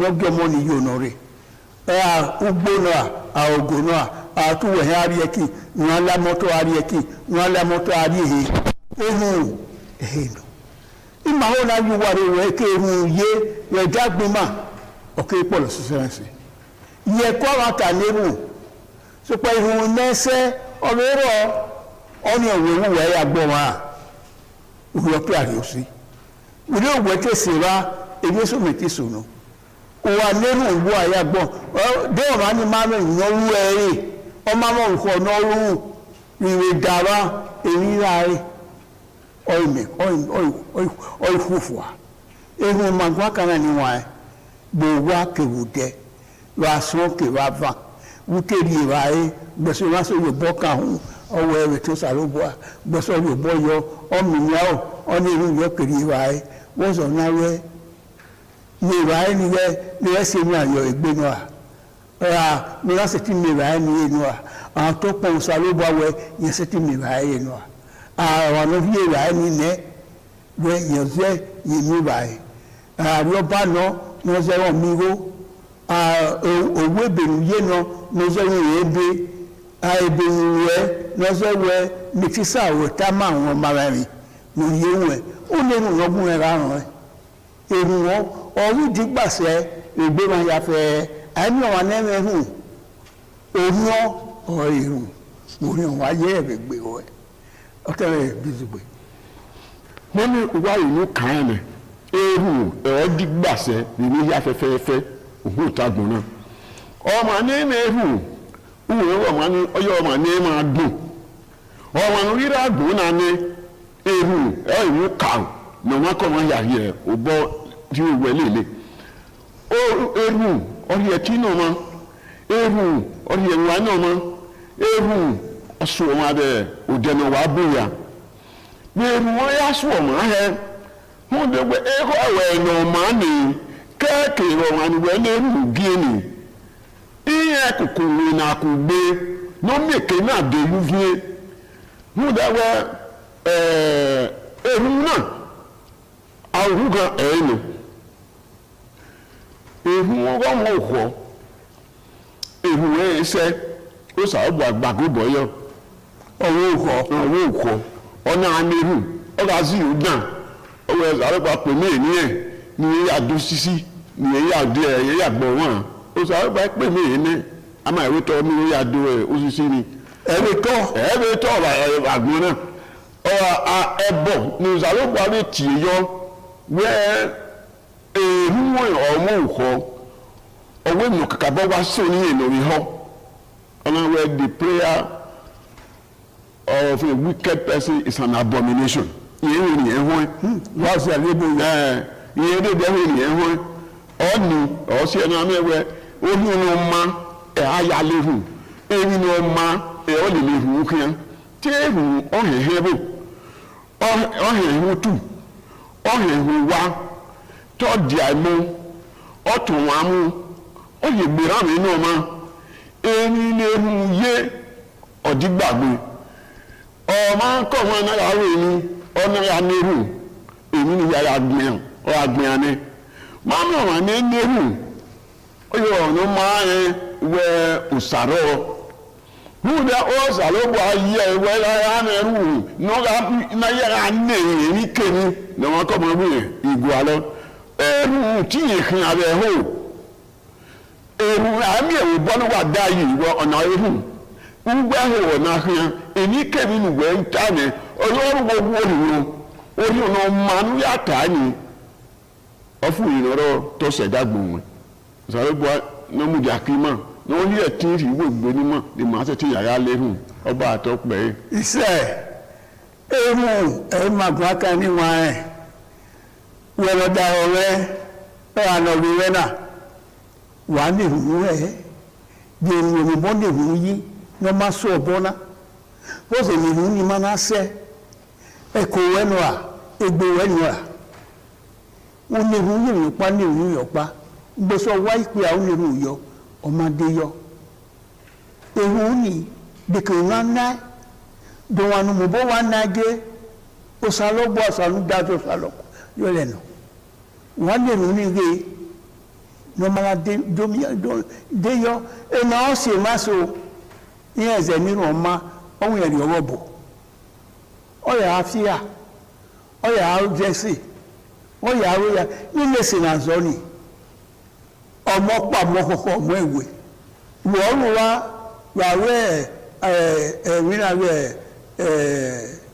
ẹ̀mátàn ìran àwẹ́rá òkú rẹ̀ èyà dènà wá ẹ̀hùn ọ̀yẹ́rẹ̀ náà ẹ̀hùn nàwá ẹ̀hùn ní ìwẹ̀ ní ìhùn náà ni orí ó ní ìrọ̀rọ̀ lọ́gbọ́ ẹ̀ dèkìnà rí ẹ̀yẹ́ rí ẹ̀ àti ìwẹ̀ náà wà wọ́n dà ní orí dáadáa ẹ̀hùn ní ọ̀há sẹ́yà ẹ̀hùn kéèyàn ẹ̀tí nọ́kú ànyà òòkọ́ ọ̀wọ́n òòkọ́ ẹ̀hùn dá ọ̀wọ́n òòkọ́ ẹ̀pọ̀ ẹ̀wọ̀ ìyẹn bú ìyẹn lè tọ́ ǹdá ọ̀sàròdè máa gbà kẹ́hìn ǹdá èrùn wẹ̀rù ní nínú yìí ẹ̀ ma déyìn ní ma ǹtọ́ ẹ̀rọ ọ̀nù wẹ̀ aláwọ̀dá ẹ̀rọ ọ̀nà wà dá nòwèrú dáadáa gbé báyìí èrò náà máa pa máa ẹ̀fọ́ wà mọ́ orí wà mọ́ báyìí ẹ̀mọ́ ẹ̀rìn náà súnmù yìí ọmọ orí báyìí gbèsè àyàmọ́ yẹn gan yọ owó yẹn máa pa ẹ̀mọ́ ẹ̀fà ìyẹn á lérè gan ni èèmọ̀ ọ̀yẹ́rẹ́ náà ọwọ́ òdùá ní iye náà ìrọ́pá yẹn fà wá lè máa súnwẹ́ ní làdíá ògbé sọ́nù yẹn tẹ́ làdíá ní mo rè báyà wúlò nì ehun oníwọ̀n ehun ìwé gbéra ẹ̀rọ gbímà náà ẹ̀wà náà gbọ̀n ẹ̀rọ ẹ̀ẹ́mí ọ̀wà ní ẹ̀wọ̀n òhìọ́ ọ̀ẹ̀hùn òwà náà rẹ̀ yá ọ̀sàrọ̀bọ̀ àárí ẹ̀ àfihàn gbé wọn òwà rẹ̀ rọ́ lọ́wọ́ mà ehun wọn rẹ̀ sọ́ mà wọ́ ẹ̀yìn rẹ̀ wàá ewéfè ruwa ánẹ́nu lèyí yẹ bèrè wẹ̀ wùlẹ̀ mọ́tò náà wùlẹ̀ wẹ̀kẹ́ àwùjẹ́ náà ògbó náà àìfíé ẹ̀tọ́ ánẹ́nu wọn yẹ pé àfihàn gbé wẹ̀ àwọn ègùn àná òkọ́ka òkè tomatosi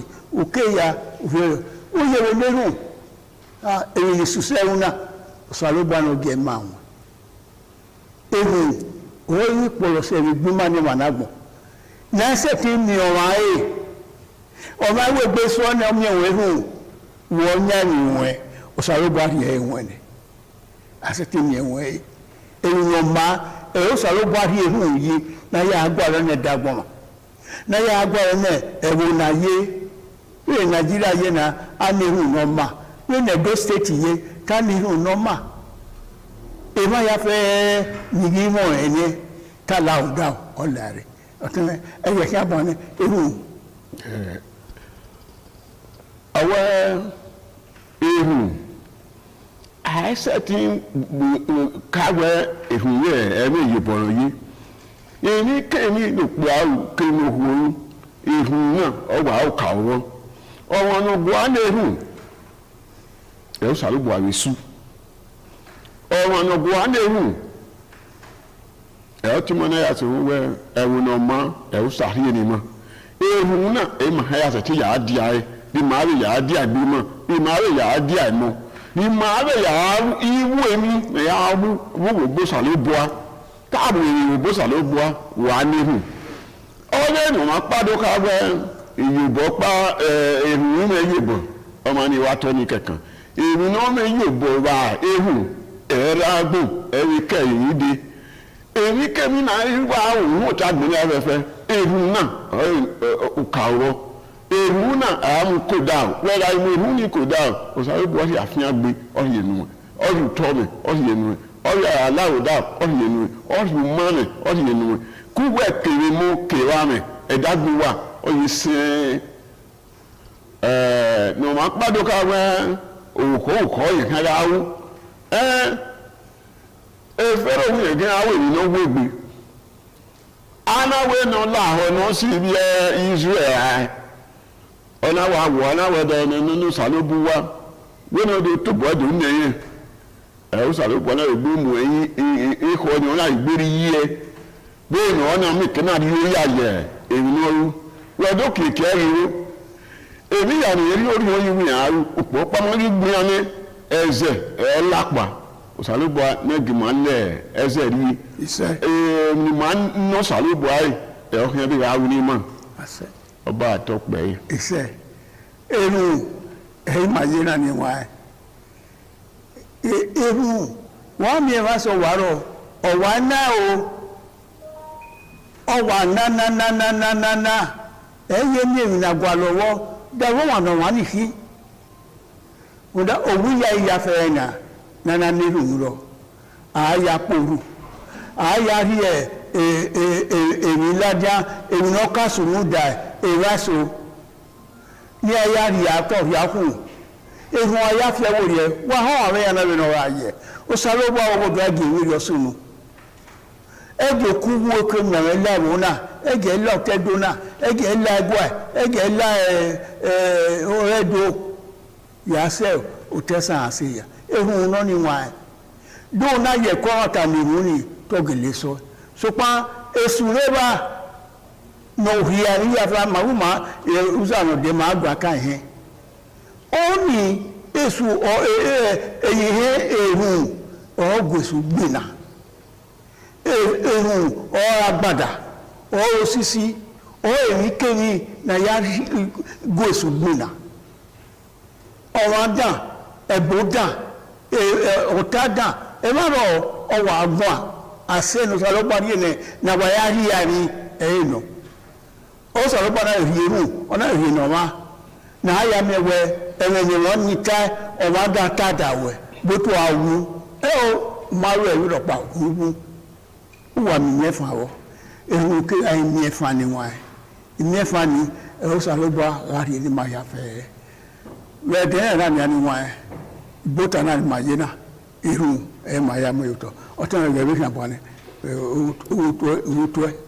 ẹ̀dùn náà gbogbo ẹ̀dẹ̀ náà wùzọ́ mu èfù máa gún àkàn náà ní ká gbọ́ àlẹ́ hù nínú ọ̀rọ̀ yìí nígbà ní hù ehu ẹ̀ọ́sùwọ̀mà lásán ẹ̀ọ́sùwọ̀mà ravan wúwẹ́ ra hẹ́rù kò dá o èmi kẹ́mi hìá ìwẹ́ ní bọ́ yìí tẹ́ yà hìá gbé àná ebi lè mọ́ náà dàtú ẹ̀ èpìyà ebi dàtú ẹ̀ ikú ìwé tún yà hìá fẹ́fẹ́ kátékáté ìmọ̀nyí rẹ̀ kábẹ́tù ìmọ̀nyí rẹ̀ igúsà ọ̀fun gbogbo wa hìá rọ̀ ní Jésù Kristi náà mi wọ̀n fún ọba àtọ́pẹ́ yìí. ìṣe èrí mẹ́rin yé mi wá ehu ìwé gètò ẹ̀ ìmọ̀ yà fẹ́ ìmọ̀nìyẹ dáadé àkó wà ní abẹ́ ìjọwé ní rí ẹgbẹ́ àdórí ọdúnwé ìlérù bẹ̀tọ́sà ló bọ́ àtẹ́nìkà lọ́dún àlúwà yàfẹ́ èyí ọ̀yìn náà wọ́n káyèlẹ̀ náwé mẹ́wò náà nọ́sà ló bọ́ à námẹ́wẹ́ ẹnìkà lórí ẹ̀kẹ́ dàníwà orí ọ̀rẹ́ èyí ọ̀yìn náà náà ìwọ̀n ọwọ́ ìwọ̀n àdórí ọdúnwé ẹ̀wọ̀ náà èyí ọ̀rẹ́ náà ọ̀kàwélè ẹ̀wọ̀n ọ̀nà àdórí ọ̀hà ọ̀kàwélè so ọwọ́ ẹ̀tíyẹ̀ wà mẹ́ ìyẹn gún ẹ̀wọ̀n náà yàfẹ́ wà mà nírù ẹgbẹ́ mi ní iná arú ọ̀rí ọ̀wẹ̀ náà ọ̀kàwélè lùsàlógbára ẹni kà mọ́ ìyọ̀rí ọ̀rẹ́ wọ́n dùn ránú wá yàfẹ́ níwájú bá dọ̀lẹ́wò yìí ìyáwó dán owó ìwé yé wà ní máa wérí ọjọ́ wò iná wérí ọ̀nà máa yẹ gbà ọ̀sàlógbára náà wẹ́rù yóò bọ̀ ní wà ákàṣẹ́ ọ̀sàlógbára yẹn ní wà zẹ́wọ̀ ọdún wọn zero eight one udo ari egini udo ari odonwo ni no saruba je gba won o dunani wa ya fe abe ejunwe o tere no ri pe o dunani wa ya fe iya ni re igo bazuwa iya ri go mokuwa iya ra be iya ri sokun ba iya re orowo iya ni re daade wo ya fe ni maseti sunu yi eni kan la owo be ti oba we do ya fe to dunani wa ya fe duna tọ́wá dùnà ló wáyà o dùnà tọ́wá dùnà ló wáyà ìjọ rẹ̀ dùnà tọ́wá dùnà ló wáyà bàbá dùnà ọba àtọ́pẹ́ ṣẹṣẹ.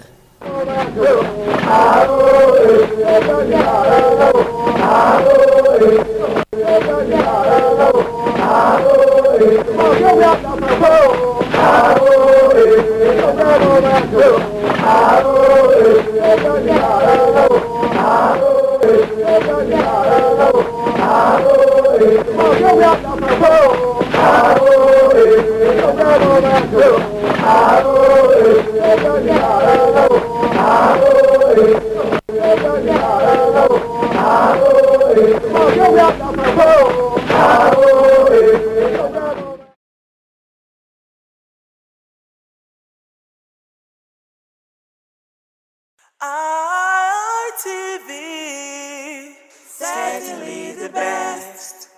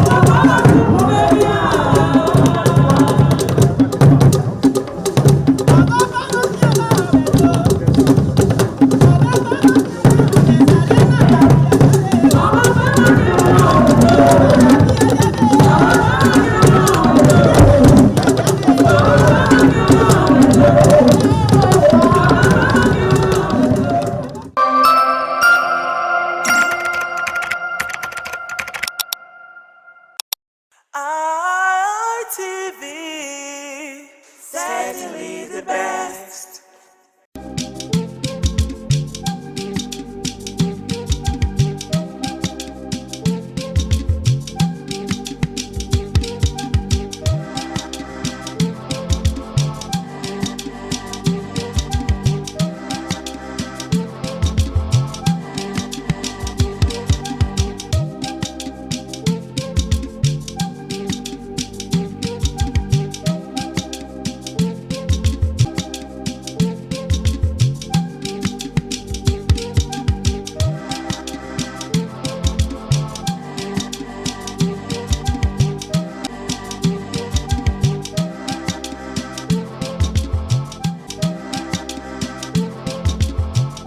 Thank you so much for joining us today on the program, Woman to Woman. I'm Adisu Walsawage, and today on the program, we are going to conclude what we started last week. We talked about teenage pregnancy last week, and we did say that today we are going to try our best possible to see how the guests I have on show today will provide tips on how to help our teenagers to avoid pregnancy.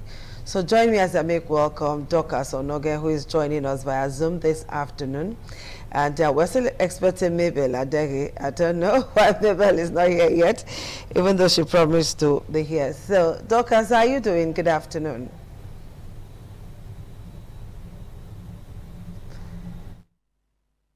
Dorcas, good.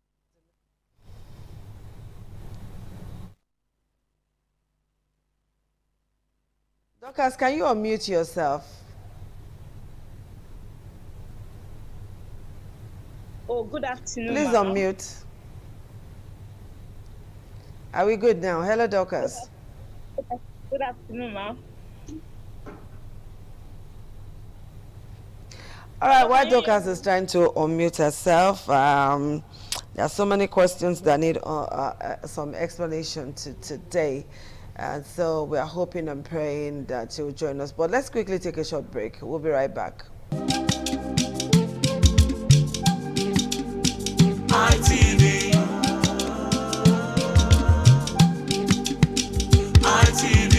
ITV, certainly the best. Okay, we're back now. Hello, Dorcas. Good afternoon. I'm sure we're having some technical issues there. Thank you for joining me today on the program. Hello, good afternoon, ma'am. All right, Dorcas, let's quickly hit the show. So we're going to talk about providing solutions to parents or teenagers alike on how to prevent teenage pregnancies, on the need for them not to even get pregnant as teenagers. So let's fill your post, Dorcas. Please go ahead. What are some of the tips as a teen coach you have for teenagers and their parents alike? Thank you once again for the opportunity to speak on this topic. Teenagers, first of all, they have to understand that life doesn't start from if you want to climb the staircase, you don't take the last step. You don't put your foot at the beginning and go to the last step of the staircase to achieve where you want to go to. So I want to advise all things out there to know the importance of step-by-step progress in life. As a teenager, what should be your priority is for you to go to school or for you to learn a skill. So the question of even having a boyfriend shouldn't cross your mind. The question of going further to start engaging with these boys shouldn't cross your mind. I know there are going to be many pressure from peers, there are going to be many pressure from the things you see, and these days the internet is not even doing us any good.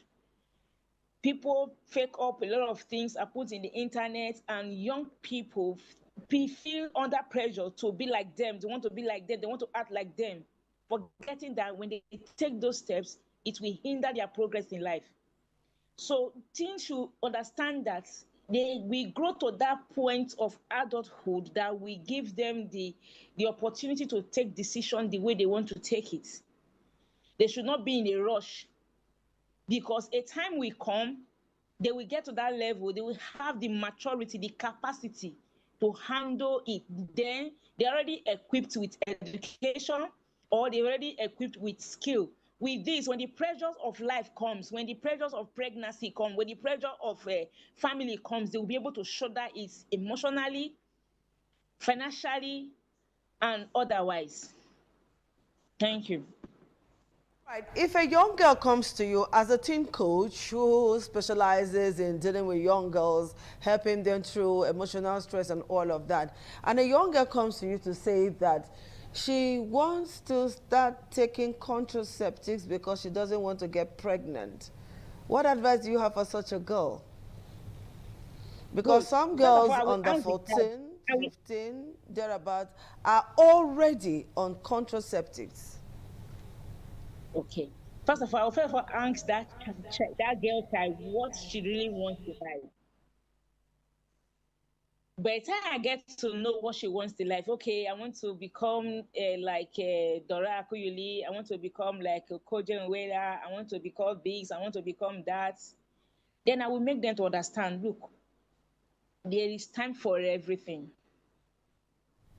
The best thing for you to do is not to put anything that may cause you greater harm tomorrow. Some of those contraceptives have negative effect on the long run.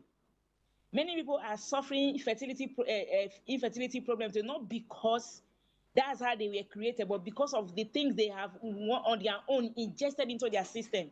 So I will make them to understand the side effects of engaging themselves in taking such contraceptives, whereas they can as well abstain from anything that will make them to take that contraceptive. So the best advice is for that child to take her mind off that and focus on what she wants to achieve. Because I've come to realize that the decision you take at the later part of your life as a teenager and in your early 20s is what you build on when you are in your 30s and 40s. When you fail to build your life at this age, this tender age, you will find it difficult to balance yourself when you are in your 30s. So I will teach that child, look, the best thing for you to do now, oh, you want to go to school? Fine. Which course do you want to read? Okay, what aspect of education do you want to go into? And I will guide them to follow that path and forget about this other part of relationship that will not do them any good.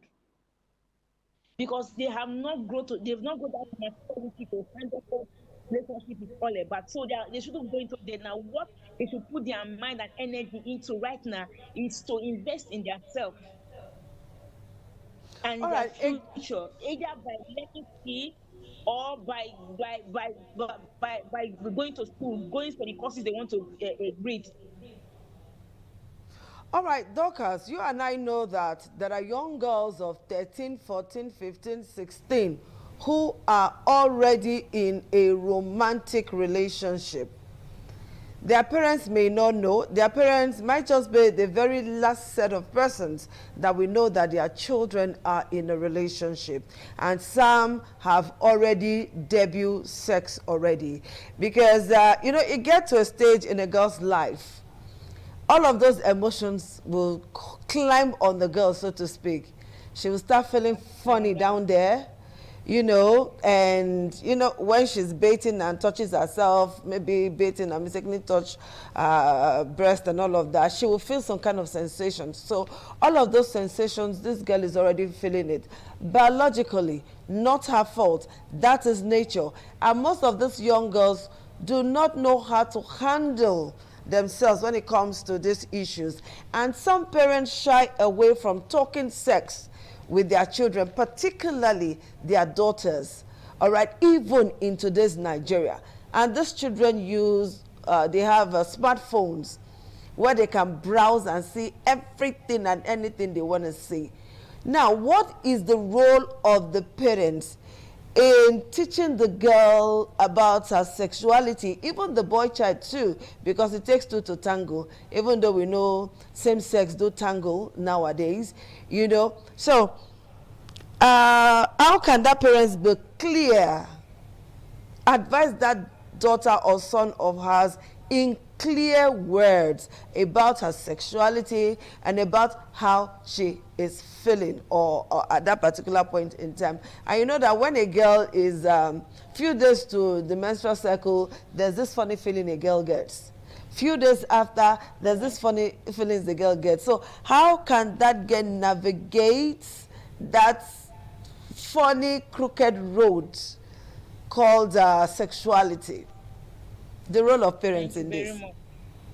Yeah, thank you very much for that. You see, they said experience is the best teacher.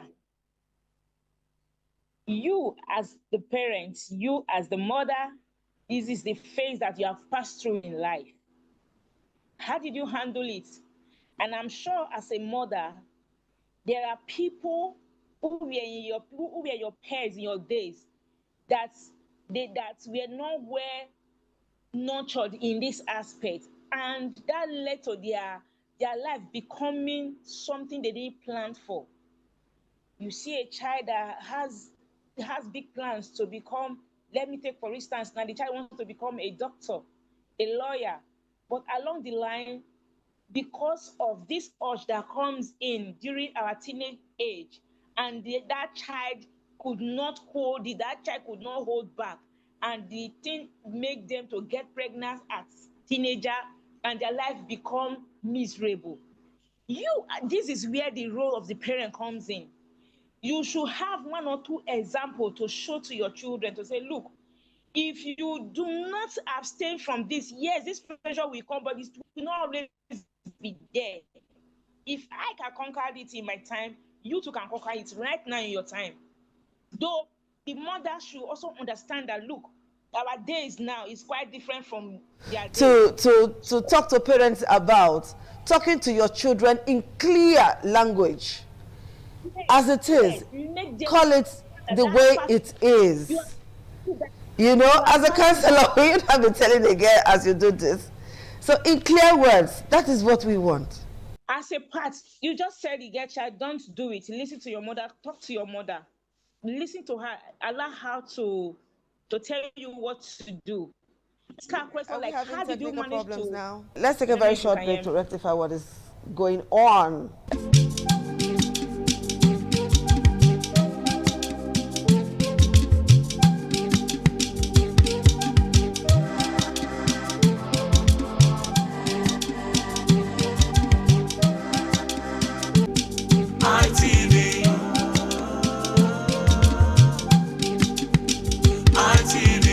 ITV, certainly the best. Thank you for staying tuned, and I'm talking to a teen coach on how to help our teenagers prevent pregnancies, and we're looking at the role of parents in all of this.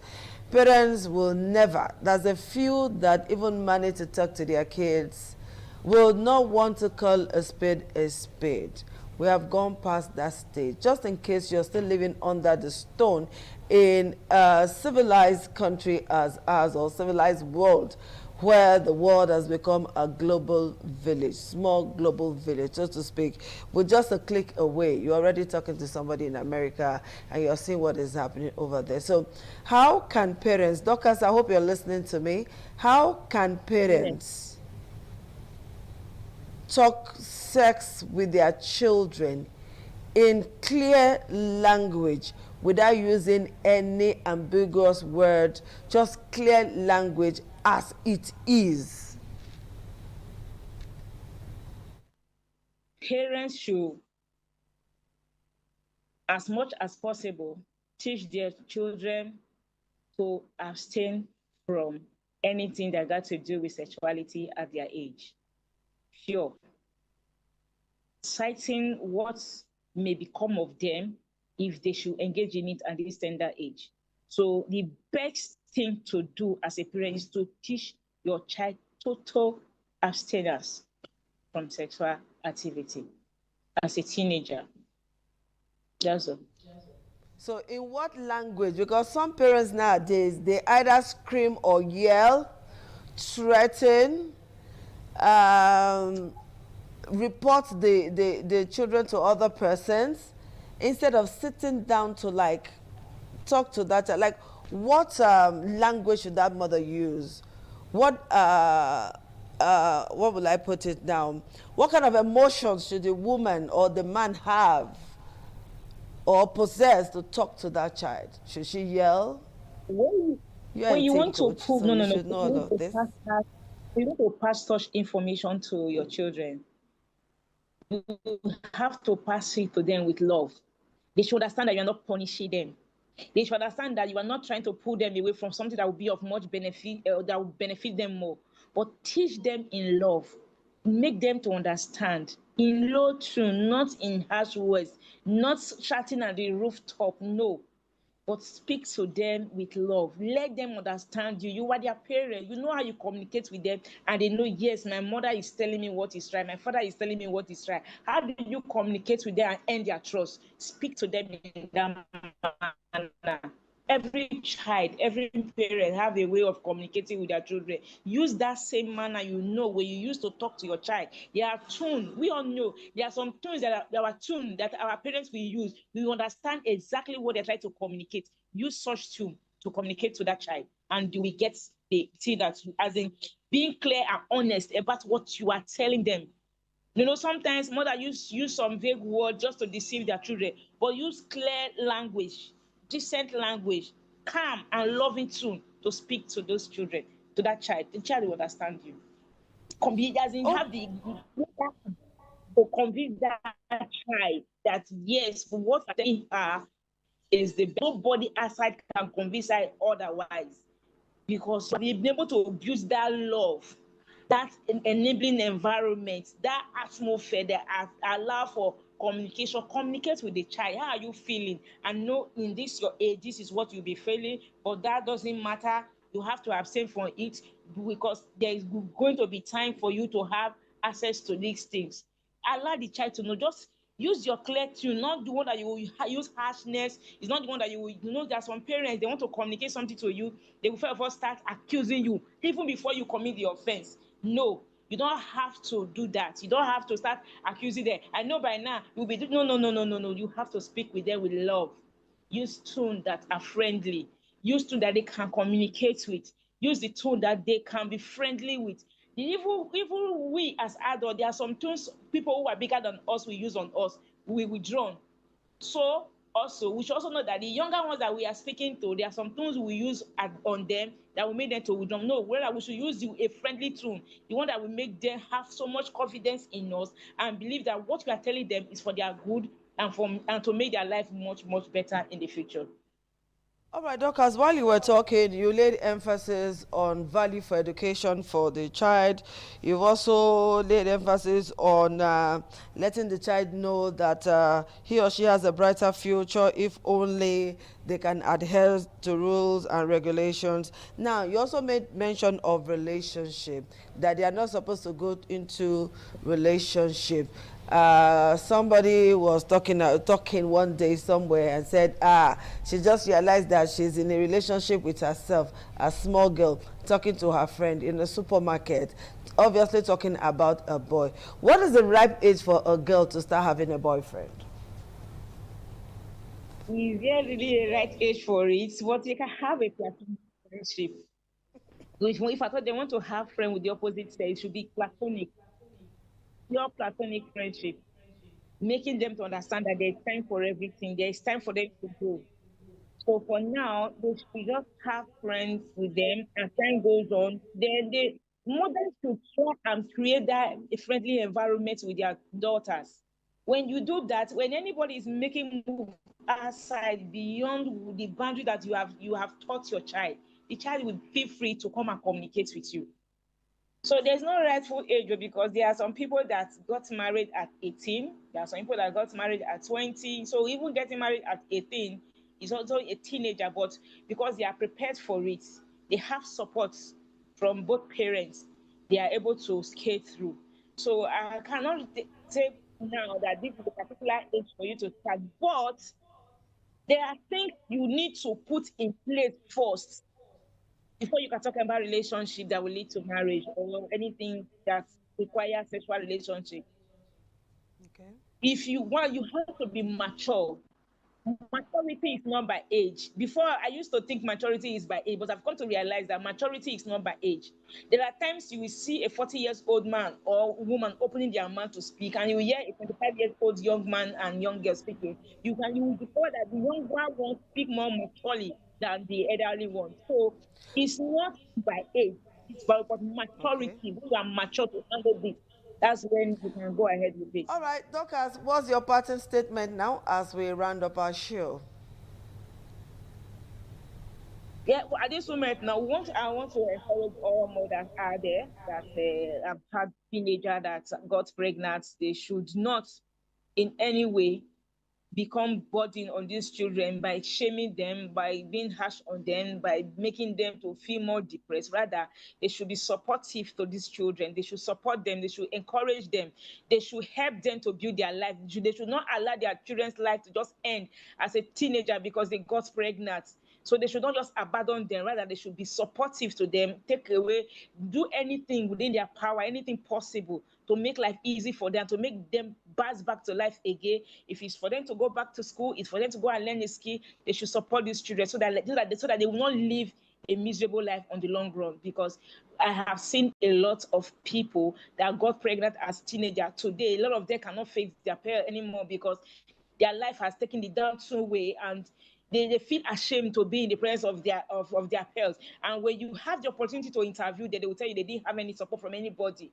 So I think supporting them in any way that we can, even we as a person, if we have anyone in our family, we should not turn our back on them. We should not just oblige them and allow them to suffer. We should put our efforts together to support them. As auntie, as uncles. For finding time to be with us on this show today. We are most grateful. All right, people, this is it for today. Talk to your children in the language that they will understand so that they can be friends with you and come to you with any problem at all, so that before it happens, you would have been able to nip it in the bud. We'll see you again next week. Bye-bye. ITV, certainly the best.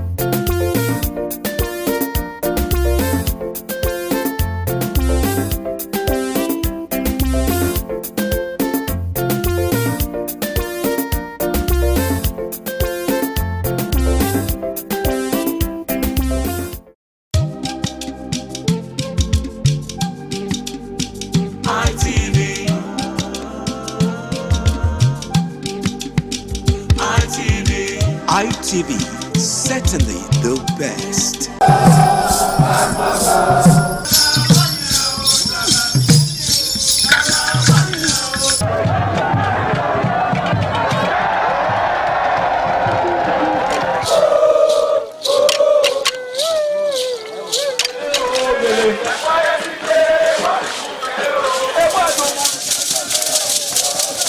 This is Anegbete community, situated in Isako Central Local Government Area of Edo State. It is an agrarian community with united people that promotes unity and oneness for peaceful coexistence. The inhabitants of the community migrated from Benin, the cradle of black civilization, a kingdom where king is truly king. The ancestors of Anegbete saw that age was the main determinant of leadership in the rural setting, and the eldest man in the settlement was regarded as the leader who presided over meetings, and his authority is held in high esteem. To further strengthen this unique system of leadership, age group evolved in Anegbete.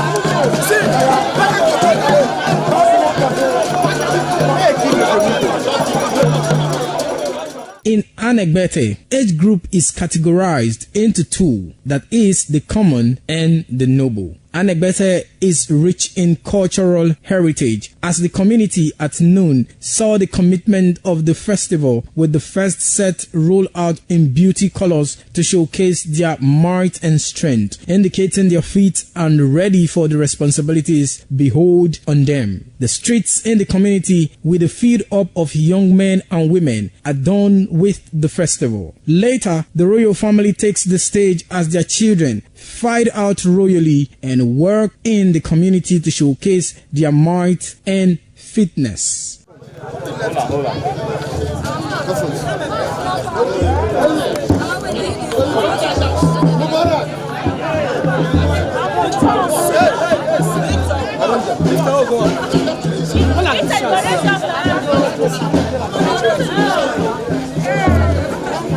My leader.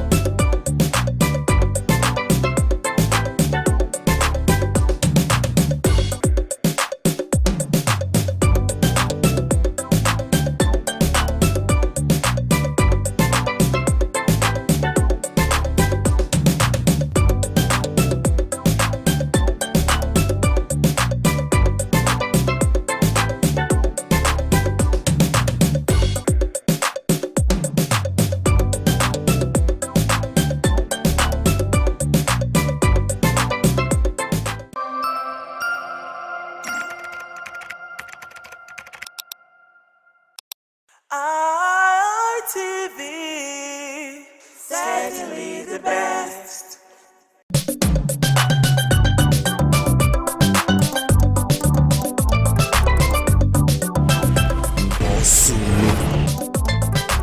Waiting they happen. We go back to summer. We go back close. And we go back warrior. We are solidarity forever. Solidarity forever. We shall always fight for our right. Sole, sole, sole.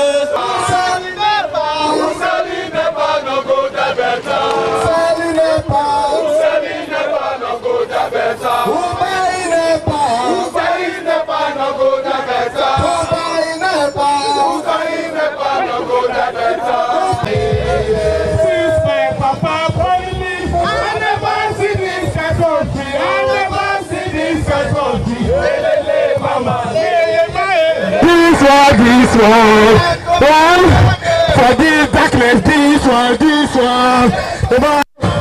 Edo people, this one. Niger Delta, this one. Ilebe, this one. Yes, sir, this one.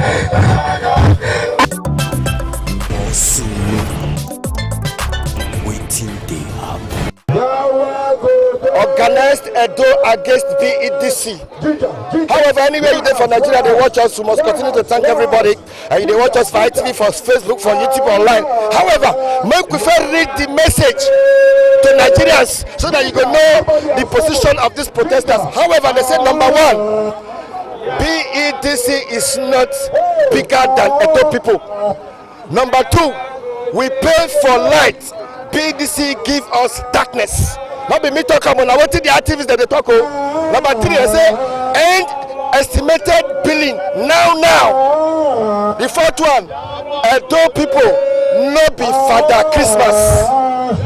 Number five, BEDC sell meter between 150,000 to 400,000 naira. And number six, Edo people now responsible for buying transformers, poles and wire. It never finish. Come see this one. It never finish. People pay to maintain BEDC equipment. Okay. Say no to bulk billing. Number 9. The level of extortion of BEDC in Edo State is too much. Number 10. No light, no bill. Number 11, Edo people can't continue to pay for darkness. Number 13, no to tariff increment on solicited migration to Brand A.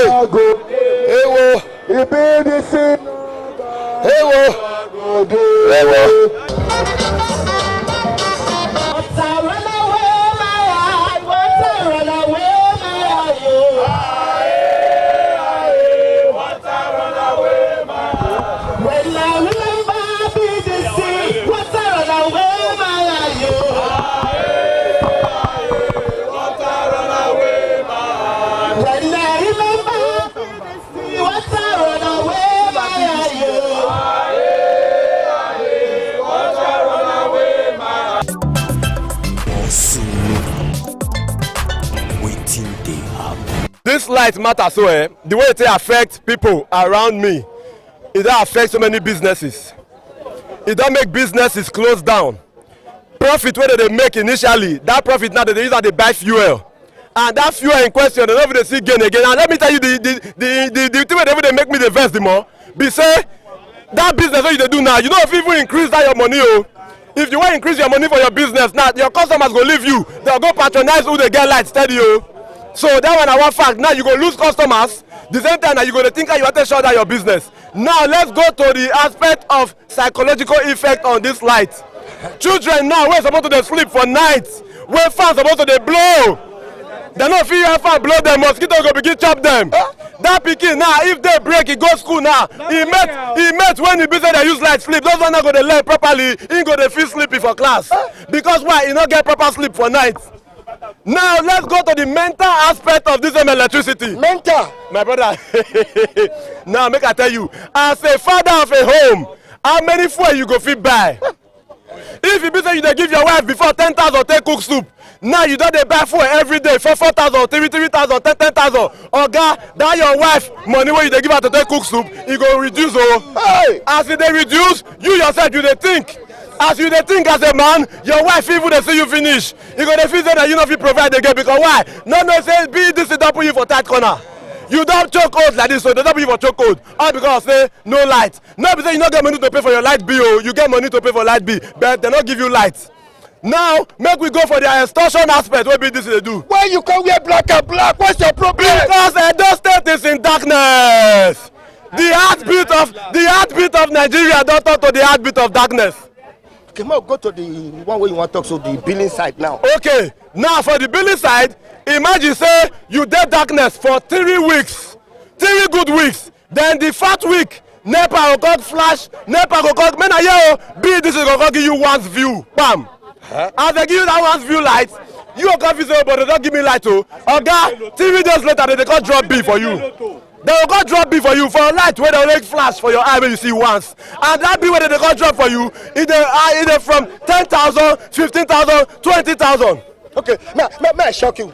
As an area journalist, I don't follow this like good. BDC say now their own responsibility to repair any transformer, good, any pole, good, any wire, good, wey get fault, and if oil short for the transformer, now them right to call repair am, not be your right to donate money. That's fact. But the truth be say, that same right where they tell them that they are right to repair. So if you go meet them now, they go tell you say they want write letter. May they give head office, may they approve. My brother, that approve you go there, your grandchildren self go there for the old.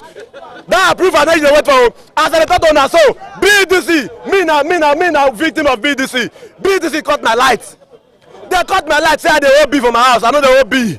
Me when they see me they do video, I never talk am because you know why? That one a personal fight between me and those people. I keep her from one corner.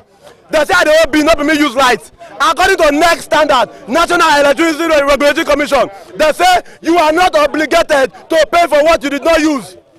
That is what is in the law. You are not obligated to pay for lights when you don't use. But BDC office go tell you say, man, if I wait to negotiate them, may they just give you part of the bill. May you just pay and may you forget your peace. Enough is enough of those madness. Let me keep wear black and black. I demand they don't stay darkness. I demand BDC because you know why? BDC go so come out for this stage. Drop your comments, share them, and make sure they like them. Well, for over 10 years now, with the interview, now the waka. Not small. Many people say, but then. Yes, temata. Bam.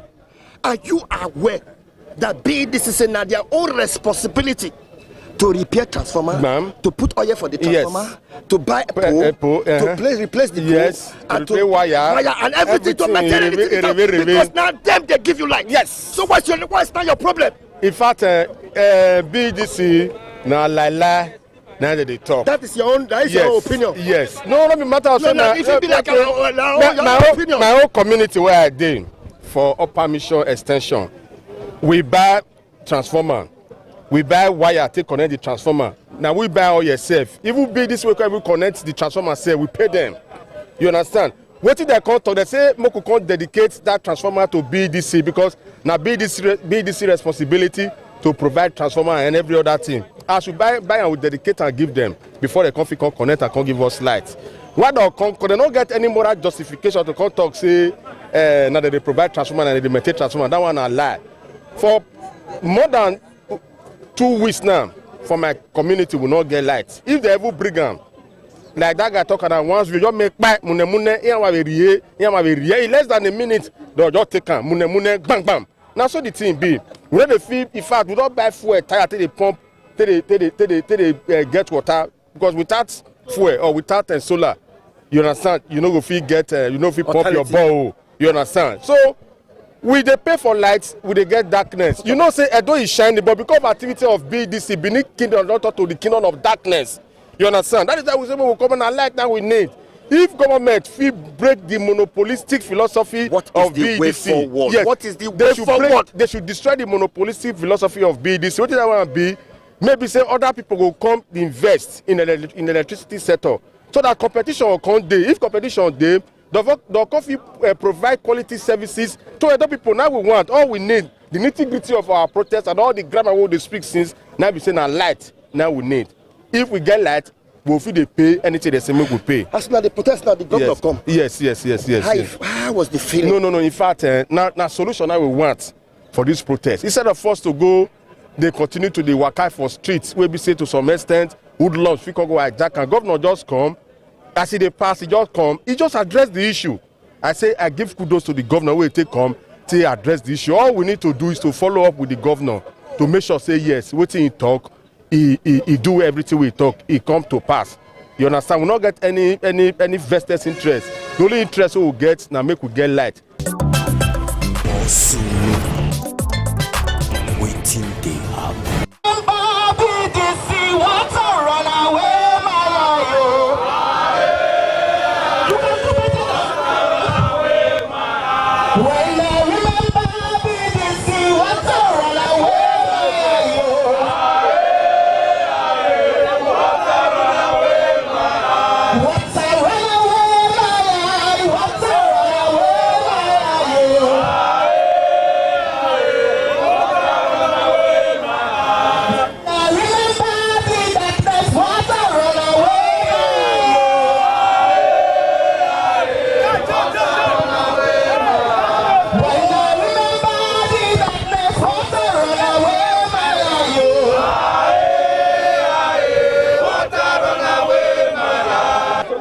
brother, see, for where I dey for Sapele Road bypass, before they manage get small light, at least small time they come say, because initially we fell by transformer. Small time now they come they tell us, they want carry us go, now by force, so say everybody must pay 20,000.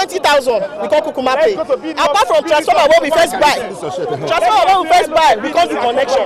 As we dey so, whether na band Z we dey, whether na band Q we dey, but wetin I know say we dey, we no dey band A, and the highest fraud with that, because I no go fit dey buy card every 2 weeks of 10,000, 15,000, and e no go last. I no go even see light. The meter dey run, light not dey, and they say na band A. So this one na the new scam, the new 419 when they decide bring come, and we say we know, and they go stop am. BDC can use their brain, help themselves. They will be making money instead of cheating innocent Edo. So that is my advice for them. Thank you. Thank you very much. What concern you for this matter? My brother, concern me well. I affect you. All this BDC, they'll be proper to us. Some place that they set tariff 250 naira. Why some place that they set tariff 100 naira?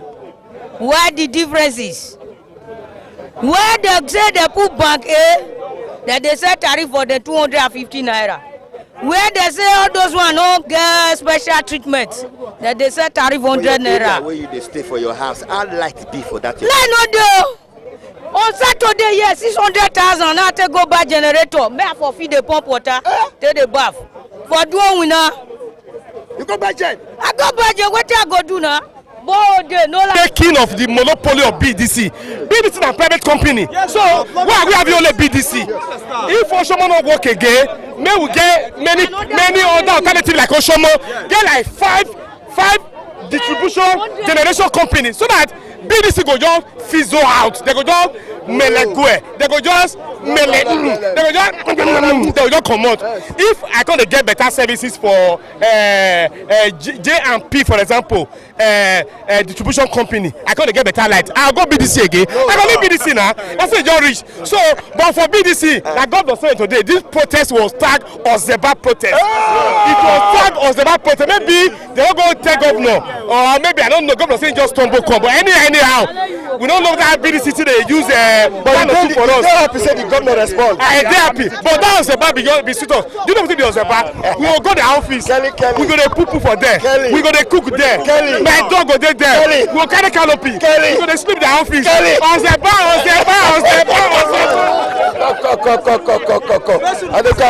I'll talk to you. Okay. Continue your shit. BDC now synonymous with darkness. Yes. Not be today I don't see you. Come hope you not get now. You don't tell me what happened. Over 10 years, now they fight BDC. Now they fight for egalitarian society. Now they fight for the betterment of Edo State.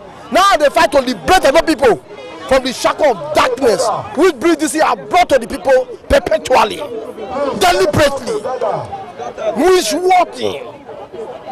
We are tired. So what will be the solution now? The only solution now be say God will not talk now. God will bless you. Don't talk. He said, may we break the monopoly. May we bring many investors come. May we come build power plant here.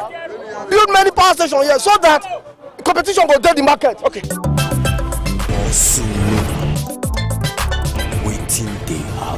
BDC matter. It be like tortoise we not they finish for story. It be like tortoise we not they finish for story.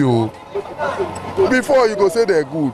Now you go see and see the thing. You don't go let person understand.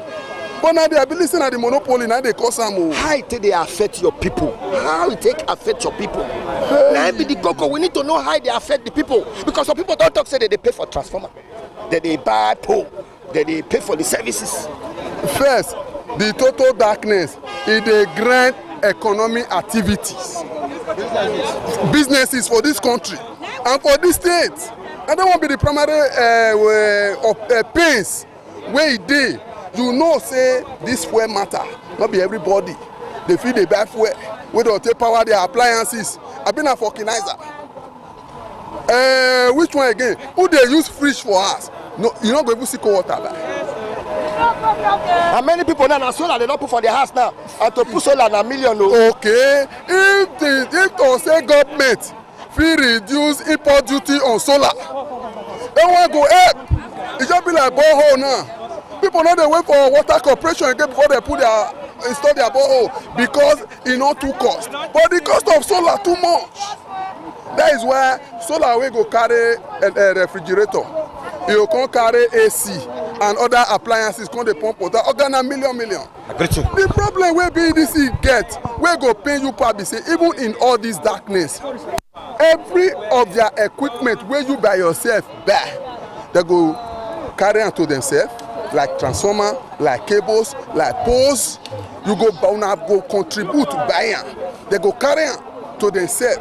That one not enough for. After all this sacrifice, we una make, una not go see the lights. Imagine when community no get a transformer at all. The BDC go content them say they need to buy themselves, contribute money, buy transformer. They will buy the transformer finish, buy more cable, buy poles. At the end of the day, BDC go say if they no submit to them, make they can't take ownership of them, say they no go come install them. Those who without having a choice, they can't compromise, hand over to them. And after doing that, BDC will constantly tell them, say they need to give them like 50 million for installation. They have no choice, they will still comply. At the end of the day, they will just flash lights. And that first month when they install that transformer, so they will collect money for B. They are giving a whole lot of persons when no get this prepaid meter, estimated B. Meanwhile, they bring light for only 15 minutes, and they do that like 3 times in a month for those who see the light at all. But every end of the month, they have the impetus, the temerity, enough courage to come out with their big belly, eating free money as if Edo people are for the Christmas. Whether they go house to house, they collect money will not be their own. You know.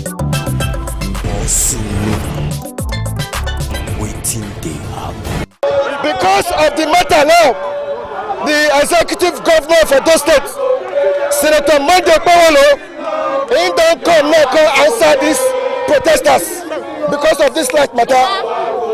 Hey, anywhere you do for Edo, Nigeria, they watch us.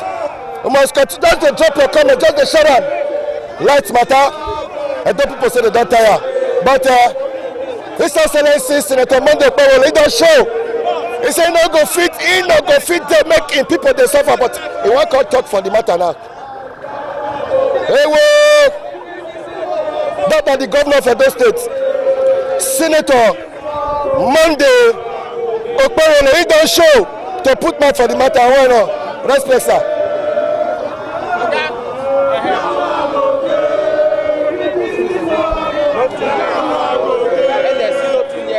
That the executive governor of Edo State, Senator Monday Okpewolo, he will come answer the people as they don't cry.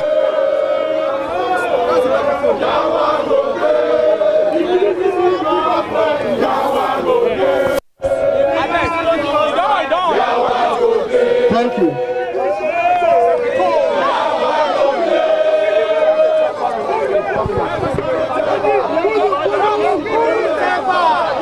Hold on. Sorry. Can you face the camera? It's Senator Kulu Kulu. Wider. Coordination. Wider.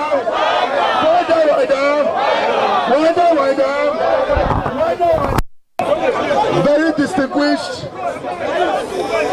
governor of Edo State. You took us by surprise. We don't know what's happening.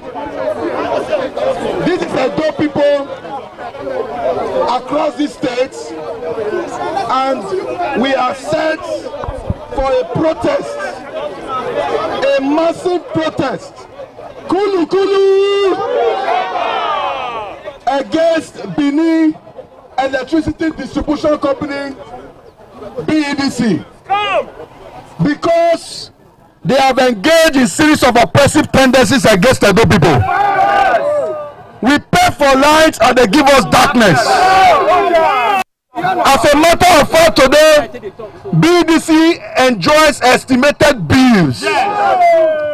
Even if you are not in your house for 1 month, for 2 months, BEDC will bring beef to Your Excellency. Your Excellency, sir, as it is today, communities will put monies together, they will buy transformer. They will buy poles. They will even buy wire so that BDC can connect them.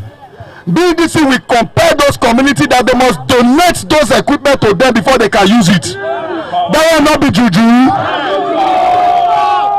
The community will comply, Your Excellency. BDC will still ask them to pay between 10 to 15 million before they can connect those equipment. And immediately they connect it, that month BDC will bring bill for them. Your Excellency, sir, the free meter distribution that is supposed to be going in Edo State will challenge BDC to publish the names of Edo people that they have given it to. Meter is between 150 to 400,000. Yes. All of these things, Edo people said they are tired. Yes. And we know the efforts that Edo people is putting together to make sure they pay their bills. Electricity bill is almost competing with minimum wage for one room. BDC has been doing all of these things, and we say we are tired. The reason why we are out today, we wanted to evaporate from this place and condense in BDC office and occupy that office, so that while Edo people are losing their thousands, BDC will be losing their billions. We look back and we surprised that the governor of Edo State suddenly entered here. Maybe you want to join us in this protest. And we'll be very happy. We'll be very happy if you join us in this protest. That is why we are here. In Soweto. Thank you very much. His Excellency will respond to you. Thank all of you. I was just passing by, I saw people gathered in this place. I was trying to find out what the issue is. They said, yes, you people are protesting. I said, yes, we are all youth. Is that not so? Are we not Edo youth? So I've come to join you on the protest.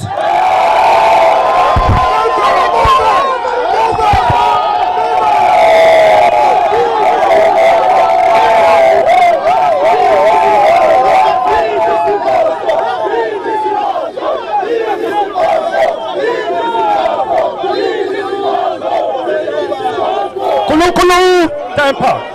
Kulu kulu. Kulu kulu.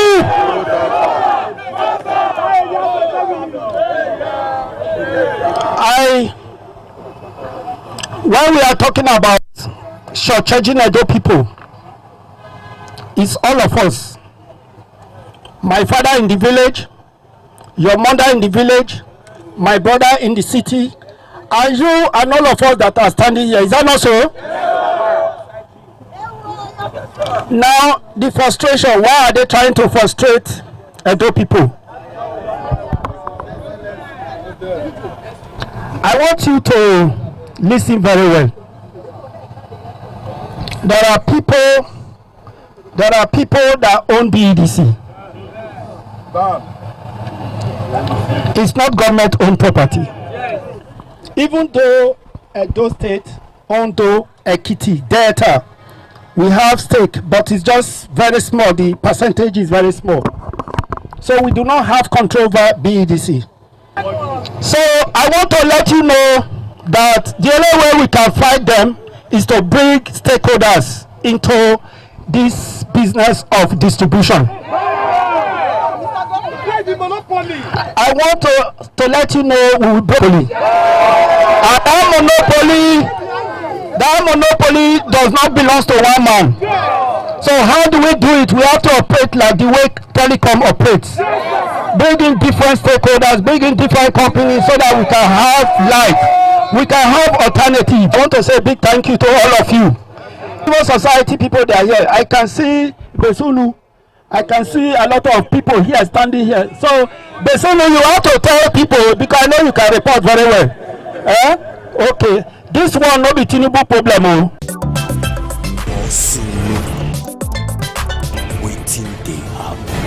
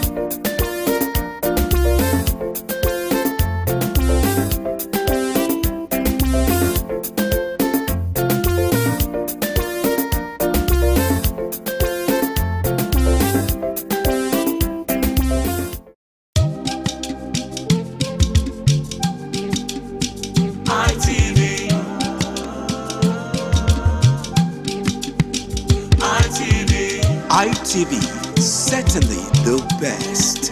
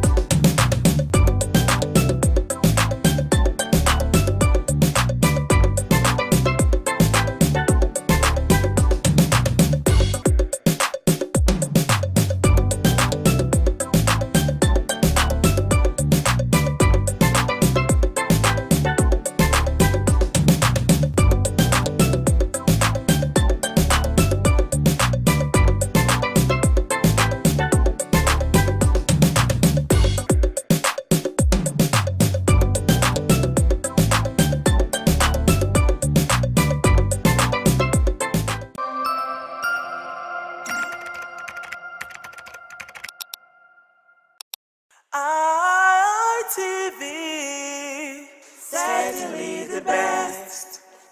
Thank you, and good afternoon. Welcome to our show, Healthy Living on Independent Television. I'm Adesu Wausawage, and today happens to be World Dietitian Day. So we're going to be looking at World Dietitian Day, your dietitian and you. And a couple of things that we're going to be sharing today as far as this topic is concerned. So sit back and enjoy, because a dietitian is the last person I really want to see, I tell you for free. But how important is a dietitian to you is what we're going to be looking at again today. So join me as I make welcome Mr. Oladipo Gbenga. He is a chief dietitian from the University of Benin Teaching Hospital. It's a pleasure to have you join us. Thank you, Ma'am. Happy to be here today. Thank you. And seated beside him is Anyo Kosho. I hope I got that right. Yes. All right. Anyo Kosho Lydia. She is a dietitian, a lecturer from Edo State School of Nursing. Thank you very much. It's a pleasure to have you join us today. Thank you. Okay, so World Dietitian Day, what are we looking at? Mr. Gbenga, what are we celebrating today? Actually, you know, today is one of the best days we normally remember as what dietitians have done, their dedication to improve the health of the people and the general well-being of the people. And we look at, you know, what they have done in the past. Like this profession actually started 1917. 1917. Wow. Yes, you know what actually happened, if you look at the origin of this profession, it's just like, you know, when they started saying your food should be your medicine. That's actually the root, the capture root of your food should be your medicine. Medicine. Make that food a medicine. That's actually what started something. That's the root. That was in about 8th century BC. They started that. Then imagine the thing actually moved forward, and then before they really established Dietetics Association, World Dietetics Association, that was 1917. But the first person that have been employed as a dietitian in a teaching hospital, that's in Canada, that's they call it Sarah Taylor, that was in 1908. Imagine people do not really understand what that thing stands for. Exactly. Just now. But, you know, in Nigeria, you know, this developing country, people are thinking, okay, dietitian, you know, it's the last, like you said, there are people who want to see in the hospital, that's what they do, what are they doing, what's the problem about this? It's not the food that I used to, you know, brought up my children, that someone wants to tell me how to eat it. But beyond that. But now, this our day is to let people know, to make awareness, number one, and then to improve the, you know, the eating habit of the society. Not even society, the world at large. Okay. So Lydia, I hope you don't mind me calling you Lydia, though. No problem. Okay, so who is a dietitian, for goodness sake? A dietitian is a well-trained health professional, and a dietitian is a licensed health professional personnel that is trained to manage, to prevent disease, nutritional related disease like hypertension, diabetes, high cholesterol. We use food to manage all these nutritional related disease. Without using drugs? Without using drugs, using food in a ways that they cannot even imagine. So it's food that we use in preventing all these diseases and to even manage them.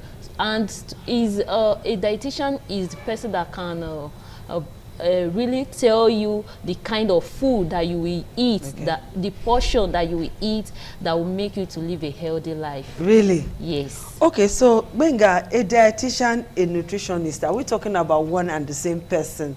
Because sometimes people get us confused. Yeah, you know, like when you gain admission to university, and then probably you have been admitted as a student of nutrition and dietetics in the university. So when you finish that course, you come out from the university, you are now a certified nutritionist. Okay. So when you come out of that university as a nutritionist, but before you become a dietitian, you have to go through internship, and then you write professional exam that will qualify you to be a dietitian. Okay. So dietitian, you know, a nutritionist can become a dietitian after being certified, after being approved, after being registered, after going through the process of internship, and at the same time written professional exam. Then that person is a dietitian. Wow. But when you come out from university, you are a nutritionist. But what nutritionist will do, you know, dietitian can do it, but what dietitian will do, nutrition cannot do it.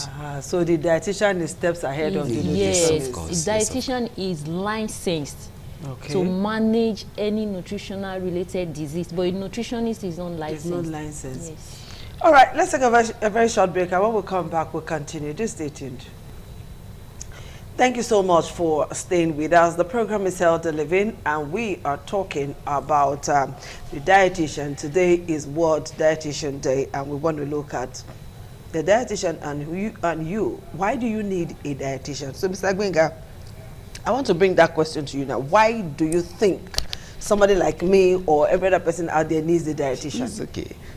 Actually, you know, one of the things that people don't really want to do is they don't really want to imagine that, you know, there should be a particular... You come and planning my food for me. There should be a particular food that is good for me, a particular quantity of food that is good for me. They don't want to know. People want to eat to satisfy. So I eat this food, I'm fine, I'm full. That's what people think. So then if I think that way, you won't mind the quality of food you eat. You just be mindful of quantity. So the reason why it's good to have a dietitian, or to really have a kind of something to do with dietitian, is to know that what amount of food are good for me, then the quantity of that food, the quality of that food. That's what dietitian, that's what we do. We want to tell you about the quantity, we want to tell you about the quality. So quality, how many portions will I eat in the morning, how many portions will I eat in the afternoon, how many portions will I eat in the evening. And the quality there is, am I getting what my body requires? Am I getting what I ought to eat? That's the quality there. So even though we go to supermarkets now, you say you want to buy something being sealed, being processed, being actually packaged, you will see the information right there. That, okay, this particular food contains also amount of protein, also amount of carbohydrate, also amount of sodium, also amount of potassium. They write it there. So that's the quality of that packaged food. Is that done by a dietitian too? Yes, of course. Yes, of course. That's the quality. But if you look at the package now, some package can be small, some can be so big. That's the quantity. That in this particular food, we have also amount of nutrients there. Yes. So this is the amount. So you should know that the whole thing, big one, is it good for me as a person, or I should look for small one? That's why some people buy small drinks, some people buy big one. So because you know that this was good for you, but you don't know if until you come to a dietitian and they consider what you do, they consider your health status, they consider, you know, probably you have, you know, additional work after your office work, or probably, you know, there's something you want to, like, oh, I'm kind of, you know, tiny before, I want to add a little more weight, or I'm so big, I want to come down small. So that's why like you need I want to come down like you. Exactly. So I will not need you to do all of that for me. Yes, of course, yes, of course. Because I can't do. It's not something I can do by myself. You can't do yourself, because you don't know how to manipulate or how to quantify your food, and how to, you know, actually detect the quality that you have. All right, Lydia, let's take it home now. Let's bring it into our homes now. I'm making food for a family of 5, a family of 6 or 10, regardless of the number. And I decide to cook what I like, what I think the family will like. Give them the quantity that I think they will like.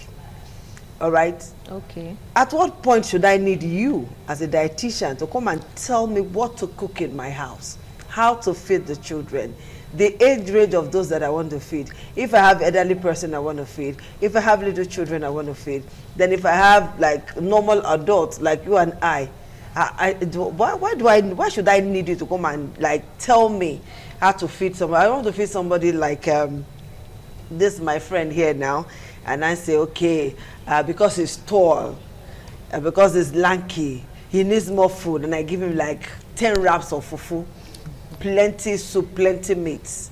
I'm talking about Albert now. Albert is, you can see Albert is lanky, is tall, is dark hair. Yeah. As okay, Albert is lanky, 10 fufu will fit him.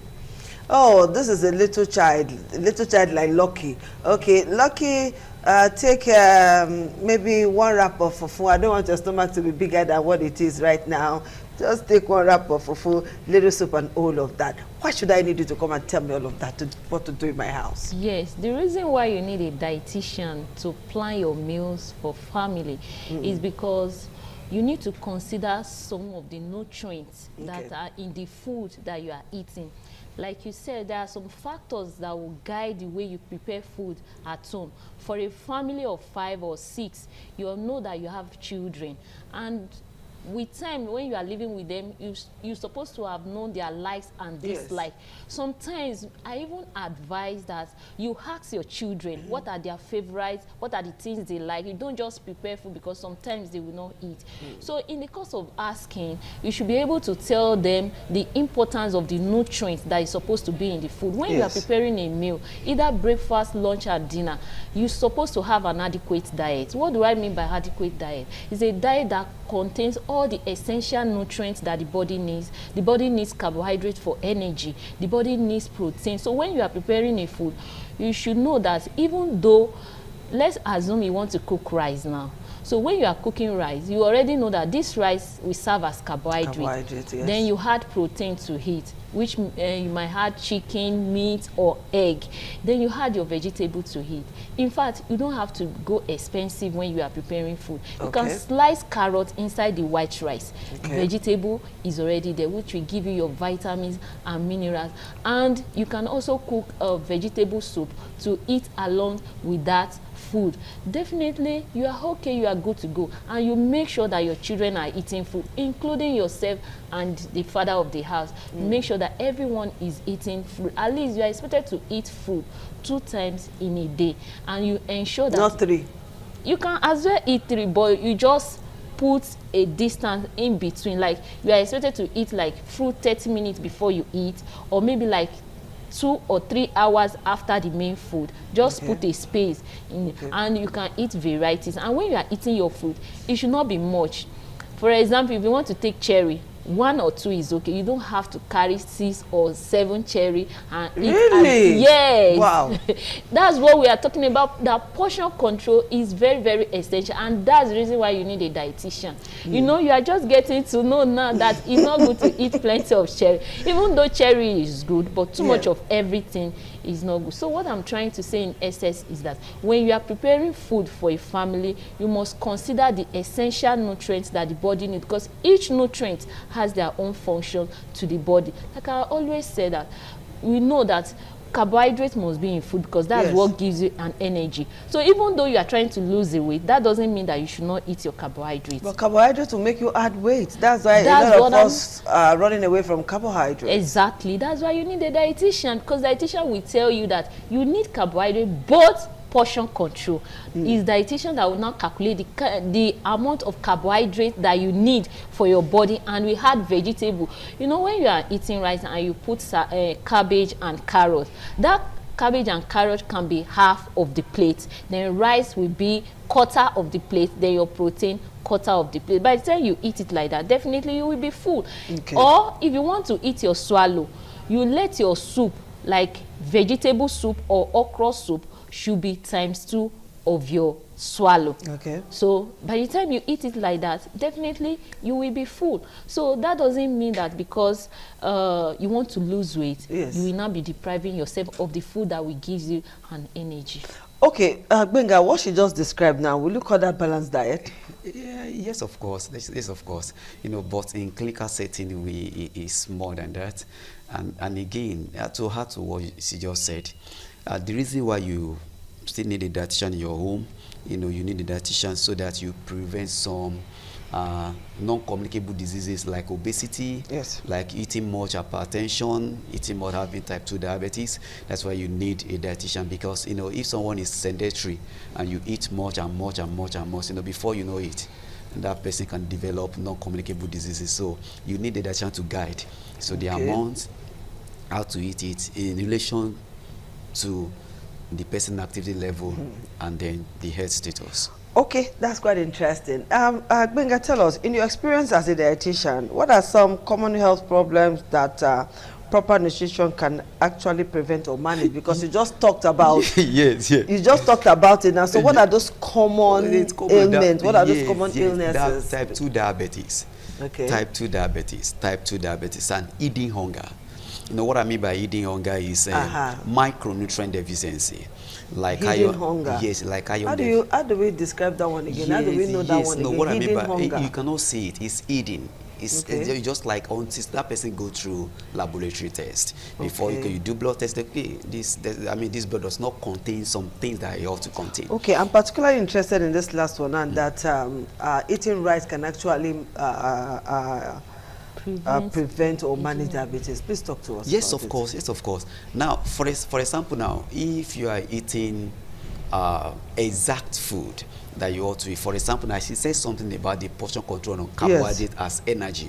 You know, carbohydrate is what gives us glucose, and then everybody need, like, the more you work, the more glucose you need. So if you are sedentary and you are taking more energy, then it's not like as glycogen in the liver. So that one can actually, you know, form. And then anytime you are not eating, body can actually process that glycogen to ketoacidosis. So body use it as body's distance, whereby the body break down what you store glycogen is a long distance. So it's a very long time. Then what we tell people, when you eat, your body makes use of that food. The hour you eat, the time you eat, the hour that the body will metabolize that food. And that is actually the time we said feeding interval. Then another thing is feeding frequency. That frequency simply means that how many times the person will eat per day. So now, if you know how many times you are eating, you know the work you do, then of course, you know the amount of energy you need. You don't have problem. But when the output is lower than input, it becomes problem. Wow. So that's just the problem. That's just the thing there. So you must know what you eat. You must know how much energy you are using. So if you have a dietitian, I can tell you that, okay, this amount of work you do, this amount of energy that you need. They give you exactly energy that you need. And they will know what some people do. They will go and sleep in the night. They don't eat. And the basal metabolic rate in the night. Your body needs energy in the night while you are sleeping.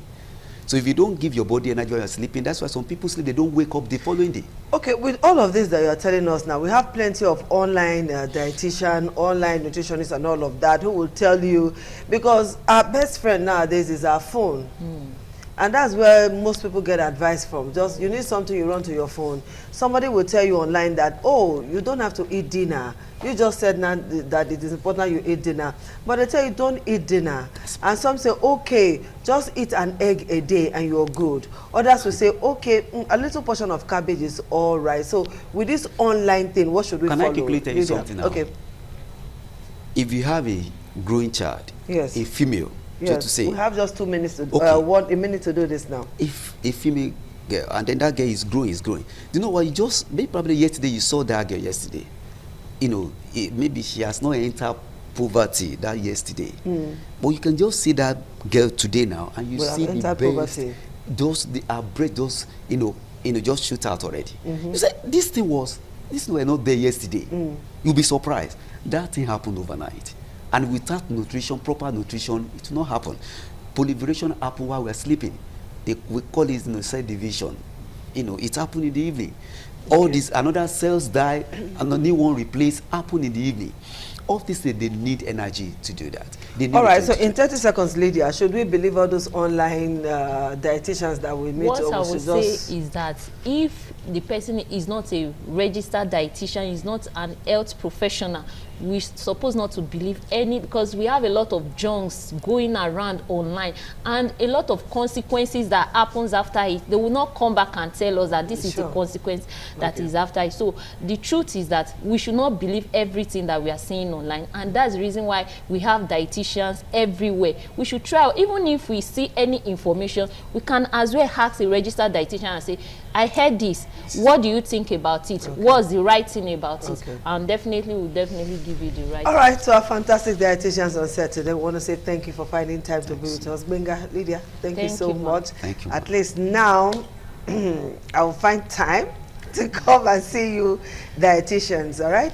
Yes. Thanks, So people, dietitians and you, hope you had a nice time. So don't believe everything you see online as far as nutrition and diet is concerned, all right? See a licensed dietitian so that you get yourself okay. We'll see you again next week with another topic. Bye-bye, and thank you for watching. ITV, certainly the best.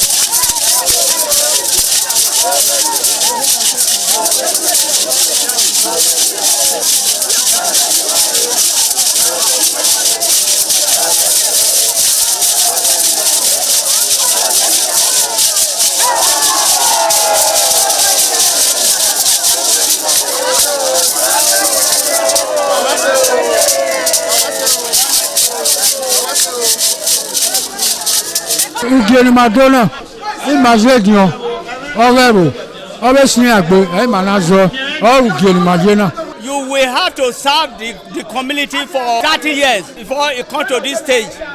they will ordain you ordain title. Then by then you are one of the elder. This year now, we don't read the year, so that's why we can't do this year.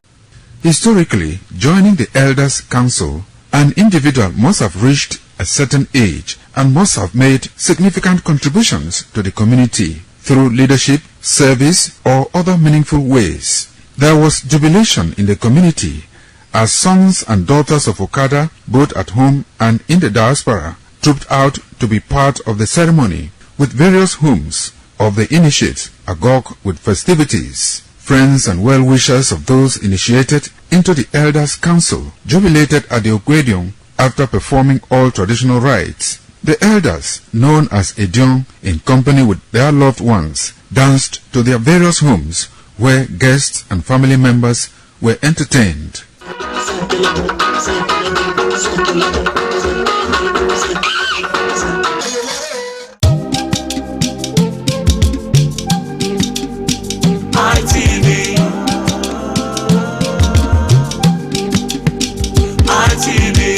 ITV, certainly the best.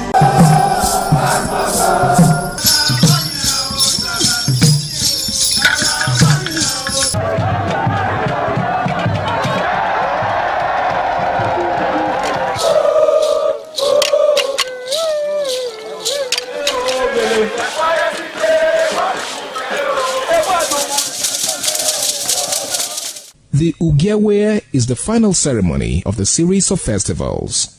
It is one of peace and lightheartedness, following the more solemn of the ritual year. Ugewe is the festival of the Ewe leaves, a symbol of good luck and joy. It is the most popular of all that heralds the dawn of a Benin New Year, new vow, newness of life and freshness of life, and a new hope for the future. In the evening, the Ewe leaves are presented to the Oba of Benin in grand style in a colorful ceremony.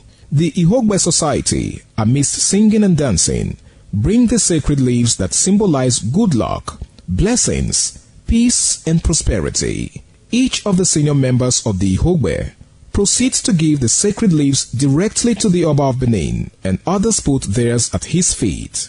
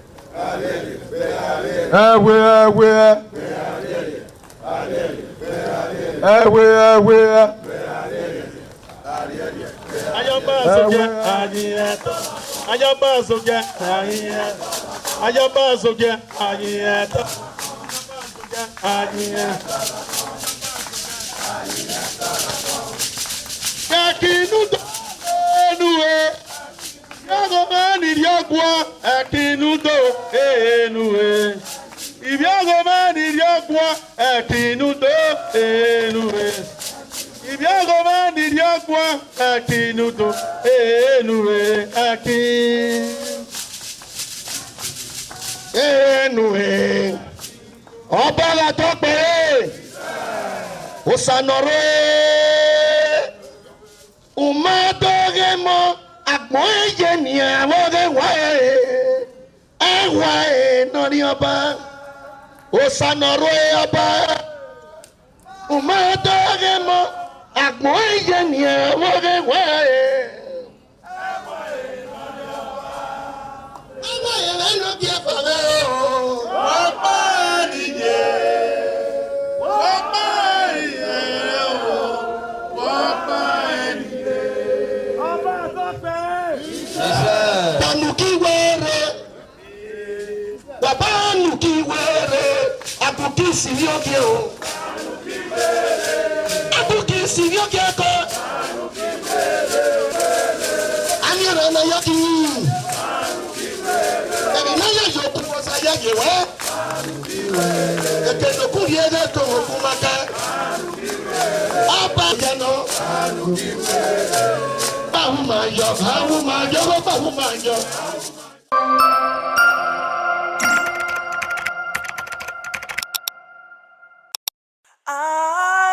ITV, certainly the best. Once again, welcome to this fitness show on ITV this morning. I'm Gato Destiny, aka Man of Steel. Already, I've introduced us to the use of cardiorespiratory exercises and aerobics. This morning, once again, we want to take another variation of the aerobics. Thank you as you watch. We will be stretching first, of course, otherwise called the warm-up, which is very essential and necessary in every workout. Afterwards, we'll do a cool-down. 1, 2, 3, 4, 5. Inward, please. 1, 2, 3, 4, 5. Outward. 1, 2, 3, 4, 5. Please return that, please. 1, 2, 3, 4, 5. Inward. 1, 2, 3, 4, 5. And outward. 1, 2, 3, 4, 5. Alright. For our waist and of course on our torso, we have to do some stretching. Please place your hand by your side. And let's go. This direction first, please. Let's go. 1, 2, 3. Alright, that will be fine. And of course this way. 1, 2, 3. Alright. And before the last one, let's place our hand behind our back. Mind you, it's proper this way. Don't go like this, it's wrong. Just do this or alternatively do this. Alright, but I prefer this personally. 1, 2, 3. Yeah, that should stretch your back for you. Of course, let's do our thigh stretch. 1, 2, 3. Remember, when you pull your thigh, ensure that your elbow is directly facing, your knee is directly facing the ground. Alright? 1, 2, 3. Yeah, that'll be fine. Guys, that will good. Alright, the first program to be run this morning will be the mountain climb. Yeah, many of you are conversant with this move. And of course, we will be introducing more to you. But for now, let's hit this. Alright, let's step down to it. Yeah, all good. Yeah, good. Let's go. We're going 3 sets and 10 reps each. Let's go.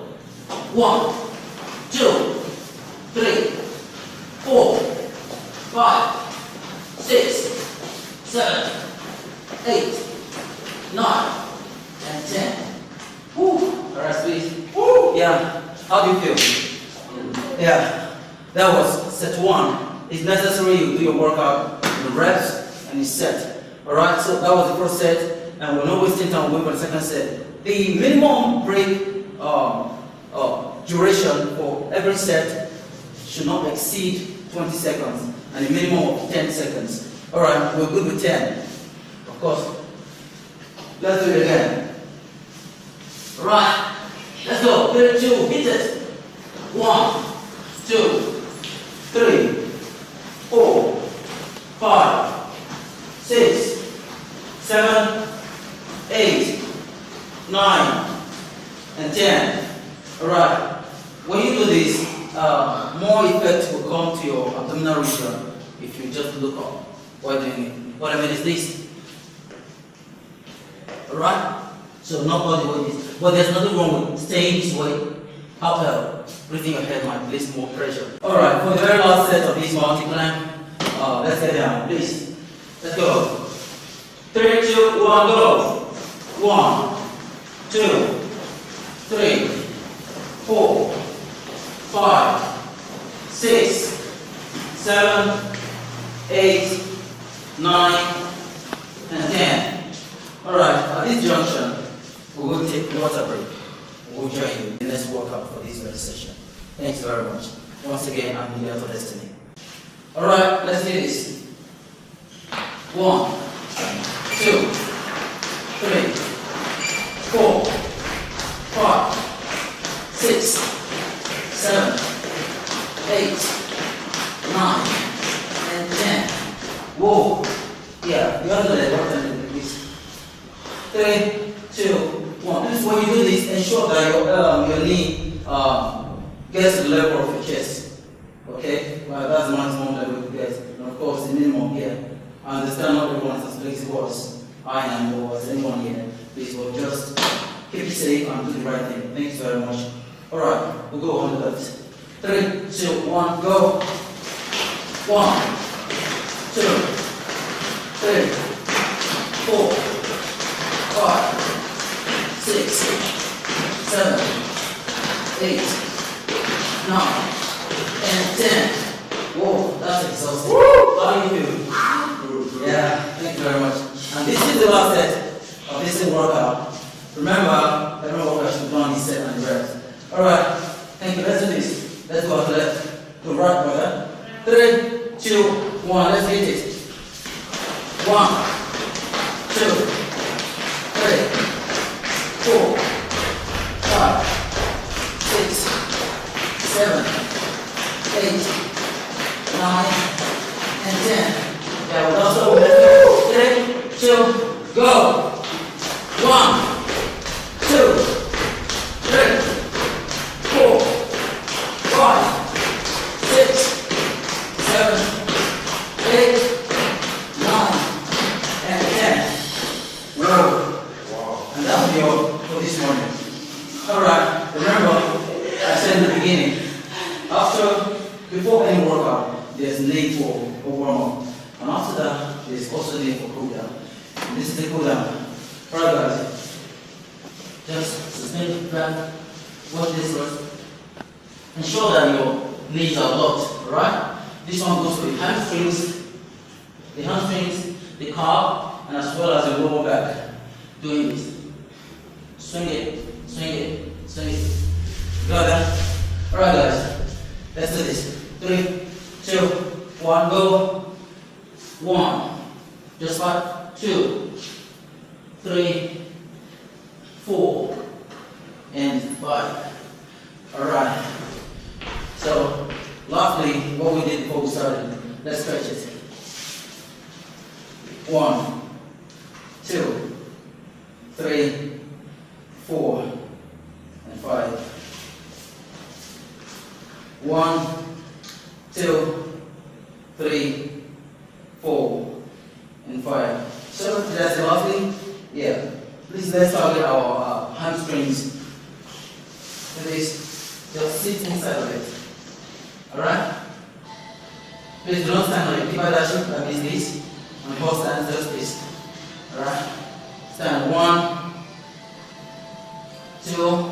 Yeah, this is a form of squat though. This is not the purpose of developing or building the hamstring muscle, it's just for stretching it. Yes, today you do not need to use weights to build your pectorals, your chest, and of course your biceps, your biceps and triceps. You have programs you can do at home and get what you want. You understand? So we'll be doing push-ups this morning, otherwise called push-ups. We'll do push-ups this morning. And of course, we have our ladies. There are variations for ladies. Please watch them very closely to get, if you're a lady out there, watch them closely to get what you have to do. And of course, our guys are here. Thanks very much. Let's hit it, guys. Are we ready? Are we good? Yeah, we're going to do the pyramid first, which is the closed range and push up. All right, let's go. 3, 2, 1. 1, 2, 3, 4, 5, 6, 7, 8, 9, and 10. Whoa, how does that feel? Yeah, that's the first set for this morning. And we'll be doing 3 sets of that. Meanwhile, the first one was close your hand in pyramid shape, and that one goes for the tricep. For ladies that have sagging hand, you can do that actually, and it will help you. And of course, this time around we're doing mid-open, and finally we'll do wide range of it. So we're going there now. The mid-open. Let's go. 3, 2, go. 1, 2, 3, 4, 5, 6, 7, 8, 9, and 10. All right, that's for the big open. And someone wants to ask, why exactly are the ladies crossing their legs? I mean, why they cross legs for ladies? Now you understand that the guys have more defined muscles, and of course to bring more weight on the upper body, we go on the what's called the toes, picking all the weight in the body to the upper body. But for ladies, they do not need much weight, just that. So we break it down at the knee level by crossing the legs. So the weight used starts from this very region. You understand? All right, thank you for watching. All right, for the last very set of these exercises, the wide range or the push-up, particularly intended to build the, the side of the chest. Do you understand? All right, let's hit it. Okay, this is wide enough. At least double your shoulder width. Double your shoulder width is enough. 3, 2, 1, go. 1, 2, 3, 4, 5, 6, 7, 8, 9, and 10. How many of you noticed I cheated there? I actually did 1, I did 2, and called it 1. Yeah, just to lay more emphasis on that part. For today, thank you guys. Yeah, we're awesome. For today, we're done with this. Thanks very much for watching. Please, be safe. In the morning sun, searching for a longer day. People feeling like the light has just come. We must never stop the way. Birds chirping and I hear my name, grasping into a life. Life is happy but it's so insane. We must merely make a start. Savannah, I'm coming home. Savannah, ITV, certainly the best.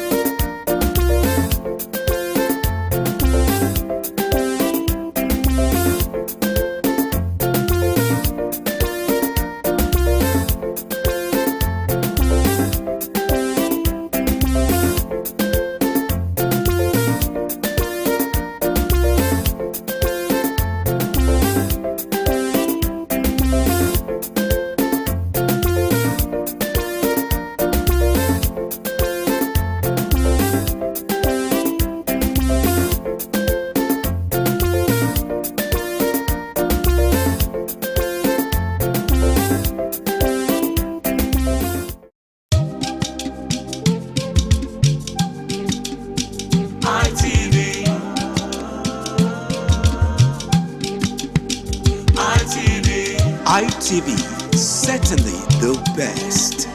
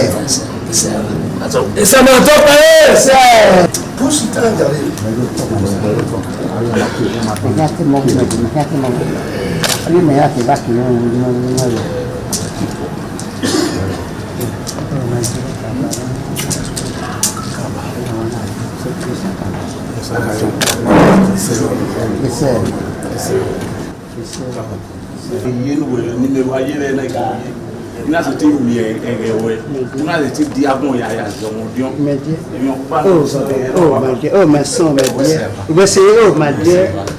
Oh, we're not here. Is that where you not over? Yes. You not do so much. Yes, my dear. Where's it happening? Where's it happening? Oh, not here. Where's it? What's my dear? Is it?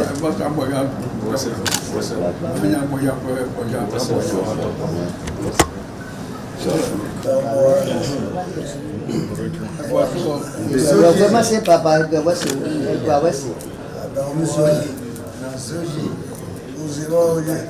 Ça m'a topé. Oh,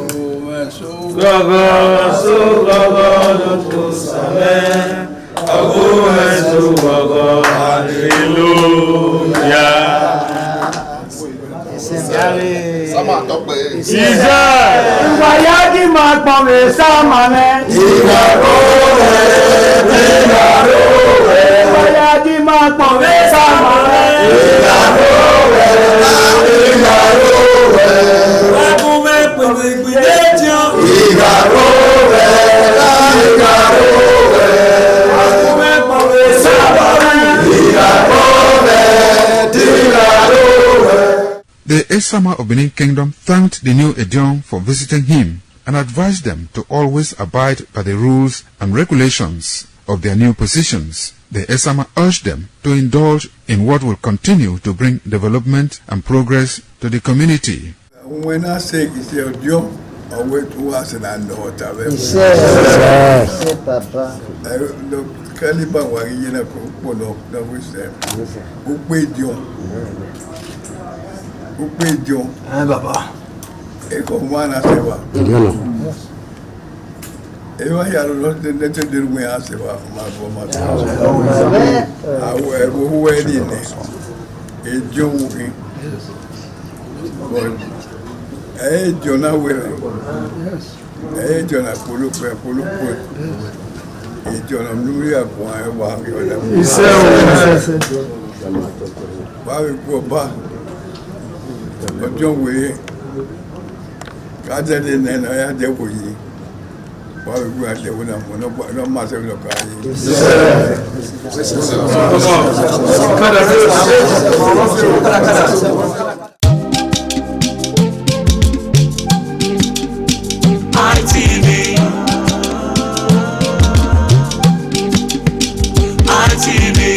ITV, certainly the best.